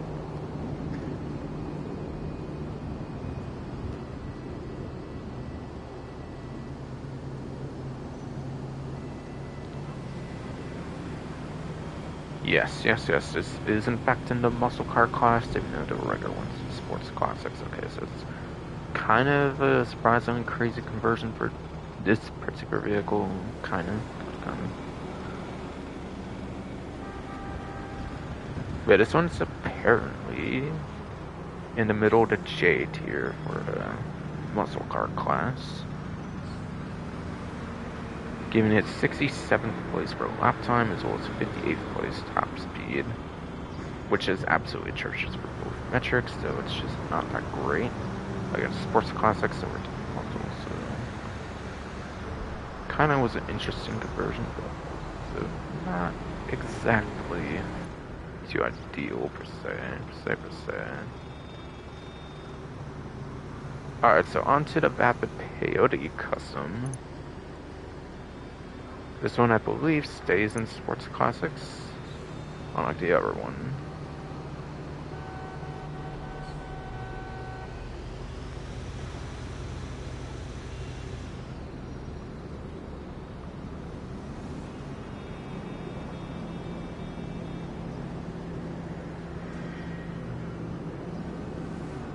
Yeah, I forget if Diamond Casino Resort had a bunch of Benny's vehicles, I kind of forget, but whatever.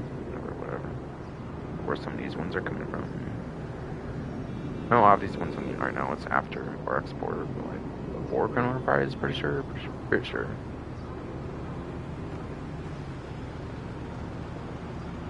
Alright, but again, Sports Classics, this should be, I believe.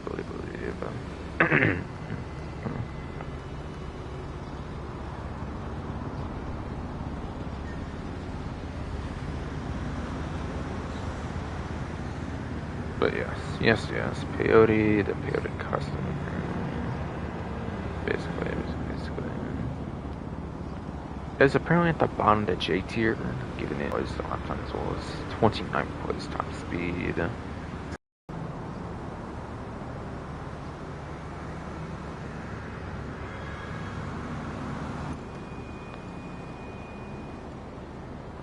Alright, from your 70 to 74 times 4, whatever. Muscle car, I believe, over to off-road, I believe this is one of the crazier conversions.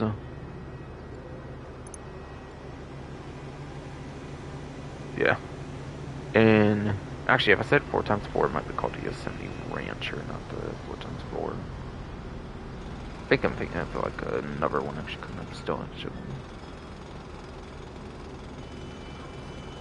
But this one for the off-road class doesn't seem so performance heavy, so this one might just be one great for the customization for the most part, I would say.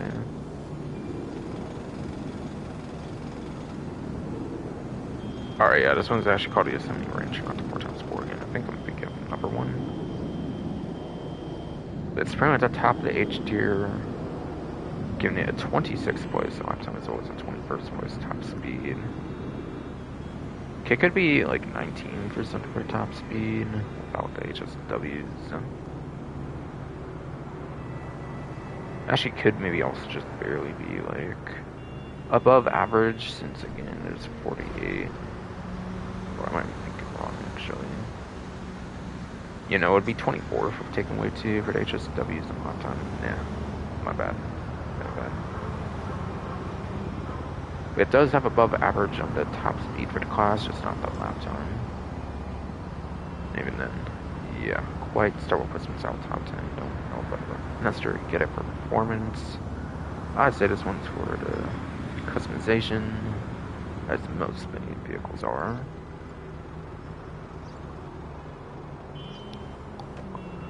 Then Glendale to Glendale Custom. I believe this one stays in the same class sedan, for sure it does.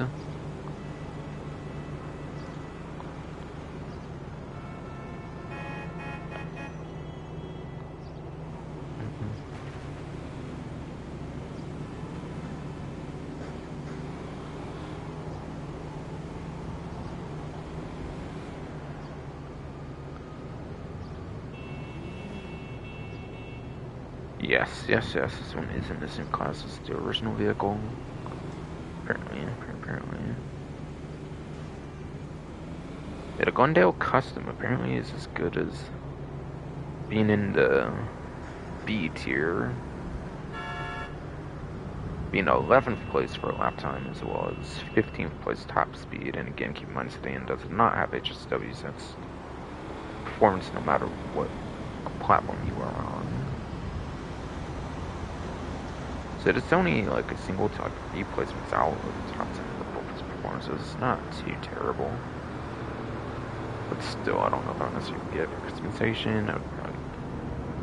And if I said customization, I don't know if I necessarily get it for performance. I would just get it for customization still what I mean to say. Alright, this was one I was thinking of, I think, where it goes to Yuga 4x4. Yeah, pretty sure. Where I was actually seeing like the Yosemite 4x4 or something. Probably has to do with, I guess, hernia, but not sure. This one I think stays in the Vans class if I remember right as well. Has a name change, but it's still in the same class basically.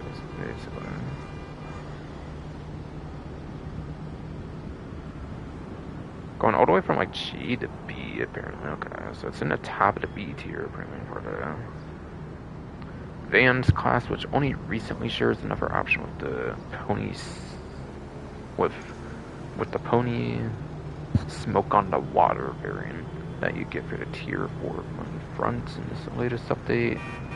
That's actually below it apparently. The other B tier just gets a 6th place actually for lap time as well as 12th place in top speed.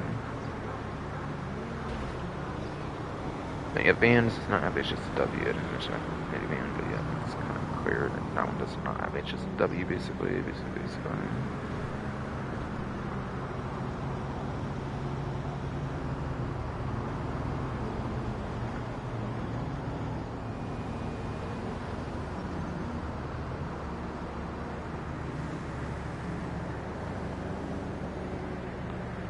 So this one can actually be pretty decent for performance, I would say, for its particular class.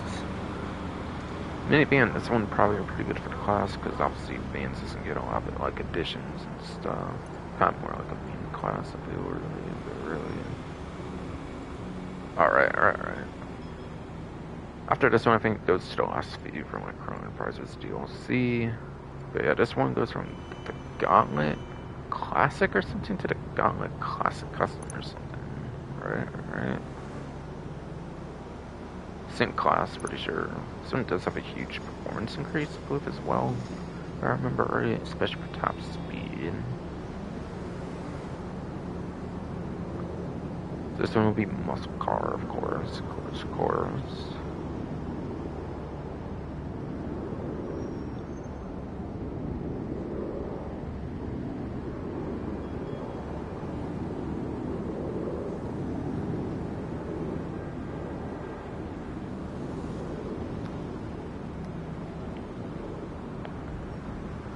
Oh, come on.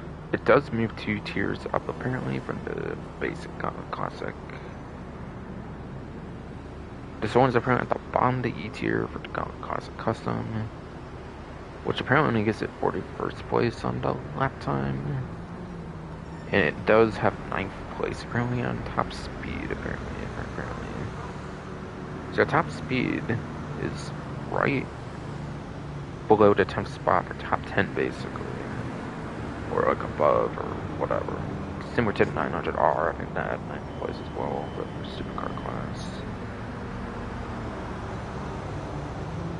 It also does have an above average for a lap time, kinda, just barely. So it is above average with both metrics. This one's pretty alright optimization. I mean, for performance, for the top speed particularly.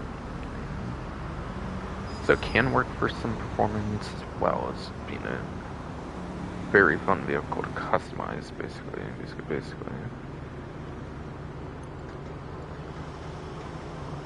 Alright, for Brazil 300 over to Brazil 300 wide body, whatever.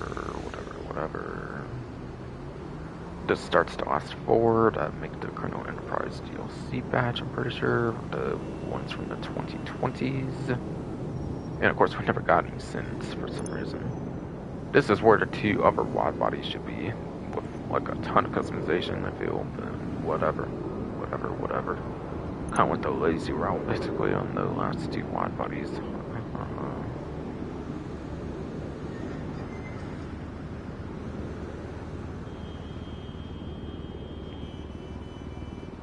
But yes. So I think they are both in the compacts class or whatever still. So yeah, no cost change on this one. At least one of them does have a cost change for the ones in the last batch though. I think probably only the one as well. But yes. So it does jump a couple tiers, goes from like bottom G over to E apparently for Prius 300 to Prius 300 wide body. And this does actually apparently have at top of E tier. It's at 9th place a lot of times, as well as 12th place top speed. And there's only one HSW combined, so yeah, it doesn't even go to top 10 for the top speed then. It's only one place in the top 10 though. It's actually probably one of the better ones for performance for the class. I'm not gonna lie then. So it can work for both performance. And that's the lightest in customization, I would say. Well, I would definitely say. Alright, so then onto the Max Sentinel Classic wide body, whatever. Yeah, Sentinel Classic wide body. Yes. I believe they are both in the sports class, if I recall. It's one of those class of vehicles that are put in sports class, like the Chester Classic, which was meant to be in sports classics, but yeah, with the community backlash and stuff, I think it got the sports class when it was found in like the game files and whatnot.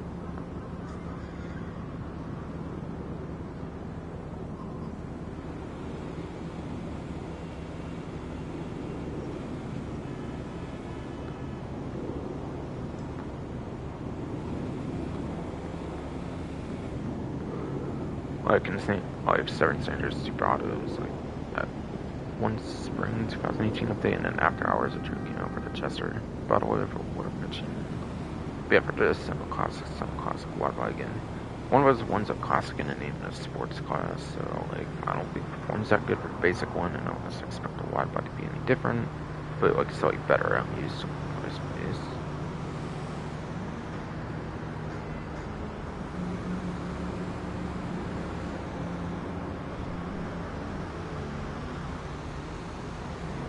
Okay, it does move whole tier up from like G for the conversion from like bottom of G to second bottom position of F apparently. Okay, so it is apparently 62nd place for the F tier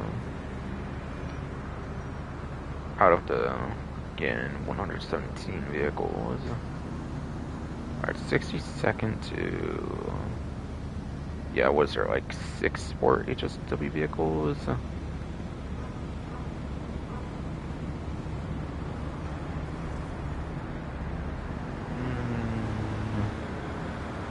56 times 2, yeah. That would be within, like, above average, I think. So it could be above average for the lap time on older platforms, which of course is PT Legacy. There's also apparently 21st place on top speed, actually. Which could maybe as good as, like, 15 for sure, I would say, without just W. Like, a few placements out of the top 10 is not too bad. But again, that's more on the legacy platforms, but sports much more PC legacy, and not exactly the newer platforms, unless of course HSW is disabled or anything for any reason in any certain races. But yeah, it is still in Sports Classic, the other Simple Classic, the basic one. The one that has the conversion, actually, the only one of the 4 latest ones that do, yes, have a conversion. From a compact, I believe, over to muscle car. From the Weevil to the Weevil Custom, or whatever. This one might actually be one of the better ones for performance, as well, if I'm remembering right. Right.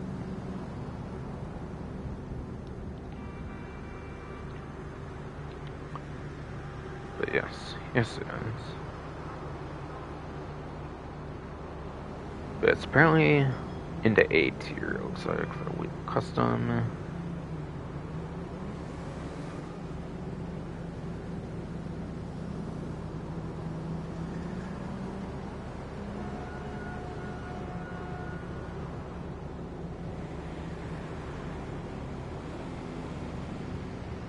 Oh, it's actually in the half of the A tier. It's in the middle of the A tier, actually. I mean, yeah, middle A tier, Weevil Custom.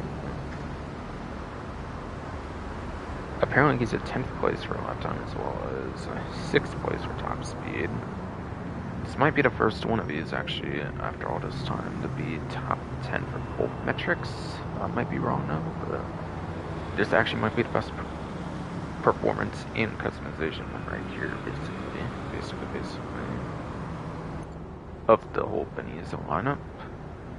No, last but not least, there's the Obey 10F.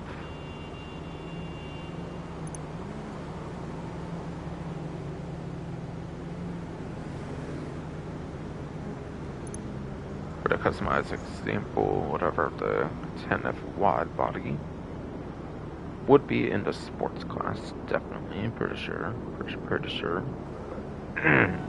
For both of them, of course, finished off the whole list. Yes, finished off the whole list for 40% off of the Benny's conversions, basically.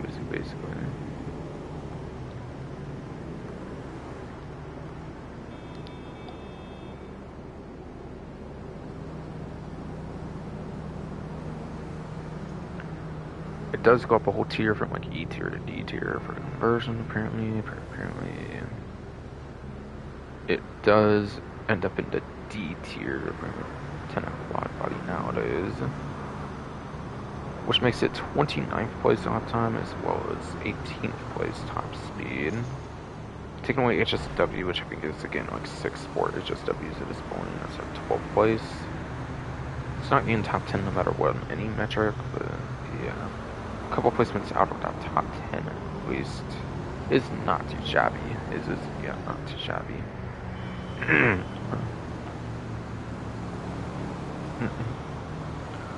And is also above average, it looks like, for both lap time top speed, very much so. So cool, cool, cool. But again, this one was a compact muscle, like I mentioned that. And it was like 10.6, pretty much probably the best one, performance-wise, as well as customization, being very good, of course, being vintage as well. And then yeah, this one again was like 20s, whatever I said earlier, to like 18th, 12th of probably just W. Alright, so yeah, that was the whole lineup of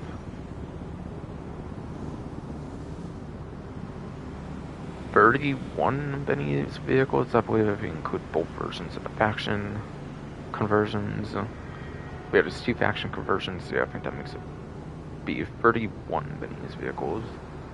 God, we could add 33 if we had the 2 latest wide bodies as Benny vehicles as well, which I could do like 3 different Benny's wide bodies here on the top, whatever.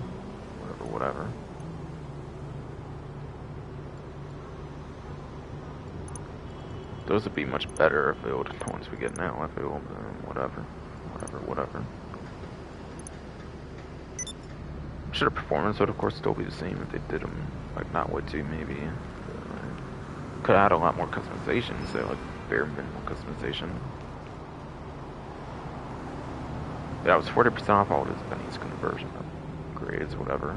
Right.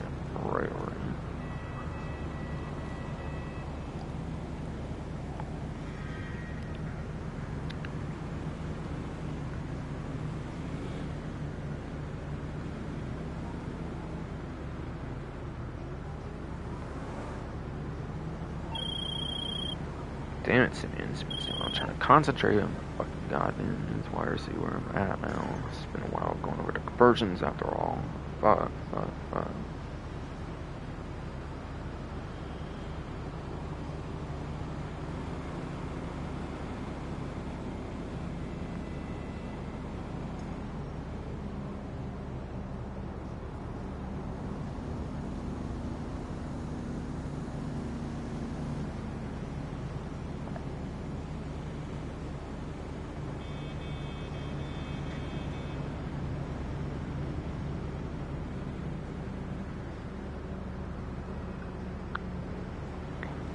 Okay, I think it's just properties and then the other remaining vehicle discounts.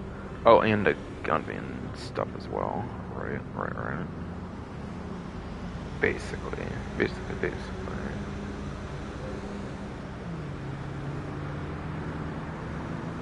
So go over.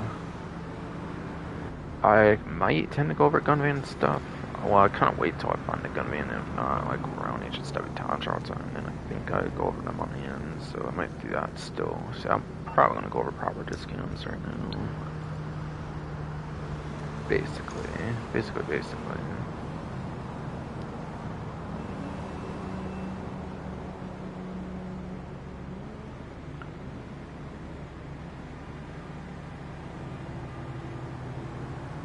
So there's quite a few property discounts this time. Pretty much all of them are going to be on the Mason foreclosure sites for one, which actually would be open road. So I'll just show it on the map since I'm not going to go to like the MC clubhouse or like biker business or anything. My actual character.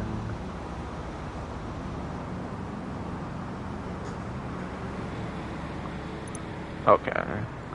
Actually, let me start on that one first, I guess. Apparently the cocaine lockups are 30% off right now. Apparently. Yeah, cocaine lockups are in fact 30% off. Not sure if it includes like the upgrades or any of that stuff on that. And then the rest are all on mid-term foreclosure property stuff. Starting with bunkers.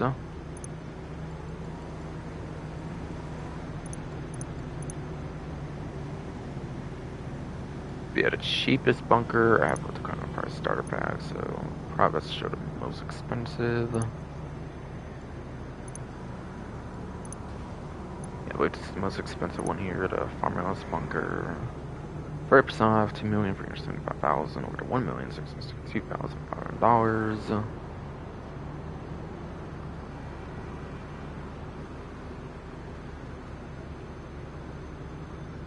700, like 12, 13-ish, like K off or something. I think. Alright, renovations very much look to not be on discount on the bunker though. No.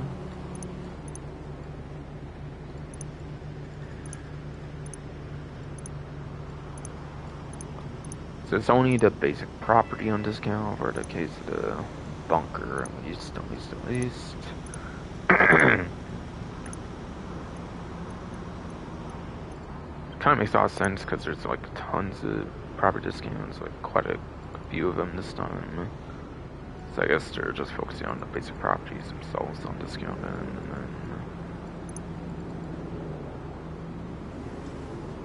then nightclubs apparently is the next one. But the most expensive is the West Vinewood one, I believe, on that one. Relation Island actually might be the cheapest. Might have the like second cheapest myself. But if this is in fact cheapest, that goes from like $1,080,000 to $56,000. Range of 24,000 off. It looks like on that. Puts it to 6 digits at least. That's something I missed. Yeah, like 1.7 to 1.190. $510,000 off. It looks like. Cool.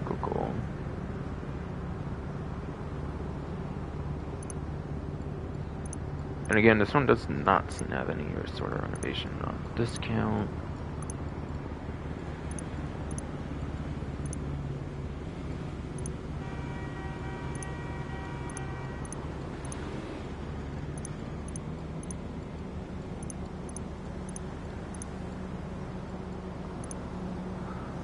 These can't really show because I own them already, but if none of the other ones on discount, then surely not. Then none of them.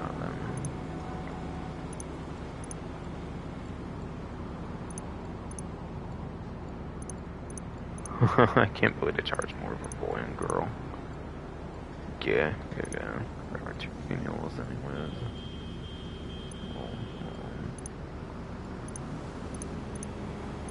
Alright, I meant to do that, right.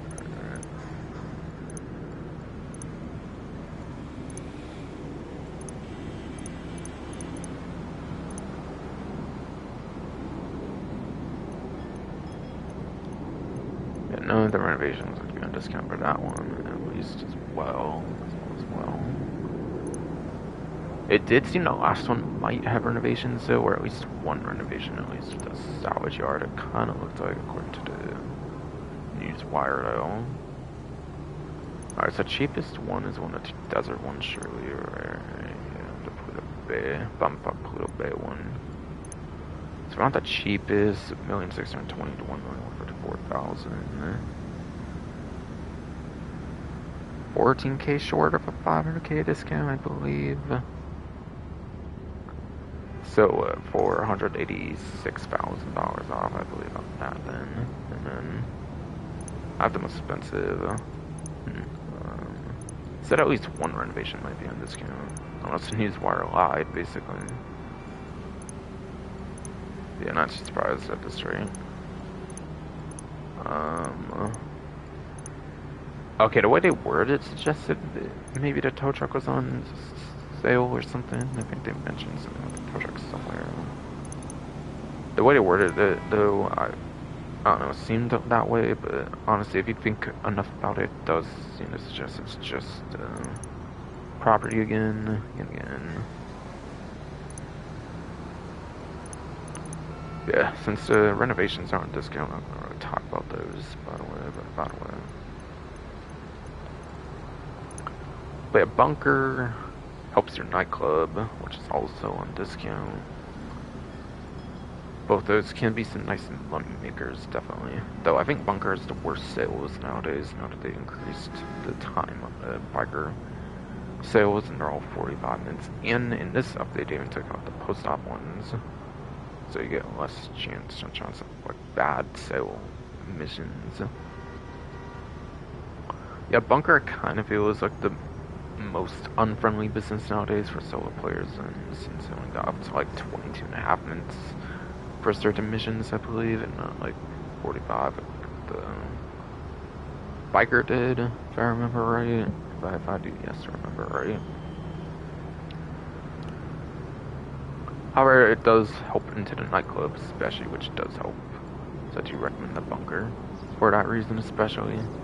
Salvage yard, unless you do the weekly rotation of like the vehicles, honestly, could be kind of a pass. But I mean, it changes each week, which is interesting with the event week, which I do like, even if I don't do it myself much nowadays.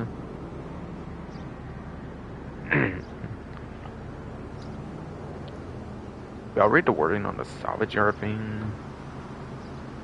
But if you think about it enough, I guess it makes sense not on discount for the tow truck. A tip, if you haven't already, you'll need to purchase a tow truck for your salvage yard. 30% off this week. Okay. So yeah, they are saying the salvage yard. Okay, never mind, actually. Yeah, if you think about it, it's exactly as it seems. So yeah, tow truck's not on discount. Pot count might be, but no.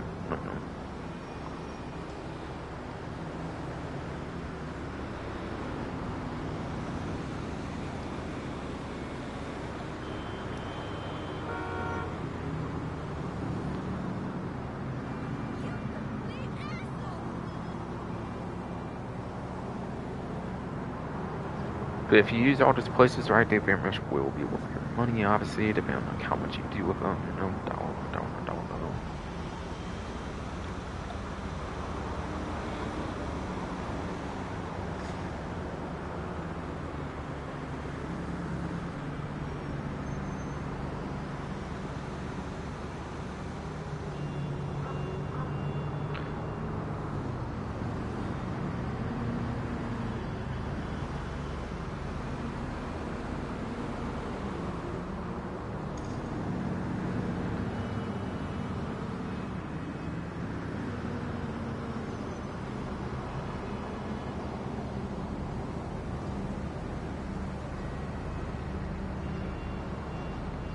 Yeah, it looked like it was just going to be the vehicle discounts and gun ban stuff at this point, basically.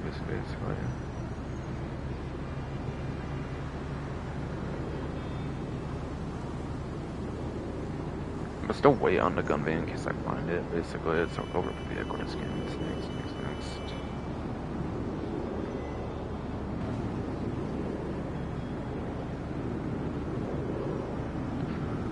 There's actually some pretty interesting vehicle discounts this time, it's looking like. Some of which has already appeared when showing other things, basically.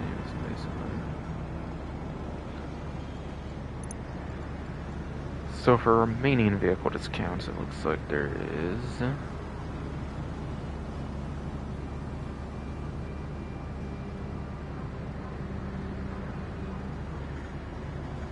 Looks like there might be 16 whole vehicle discounts still to cover. Damn.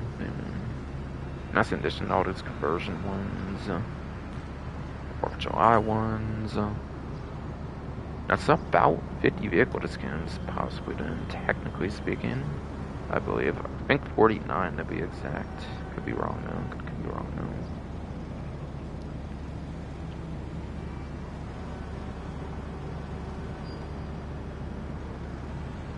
Yeah, I don't think any showroom ones are on discounts. These will all be ones that went over there, of course.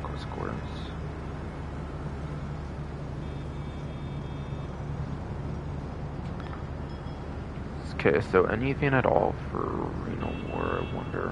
I'm gonna assume maybe somehow, probably not. To be honest, to be honest.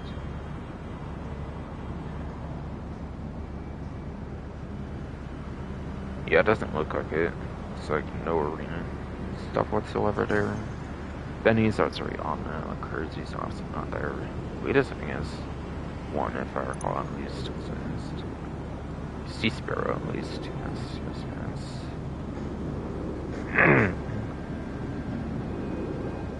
So since Sea Sparrow is an interesting weaponized option, I'm probably not going to go performance on this one, just yes.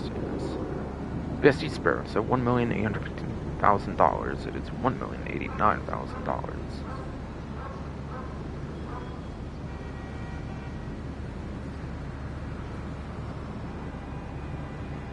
Like what? Like something like $526,000 off. It looks like to me. Don't believe this has a trade price since it's added like that spring 2018 update that didn't have like much like ring mode missions or anything like that. I don't think they really could have had a trade price for that. So I think it's the buy it now price. I don't think there's a trade price on this vehicle. So it's discount for every player basically.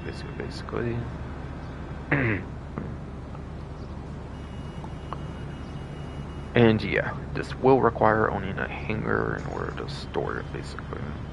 It's not a Pegasus aircraft, just beware of that. So if you don't yet have a hangar, you'll have to get one of those first. Yeah, Sea Sparrow, similar to the Sparrow that came out like a couple years later after that, with like Heist DLC. Ironically, the Sea Sparrow actually came out first. The more arguably advanced one, basically.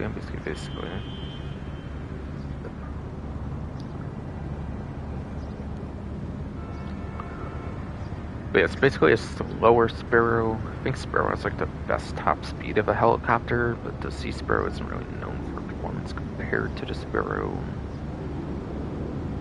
So yeah, just know that.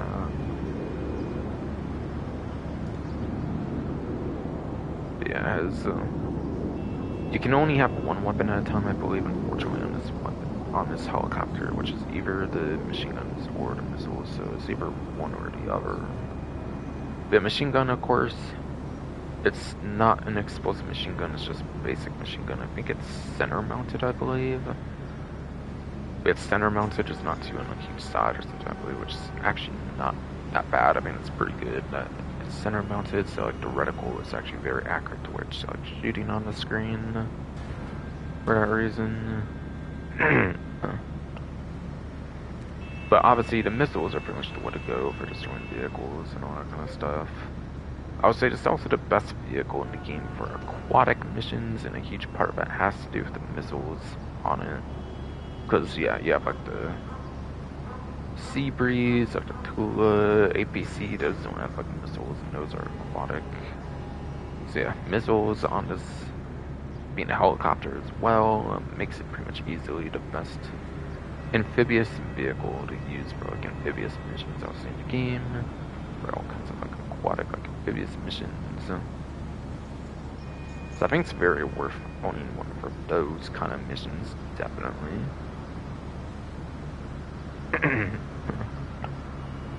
And also during this event, it kind of only takes like an hour or so to grind this something, so like a couple hours, so it's pretty good, pretty good. Or maybe still a couple hours, but less, like maybe 2 hours, so like 3 hours if going for like all the weaponry, all that kind of stuff, whatever on average.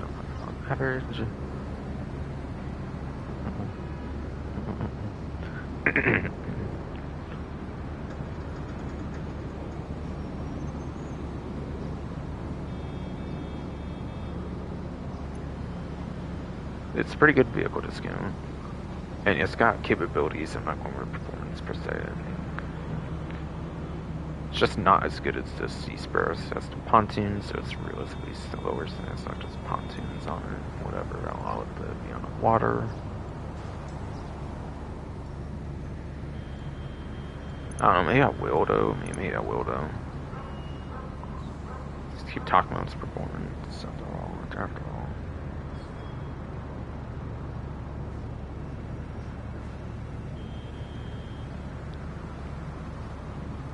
Yeah, I mean, extra classes for helicopters, of course. The regular Sparrow in comparison is 6th place uptime, 1st place top speed. Getting to an extra classes, there's no letter tier. Sea Sparrow in comparison, though. 10th place and an 8th place row uptime top speed, which is, yeah, not that great, even though it is above average for both uptime top speed.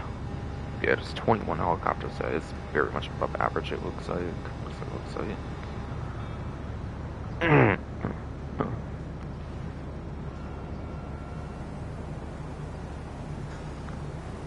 Yeah, keep in mind that's with the engine upgrades, all that kind of stuff you can do in the hangar. Whereas I think the Sparrow, you don't even have engine upgrades, it's just already that good.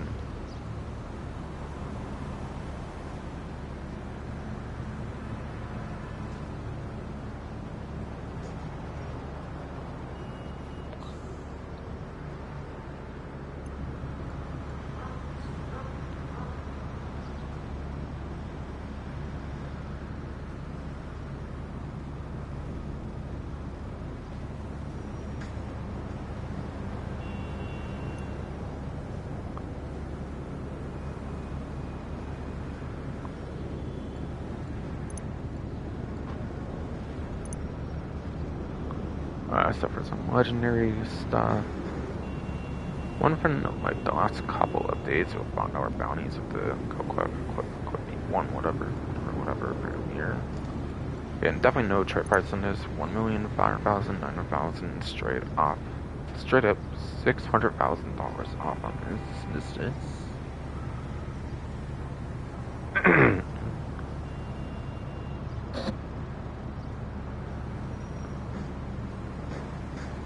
Oh, and I didn't mention yet, but every single vehicle I'm going over is 40%. Like, starting with the Sea Sparrow, basically. Or even starting with the Benny's vehicles. Or actually, literally every single vehicle discount is 40% actually, including the 4th of July ones. Definitely.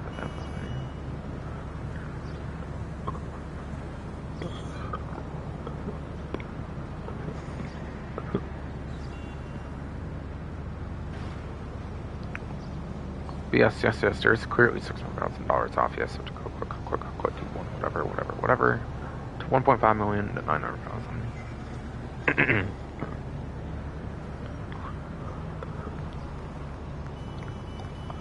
Yeah, going over performance again for Broppy 152's vehicles, spreadsheet, whatever is where credits due there. Broppy 152's racing YouTuber, therefore the performances should be very accurate.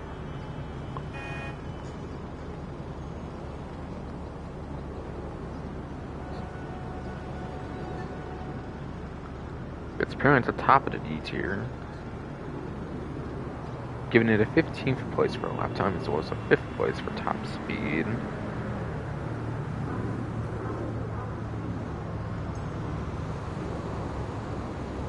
So it is a few places out of top 10 for the lap time.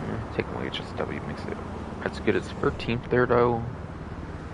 And 5th place for top speed is very good. That would even be top 3 instead of top 5 if you're on PlayStation 4's +1 PC Legacy, where you don't have HSW. Obviously, it would go up to even 3rd place on the top speed automatically there.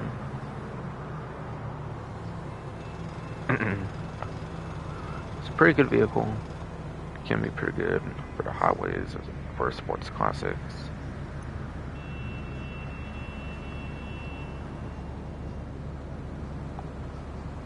Very good to have one for a top speed circuit if you're ever doing like a top speed focused sport classic race. Yeah,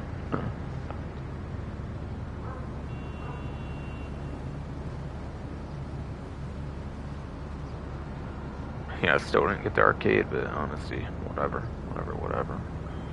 I don't really care the most. It's only 100K, but I'd save anyways. Doesn't feel whole quick like the car wash one even. I think it kind of can, at least compared to the arcade one, anyways.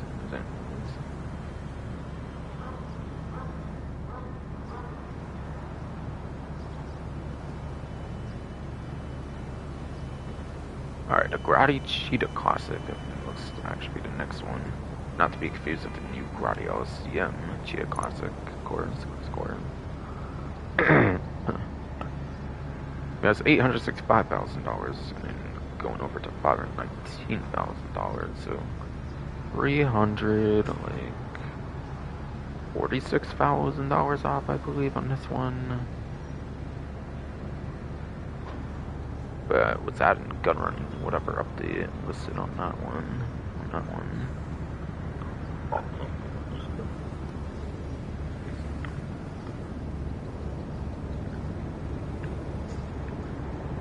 Yet another sports classics discount here, actually.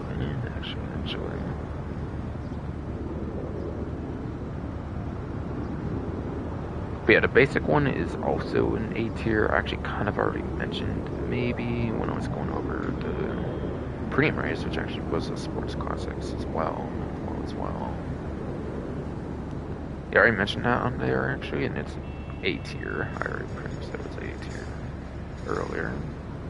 And that gives it a 6th place lap time, and then yes, an 11th place top speed. Without HSW into account, that'd be single digit for both lap times top speed, which is obviously very good to have. Within top 10.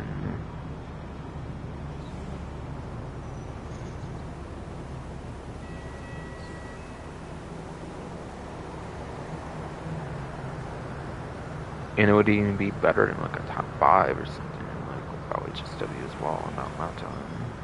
It's pretty decent. So yeah, no matter what platform you're on, this is still a pretty good vehicle, and unlike the new Gradius, the M Cheetah Classic actually has decent visual customizations to it. So that's even a benefit there.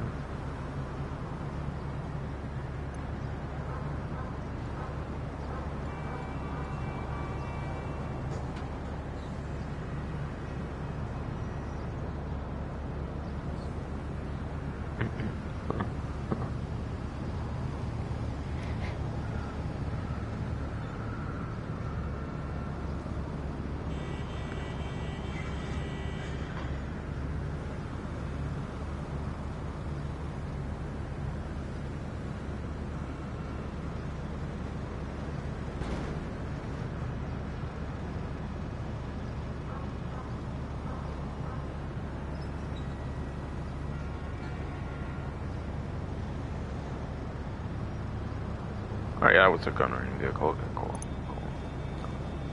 No, let's see if 4-door has any.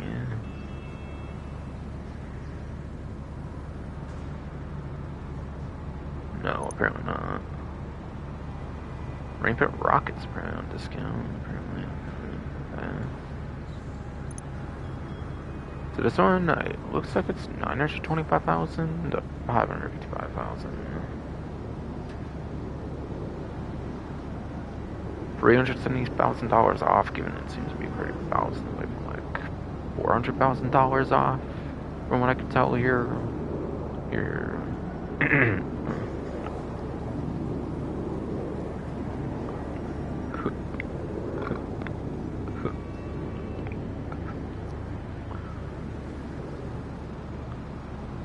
And this is in the motorcyclist class. I have to go to extra classes, and therefore it will not have a letter for tiers. Just be aware of that. It's also one of the worst ones, I believe, for that class as well. Kind of. Alright, yeah, apparently it's 31st place lap time, as well as 41st place top speed.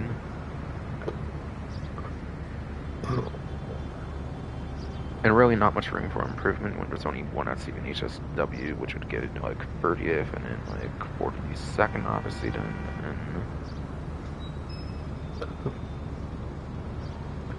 And again, there's only a total of 56 motorcycles in the game, so that's below average placements for both lap time top speed. It's really not a performance vehicle, obviously. It's obviously more like a mean motorcycle vehicle, like some car tricycle looking thing, basically, I would say. But not quite on the levels of the BF Raptor or anything.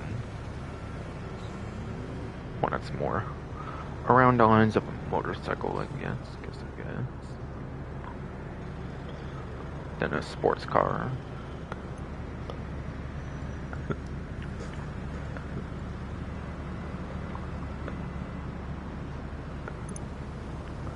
Alright, so that was it apparently for Legendary already. Okay. On the worst stock. Where's the worst stock? At least one was here, it seems. Let's see. I need to go over still. Make sure there's nothing on like DMOC or anything aside for like delivery, I guess, before going further. Basically.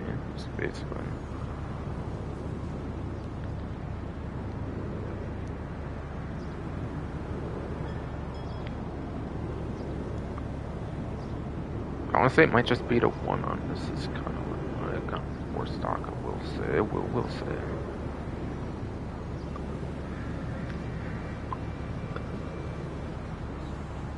Now would have been the one I saw earlier when going down for the Liberator. And as a reminder again was the Caracara. The 6x6 one basically has the gun on it, the initial release of it before. Over a year later, they introduced like the more civilianized 4x4, like Southern, whatever. It goes from $1,775,000 to $1,065,000. I kind of forget if this one actually had a trade price or not, tied to like Target Assault or something, which they never really have in the game anymore, quite frankly, but I don't think so. I think this is just a buy it now price. It was the same update as the Sea Sparrow, which also didn't have a trade price after all. So probably likely just the same price for everybody. We're at a $710,000 off for the 40% off there. Looks like.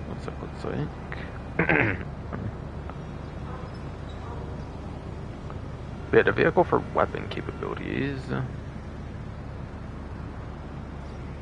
But yeah, has this like machine gun in the back. I think you can also turn into like a minigun, and that's pretty much about it really. For weaponry.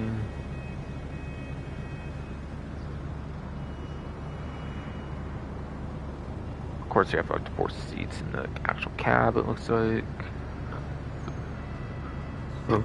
And I believe just a gunner seat for 5 seats. Didn't look the most at the seats, but yeah, probably just 5 seats.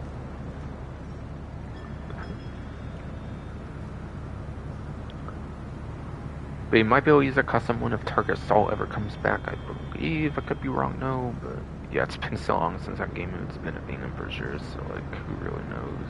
Who actually really fucking knows? Do-do-do-do-do.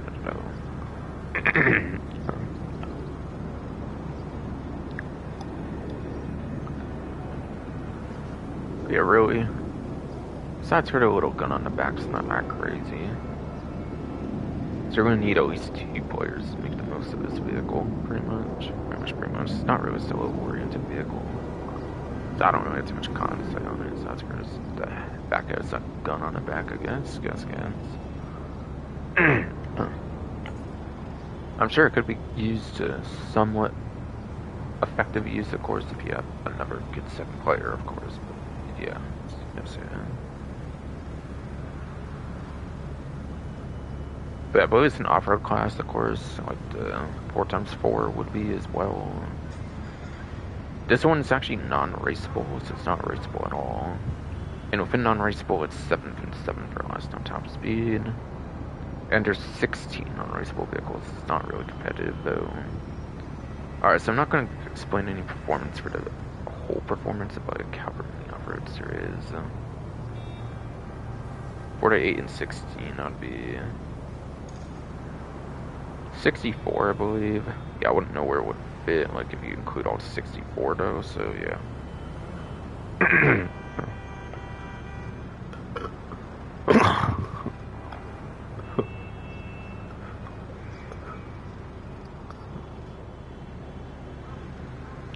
So yes, I don't know where that would fit if you include all 64 vehicles though, so I'm not going to go over performance straight up on this vehicle, obviously. Because the spreadsheet doesn't really do that, so I'm not going to do it for that reason. Yeah, I think that was it for that website, but I'll just scroll down and be sure. Any with zeros are just glitched up at the moment because I already owned them before, like, they were free during the Arena War DLC. They put them for free, I believe. So I think that's why they showed zeros. Because I already owned them before. Oh yeah, well the laser too, but I already went over the laser on the main menu.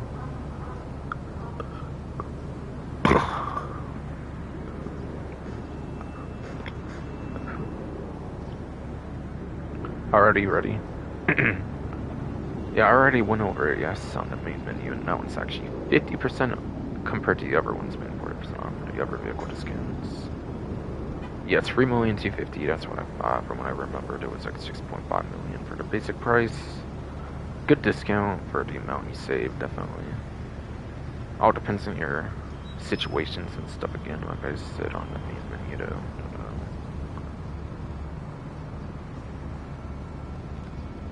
Yeah, I don't think I'll necessarily care to go over performance on that. Let's just cover it a little bit more. I don't know, maybe I will. Fuck it. Fuck it. That would be an extra classes again, being like a plane. Like an aircraft, basically.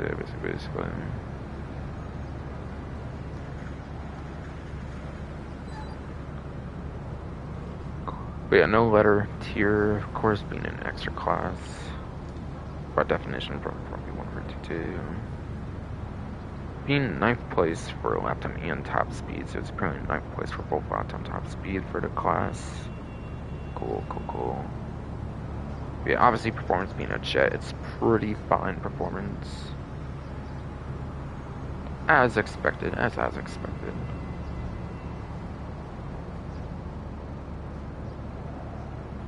know, I think that's truly it now. But again, I already covered that technically, so I just went over performances. A little bit of an extra still. If any with zeros are just glitched up or something. Because again, I had them before the Arena War, like Fest Prize 2018. They had them like for free or something.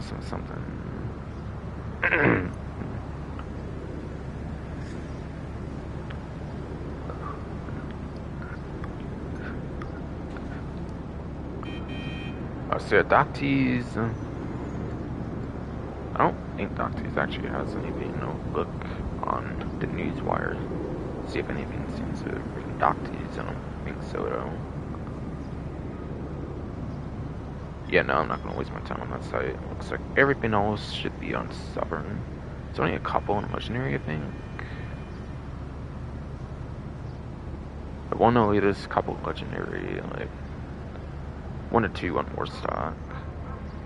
So was that like at least 10 for Stubborn then? Like damn, possibly more even if some weren't. Oh yeah, what a laser's not mentioned in like the whole list I'm looking at since that was listed elsewhere. So that's probably at least 11 right there then. Yeah, it's probably like 11 discounts in Stubborn then. It's crazy. So I might have a lot still to cover here then.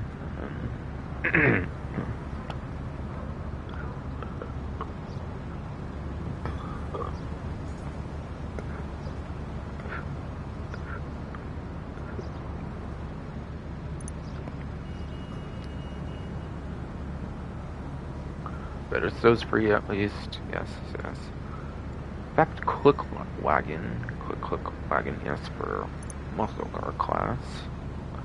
Yeah, definitely no trade price on this one. 1,205,400.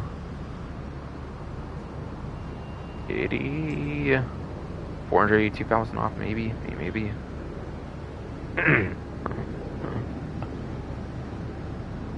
It's one of the worst muscle cars in the game, I believe. Basically, I'll go over performance regardless. I know it definitely has the worst top speed, maybe not lap time though. Yeah, apparently this one's at the top of the M tier, which is not the worst for lap time, but still one of the worst ones. Yeah, top M tier gets its 75th place apparently for lap time. And 82nd place, yeah, for top speed, and there's 6 non-raceable muscle cars, I might have already mentioned, but they are mentioned it again regardless. So it does have the worst top speed, basically, of any muscle car. Basically.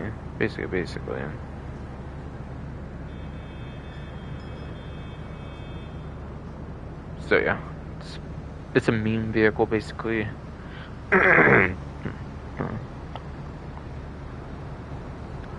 It is a meme vehicle, basically. Not really good. Just get it for customization, if anything, I would say. I would say.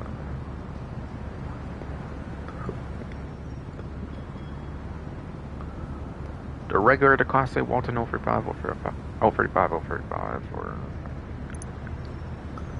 40% off here. 1,670,000, 1,002,000. It's $668,000 off. Surely done.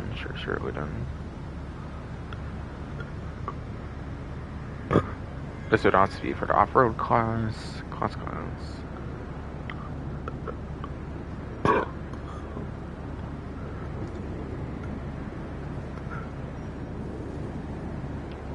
Yes.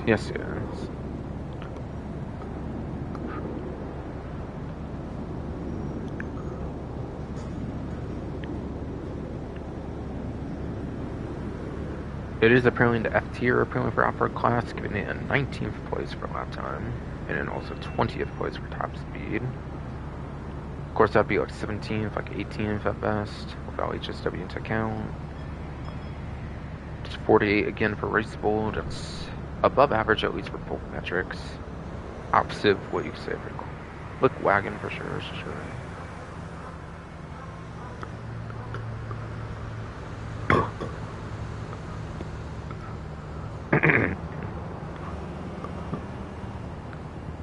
But yeah. Yes.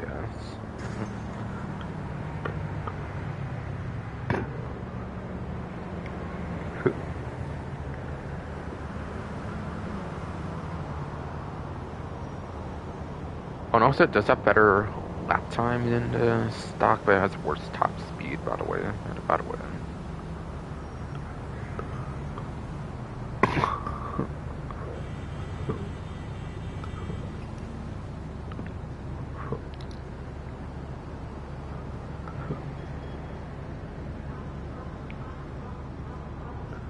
Yes.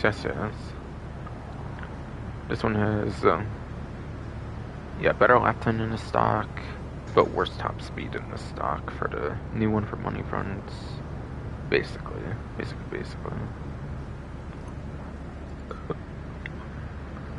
For that one, obviously, right on the top left here, basically what I'm saying.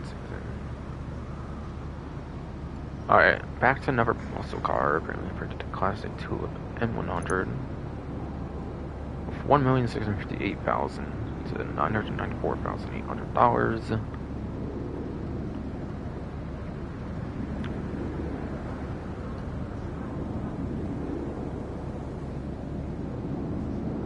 $663,200 off. It looks like. Again, don't believe it has a trade price or nothing.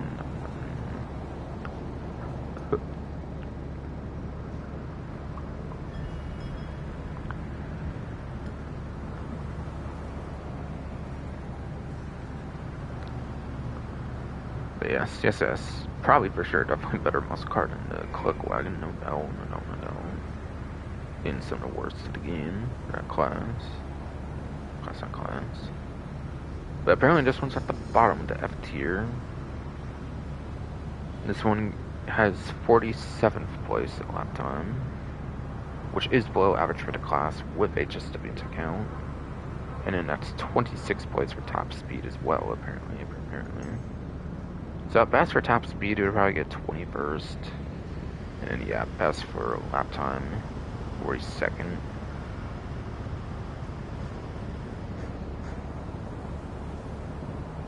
Which I think technically it would be just barely above average for the lap time if you exclude HSW. It does have above average, no doubt, no matter what, on the top speed of the 88 muscle cars. And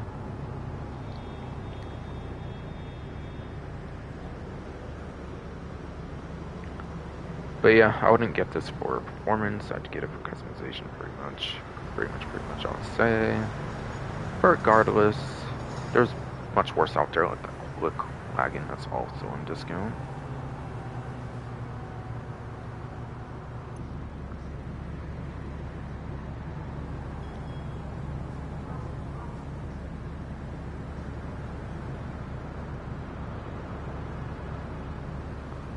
Alright, looks like the Vapid Retinue Mark II, I believe this one is on discount here. Has a buy it now and a trade price. Actually, I haven't unlocked that one yet, so I actually can see both of them, which is nice. So $1,620,000, or 620, 28,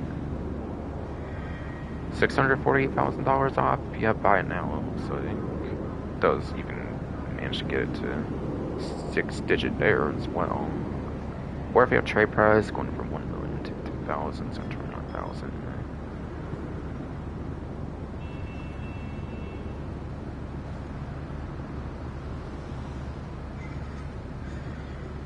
Like 486,000 off, I believe you have trade price, it looks like, on this one.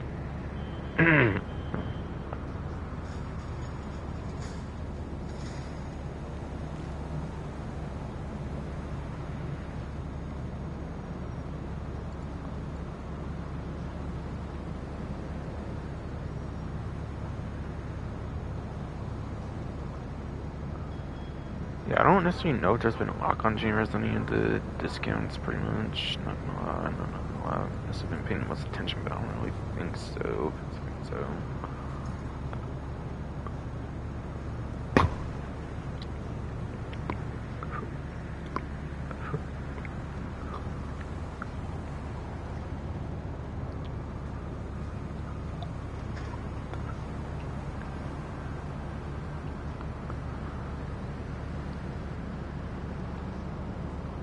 But yes, yes, yes. This one is what, Sports Classics, I believe. It would definitely be better than Mark 1 retinue, that's for sure. I can say that much. But yes, yes, yes.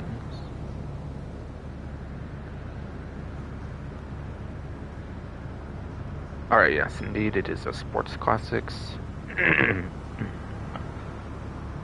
This one's apparently in the middle of the B tier.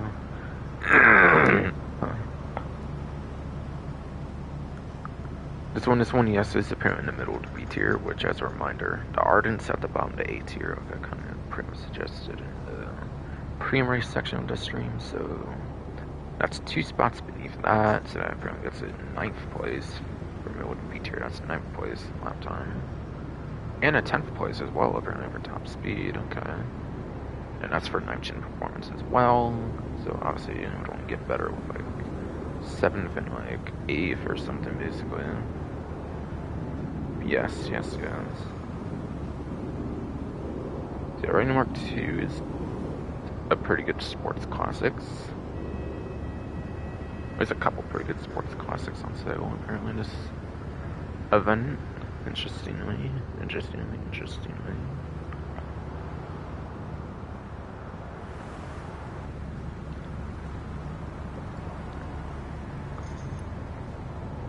But pretty decent price if you have that trade price, which I apparently do not.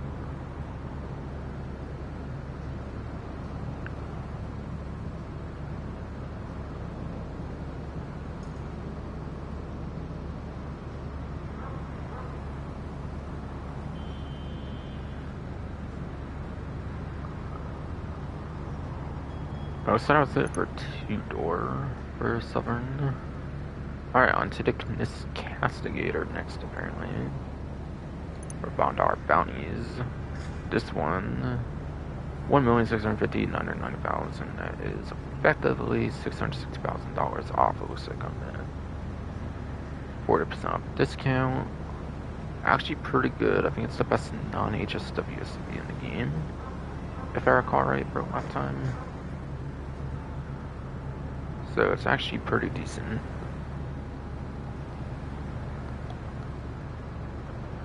Yes, indeed, it is, in fact. It is in the S tier, apparently, for SUVs. Again, the best one that's not HSW, so it's actually 3rd place.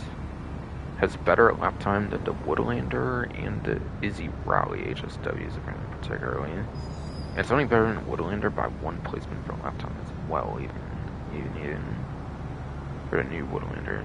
HSW, particularly, for my friends. And it also gets 6th place on the top speed, apparently.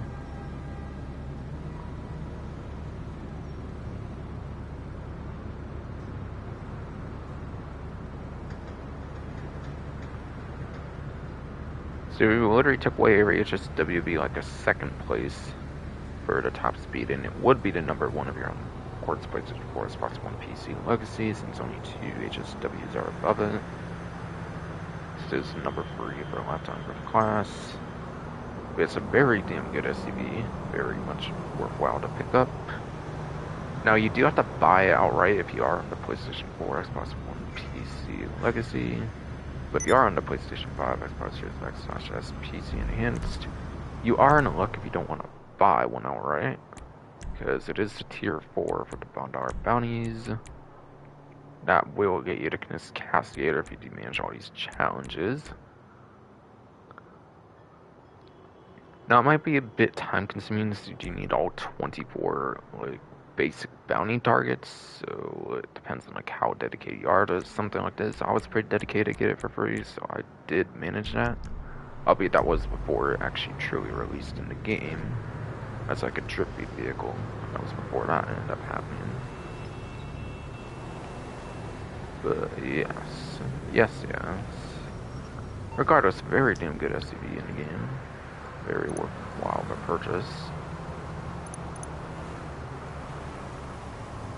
And apparently, up to before that, Chop Shop DLC, a couple SUVs there as well, but these ones pretty much guaranteed won't be as good as the Castigator. Alright, 999,000, so it's actually $666,000 off. $6,065,000 off. Or no, it's $1,665,000 for the basic price. Yeah, Cavalcade XL, kind of like another version of the pretty iconic Cavalcade, basically.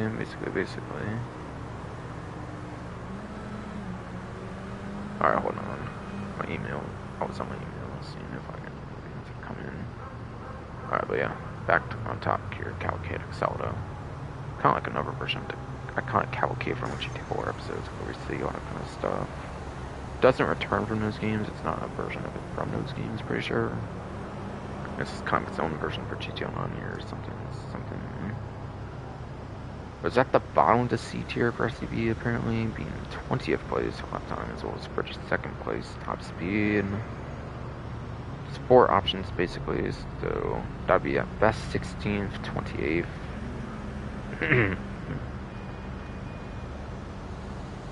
52 SUVs are in the game apparently as of right now.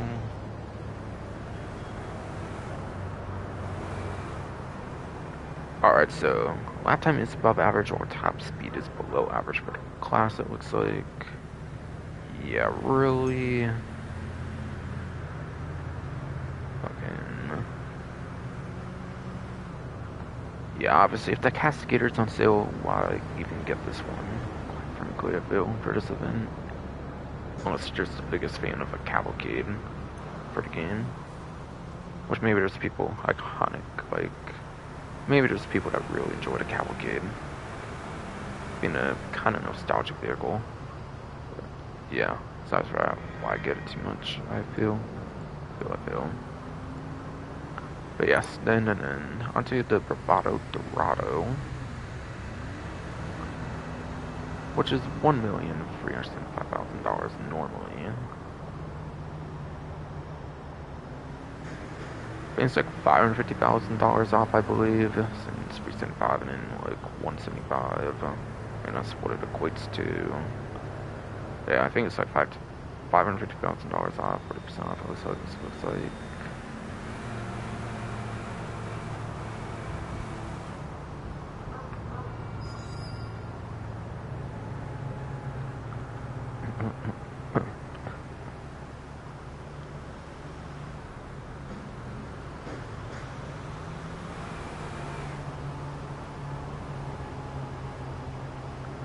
Seems to be even worse lap time than the Cavalcade XL, apparently. I was at the bottom of C tier, apparently the Dorado's at the bottom of D tier. Which, yeah, gives it 22nd place for lap time, which is still at least technically above average for the class, and then 18th place for top speed. Which, yeah. Like, -4 to those numbers, it's 18, and then. Literally that would be 14. So it'd still be like top 10. Again, another SUV, like one Cascaders on sale, not too much reason to want that basically for the current event at least, I would say. What I would say.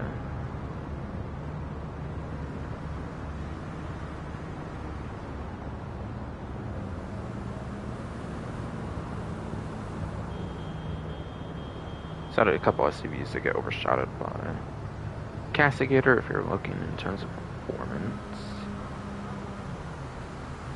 And then, yeah, there's also that law enforcement version as well, apparently, that lets you do dispatch work.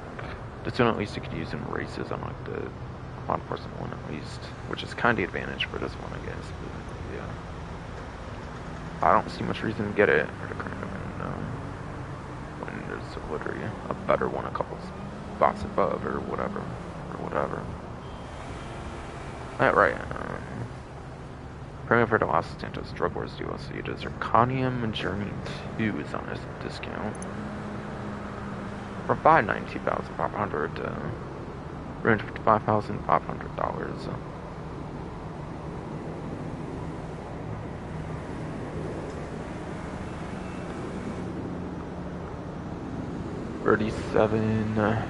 237,000-ish dollars off or something like that, I believe, on 40%, yeah, mean, it's already really cheap, so it's kind of just a meme discount, a meme vehicle altogether. It's a Vans, surely, pretty sure. Probably worse the ones for Benny's you can get for 40% off for those conversion upgrades as well. For like the minivan, you have class 4x4. It's kind of worse with Vans on discount then. It's in its own tier as well, apparently, for the Vans class being 8. It's 19th place, apparently, for lap time as well as top speed as well, actually. And there's what it looks like a grand total of 29 Vans in the game. Yeah, this one's really a meme vehicle, really. Nothing crazy to care about in this vehicle. But it's basically like a garage version of the Journey that's not a Pegasus vehicle, which is cool in its own right, I guess. Yeah. Like, what much to say on this?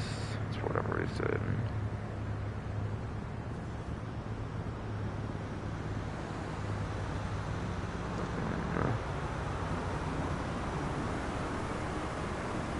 Alright, and then looks like last but not least for 4 doors is going to be the Bravado Buffalo S. This one actually has a lock-on chamber to it as well. I think this actually came back in this update as well, if I remember right, actually. It wasn't last update, I think it was this update that did that. While Michael's and Franklin's... No. While Michael's and Trevor's vehicle, of course, I mean. Those are still bulked up, I believe, sadly. Well, it's Franklin's came back, I guess. Don't know if that's like a hint at like a next update or anything, or like what. Still.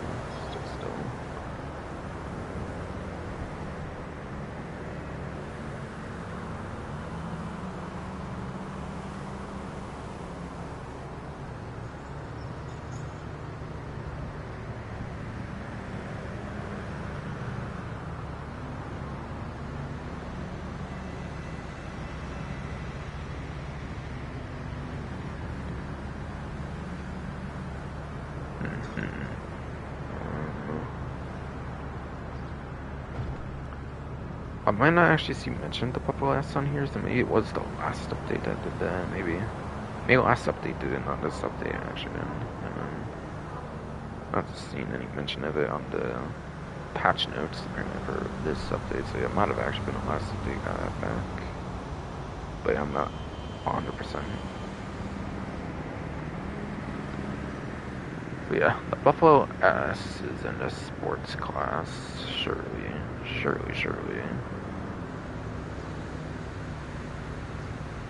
Being Franklin's vehicle and everything from story mode. Such a bad sports car for lap time, it's apparently down in the K tier.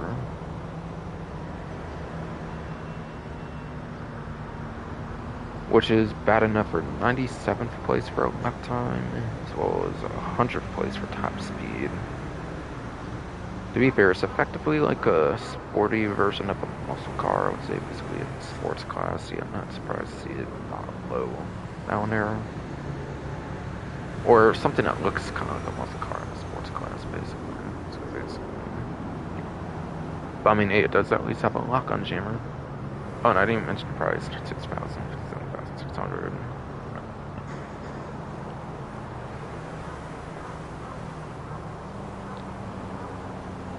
Like 40,000 plus 1,600, like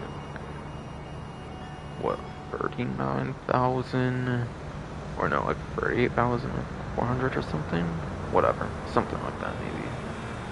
My numbers kind of all over the place with the kind of random price tag on this one, kind of.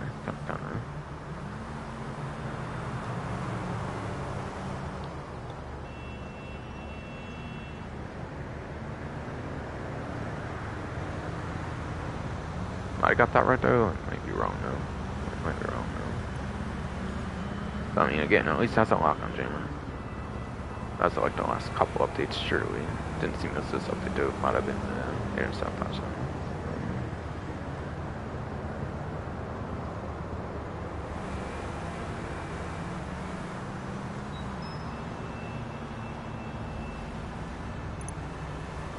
off-road. Is that? I wonder. Yes, yes. There's one in this section apparently. With the Vapid Desert Raid. So being 695,000, supporters 17,000.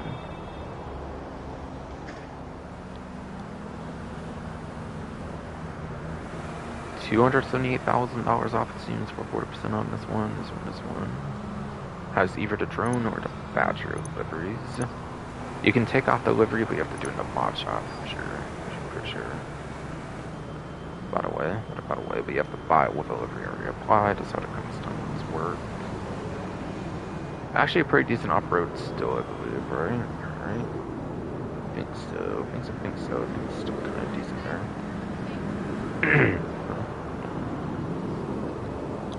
There.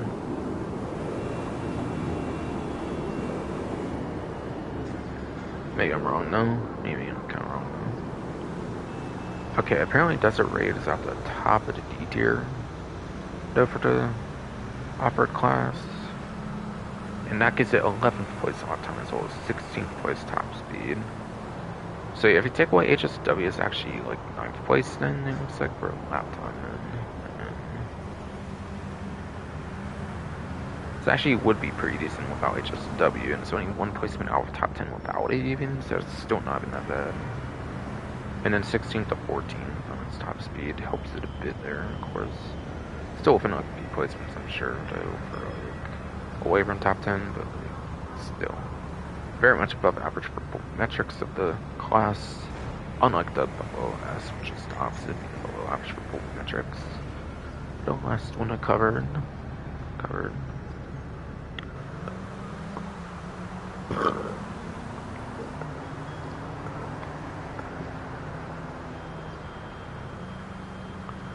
So yes, especially on the legacy platforms, PS4, Xbox One, PC, legacy can actually be pretty alright still. And in any race without HSW can still be somewhat of a decent option, I guess.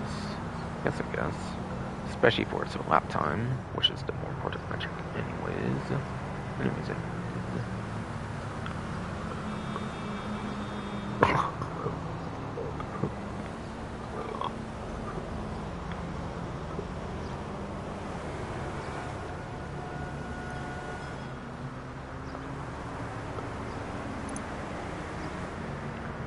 And in luxury, apparently it's a Mammoth Patriot Stretch SUV, I believe this is classified as. 6-seater, apparently. Looks like 460,000, 276,000. So what, 100, like 84,000, I believe. 60,000 away from like 200K. Should be right, I believe.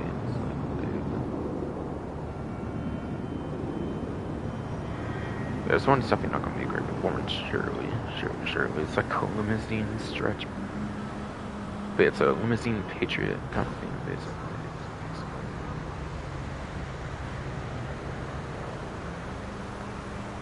How long that shit is, it's not going to be good for a lap time and shit, surely, right?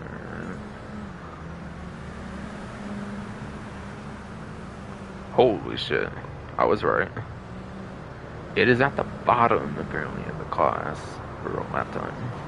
Bombed N tier, which means it is the 52nd place for a lap time since there's 52 SUVs in the game.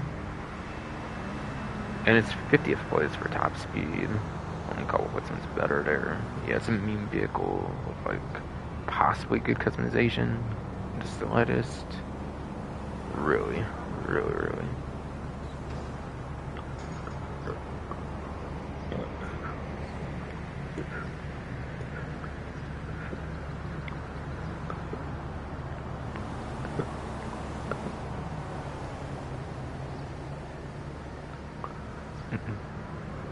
But yeah, it's on discount regardless, so yeah, it's a joke of a vehicle pretty much.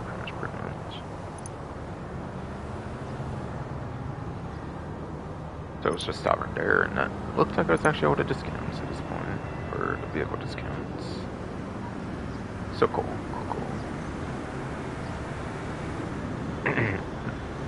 Wouldn't be absolutely sure, but we have the whole list. Yeah, one of our Sea Sparrow, Caracara, Cavalcade XL, 35. Top M100 Cascadator, the Red Mark 2, Coquette D1, Dorado, Click Wagon, Rampant Rocket, whatever. Cheetah Classic, Journey 2, Desiree, Patriots, Dredge, and Buffalo S. Yes.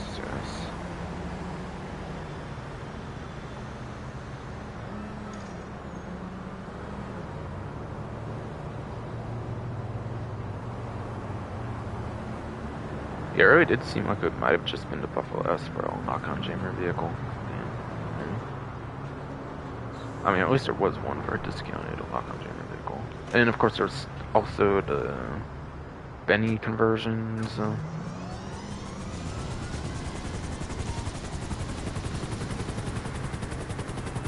The Sovereign Liberator, and the Key 996 Laser.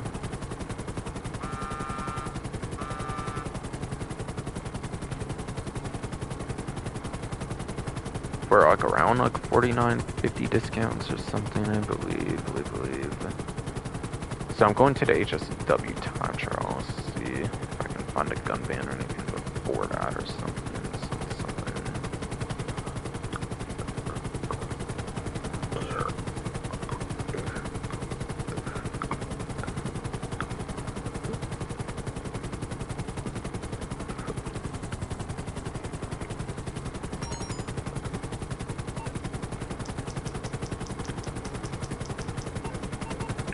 Actually, let me go to my arcade funny and pick that up, I guess.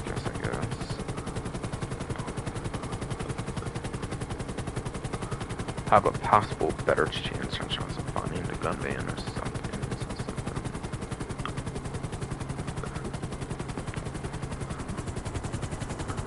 Having another area to search at, basically.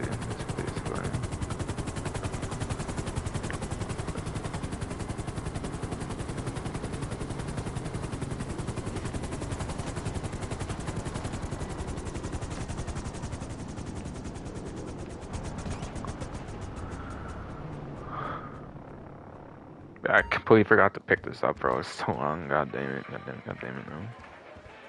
Wait, it's not that huge of a contribution. I feel for other safes anyways. Be absolutely fair though.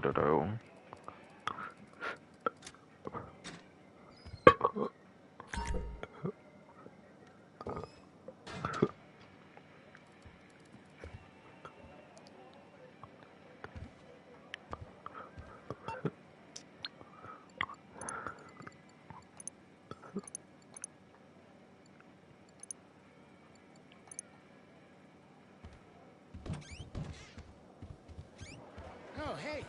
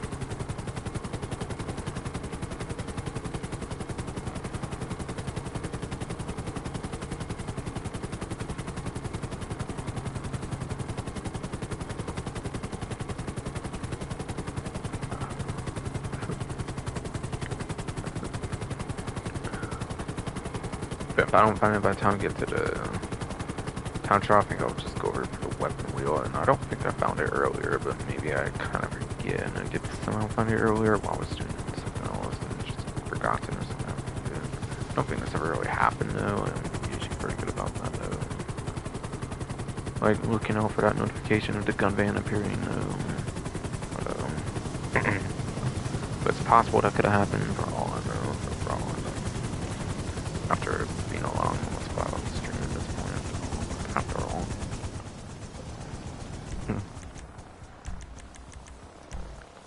Alright, so done with that then. And then. Yeah, I don't think I found a gun van, so I think I'll just be going for the weapon wheel to show out the gun van inventory discounts and stuff. So again, I already mentioned about the musket and the firework launcher earlier.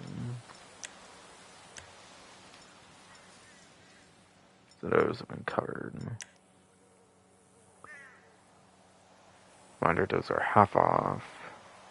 Ammo for the firework launcher is free for the gun van as well.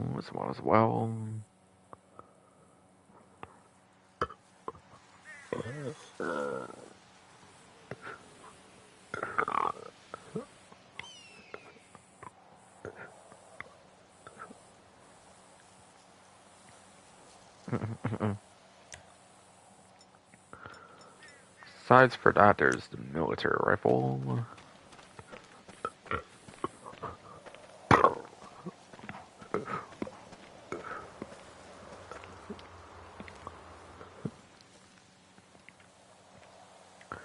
Ah man, come on. So aside for that, really just the military rifle. Basically just a worse version of the Service Carbine, or no, not that. That was Strickler, I mean, of course. But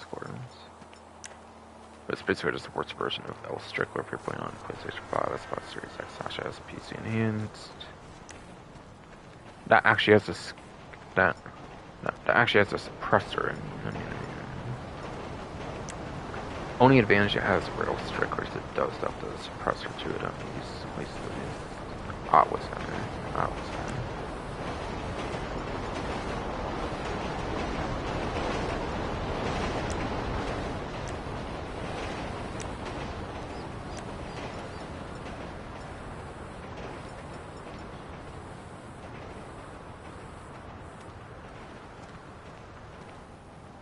Yeah, this one actually needs a separate extended clip to get to that 45. And let the Strickler just comes as is a 45, basically. Yeah.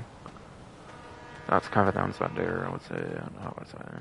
Yeah, it's a basic flashlight instead of blue flashlight, which is kind of just a cosmetic difference, so yeah.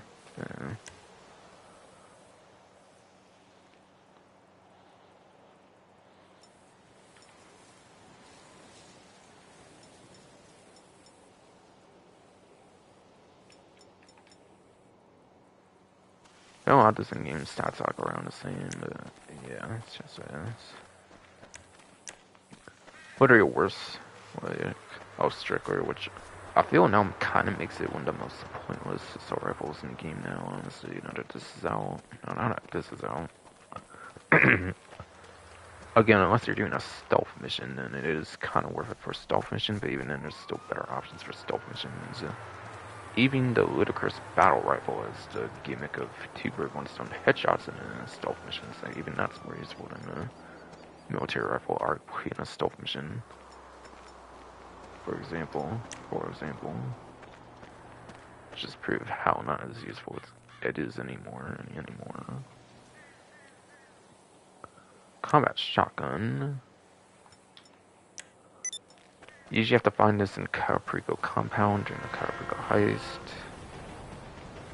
So since this does feature in the gun van, you don't really have to go through the random event. And it might only be a chance if it even appears. It might not even be guaranteed it even appears like a certain run of your Cayo Perico heist even. So there might even be the chance it doesn't even show up at all, if I remember right. I think I checked out the locations myself on like one of my streams. My viewers got mad I was doing out like a dedicated Cayo Perico heist stream and shit. Just show how annoying it is, basically. Or to explain how annoying it is, basically.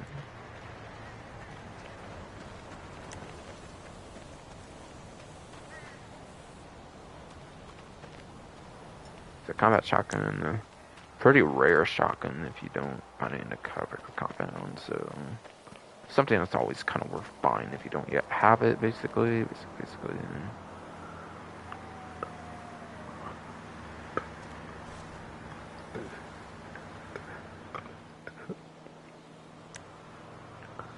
knuckle dusters.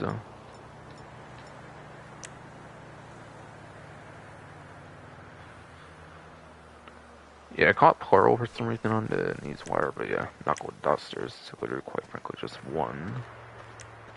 Literally the coolest looking melee weapon of the game, if I call it different, like, variations it has that you can customize it with, basically. I think it's the coolest looking melee weapon with all the different customization it has. I would say, honestly. I think you can even use it underwater, I believe. Could be wrong there, but yeah. I don't think you can micro melee with it though. I could be wrong though. And that's the one thing you can't do with it much is biker melee. I think yeah, biker melee is the one thing you can't really do with it though.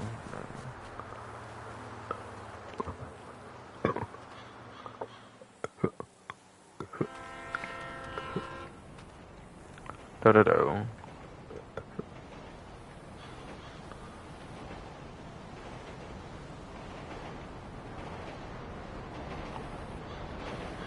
Alright, and in the Plus member discount, there's no traditional discount aside for the two Independence Day ones. So again, these are the two general discounts. Plus also gets an extra discount though. And that is the Service Carbine, apparently.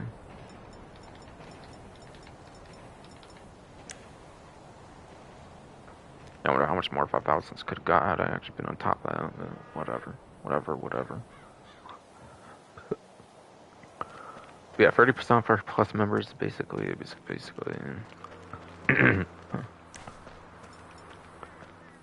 Quite frankly, I think the ammo count kind of speaks for itself. It's the latest assault rifle in the game that has 60 ammo count. It's basically the best non-Mark II assault rifle, I would say, in the game. I would say. If you don't care for the tracer rounds, I'm no strickler for any certain reason. Again, this also does have a suppressor, so when you're in a stealth mission, it's pretty much one of the better ones to use for a general good combat assault rifle. But again, it does have the gimmick for a battle rifle where you can do 2 bird 1 stone headshots, so if you can take advantage of that, it is kind of a better stealth weapon. This does pretty much everything pretty good. Insane fire rate. Very insane fire rate comparing it to the other ones. I think you can tell that's a really insane fire rate when you shoot it, so the in-game stat's not entirely a lie in that case, at least, so it is. Compared to other times where it might be. Apparently it has an insanely good accuracy as well, and close to the fire rate stat. Well, how insane that is, it's pretty decent.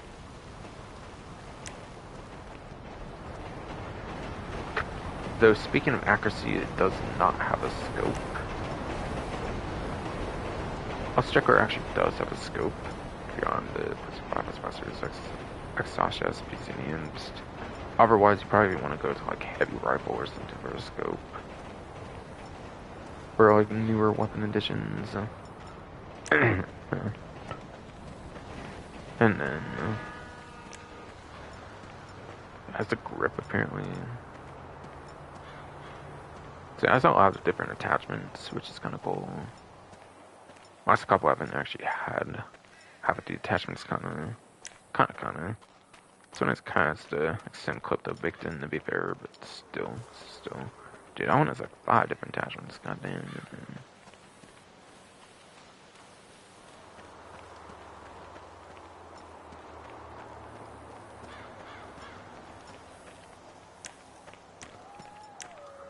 Yeah, Service Carbines are around a very damn good assault rifle nowadays. Pretty much arguably the best one. It's not Mark II.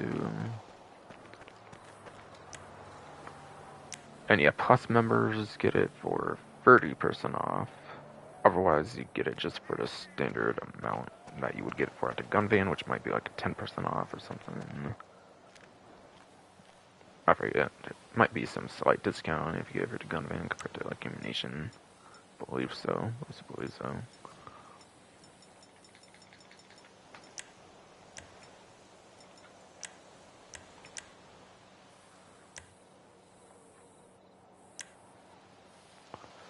Alright, and then last but not least, there is a couple throwables, of course.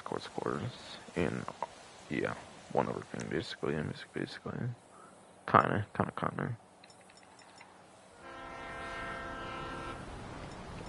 Okay, so actually it was already on tear gas. I don't know, like, why mine defaults tear gas, but it does. But yeah, tear gas in the gun ban, which is good for ring clearing, of course. You have the basic explosive throwable as well, the grenades in the gun ban as well, basically. And then proximity mines. As the name suggests, it does blow up in proximity, so it's pretty useful for anti-creep measures, anti-creeping tool, basically. Yeah, it is a very good anti-creeping tool if you use it right, definitely.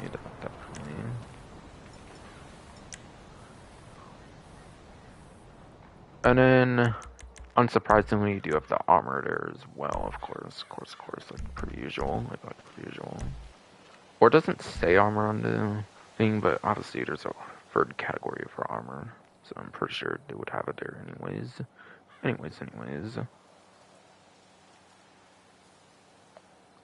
I'll check my stream another time since I haven't done that in like a while, I think. It's like first hour or so, I think. Stream does seem to be fine. Good. Alright, so HSW time trial, and I should be good then to end this stream.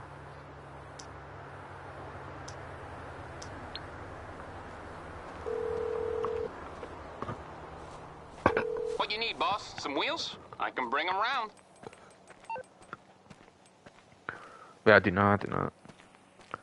Yeah, I do not recall if I was going to, like... Oh, there actually might be another money opportunity, by the way, as well, before I go further. That I kind of forgot to mention. Tend to do that a lot, I feel, anymore. It's coming So it's at kind of ya. forgettable, because they don't mention it on the news wire compared to other money opportunities, but... Yeah, the FIB priority file, I haven't actually went for that yet.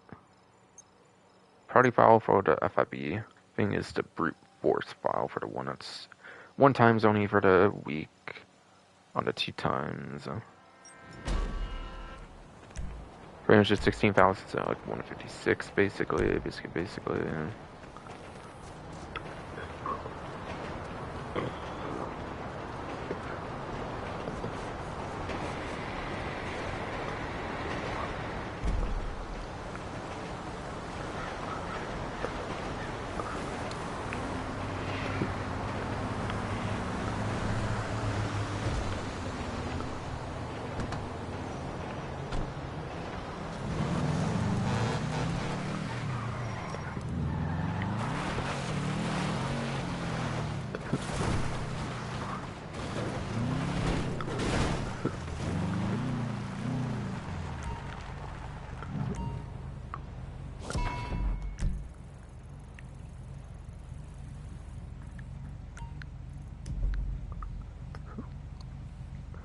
Okay. So part-time one is 2 minutes. Yes, the part-time is 2 minutes 53 seconds, apparently. Fuck. Stupid ass turn, you know. Fuck you.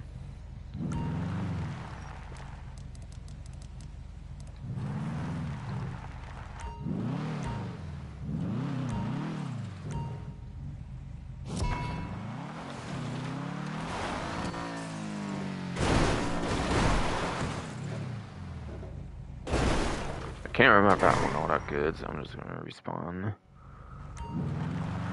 Felt like it did, but I'm not really too sure. But yeah, I just decided I'll try again. Seemed like it was kind of going all over the place there. Oh my god.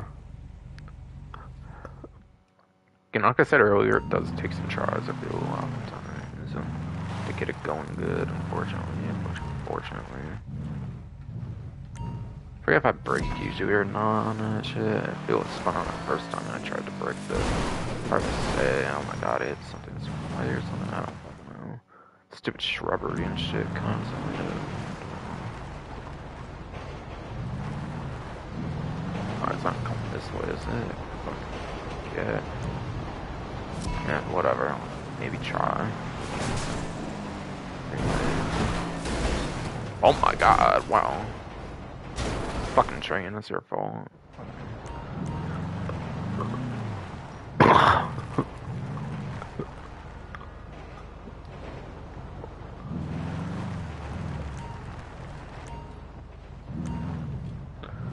Fuck us train, it's all your fault, dude.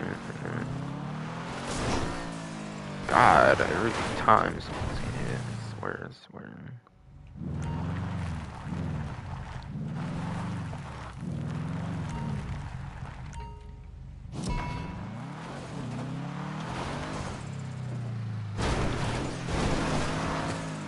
Alright, got it pretty good, it seems, that time. Alright, I'm gonna go roll with it, see where I can get. I want a bit out the way there, breaking or something. Whatever. As long as it happens, it happens. Me really, then kind of worthy of an attempt on this particular HSW time draw. No doubt.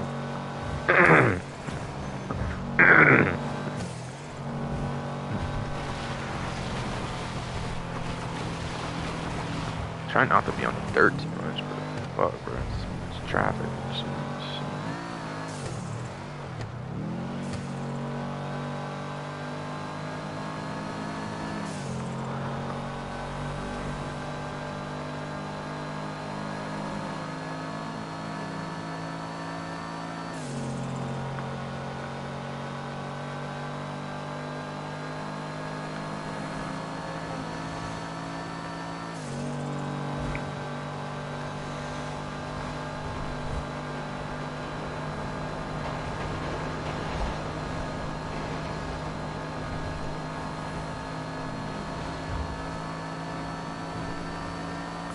What the hell happened there? What? I need vehicles there, I'm pretty sure. What the fuck? That vehicle is like all the way out the end of the road, I'm pretty sure. What the fuck, bro? Wow. Feel like some fucking random traffic cluster bullshit be happening there then. Fuck.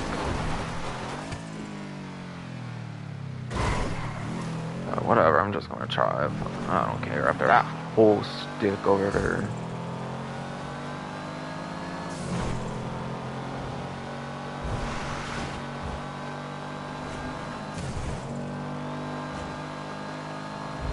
But God, I just stick to that park so he's just reliable. But you know, some car was there suddenly. It's, oh my God. I hate how many vehicles get in my way on this shit.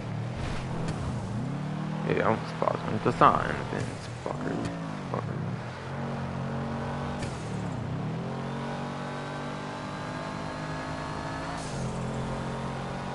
I don't know, maybe let me just have this shit to myself at this time fucking game.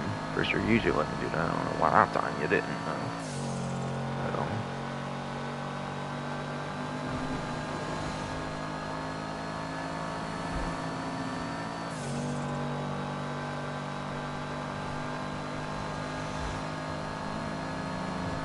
Might have been like around here.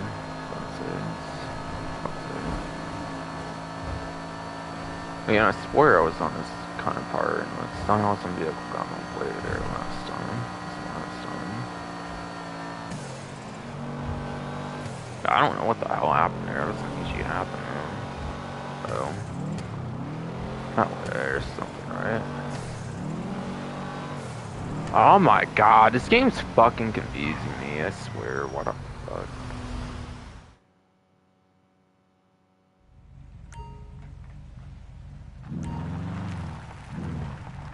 Bruh, what the fuck? Wouldn't have happened if that one fucking car didn't get my way the first time. That shit. Just get where I'm going or something. With the trippy ass GPS route around there. Oh, that fucking road highway and shit. What there's on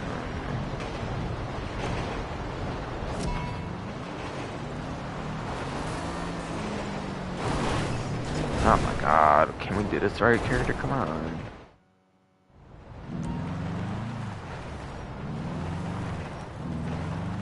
I have to go all the way to slow myself down in the moves just to get that happening.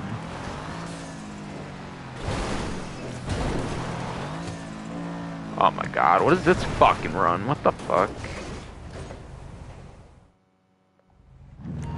We're actually going into the fucking tree.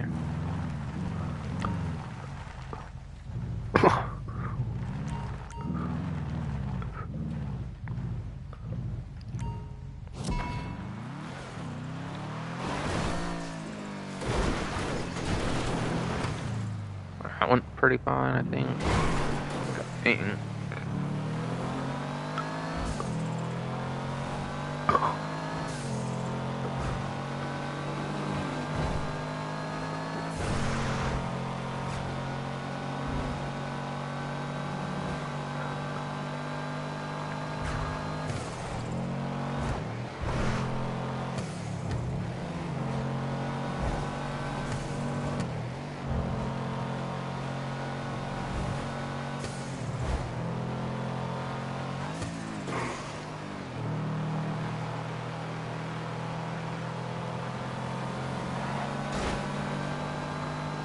Alright, this one seems to be going pretty fine so far.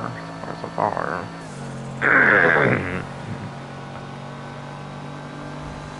Somehow jinx it.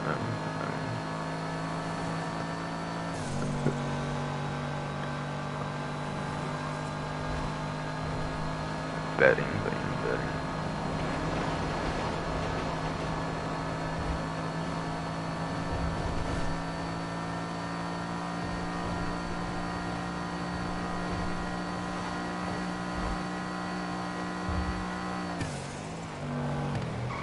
Again, what the heck is trying to go on there?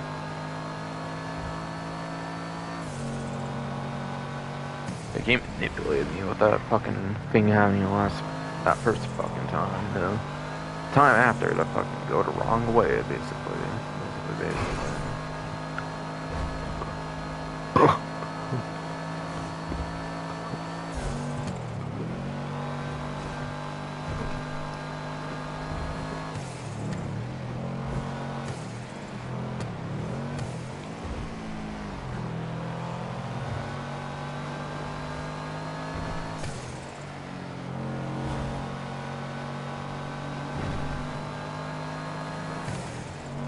Oh no, super bulky vehicles there. I'm surprised that builder's usually some kind of bulky vehicle. Don't get such super in the way like that. After all. Move! I think I'll be fine though, still. Hopefully.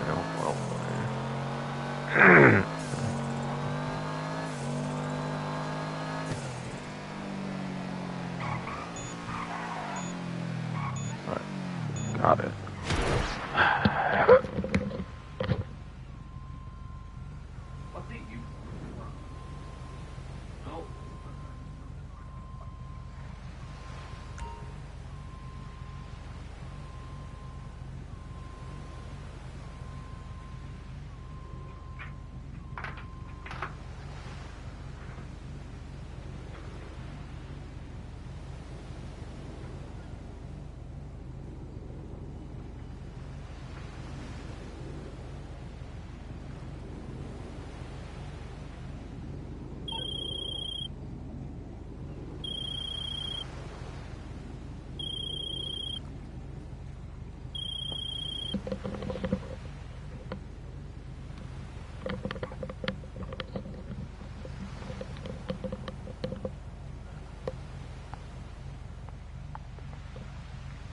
God damn.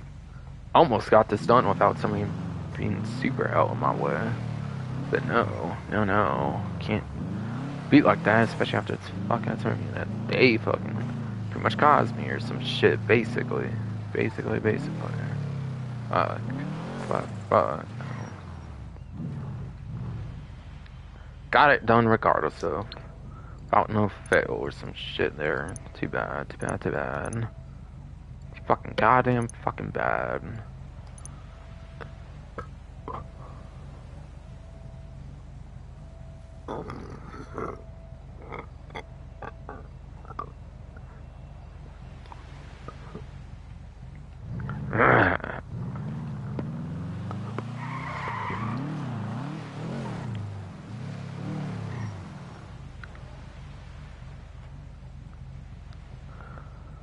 Yes, yes. After that 250-ish thousand, which I actually was able to get this time.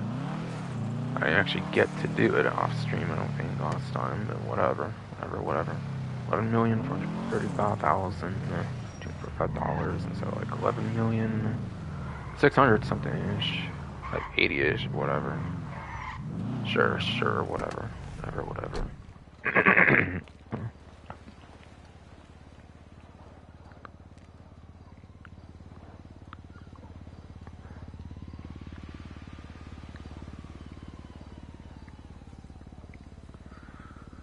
But yes. Yes. Yeah, it's true if I'm gonna be it for the stream now, because, yeah, somebody needs to get hell in my way and shit. Not like last stream, at least. Damn, what the fuck? I guess in the bathroom hallway again, or some shit. Again, pretty fucking sure. Surprised, I mean, not as much of my way as last stream, at least. Yes. It's probably gonna be it for the stream. I hope you enjoyed.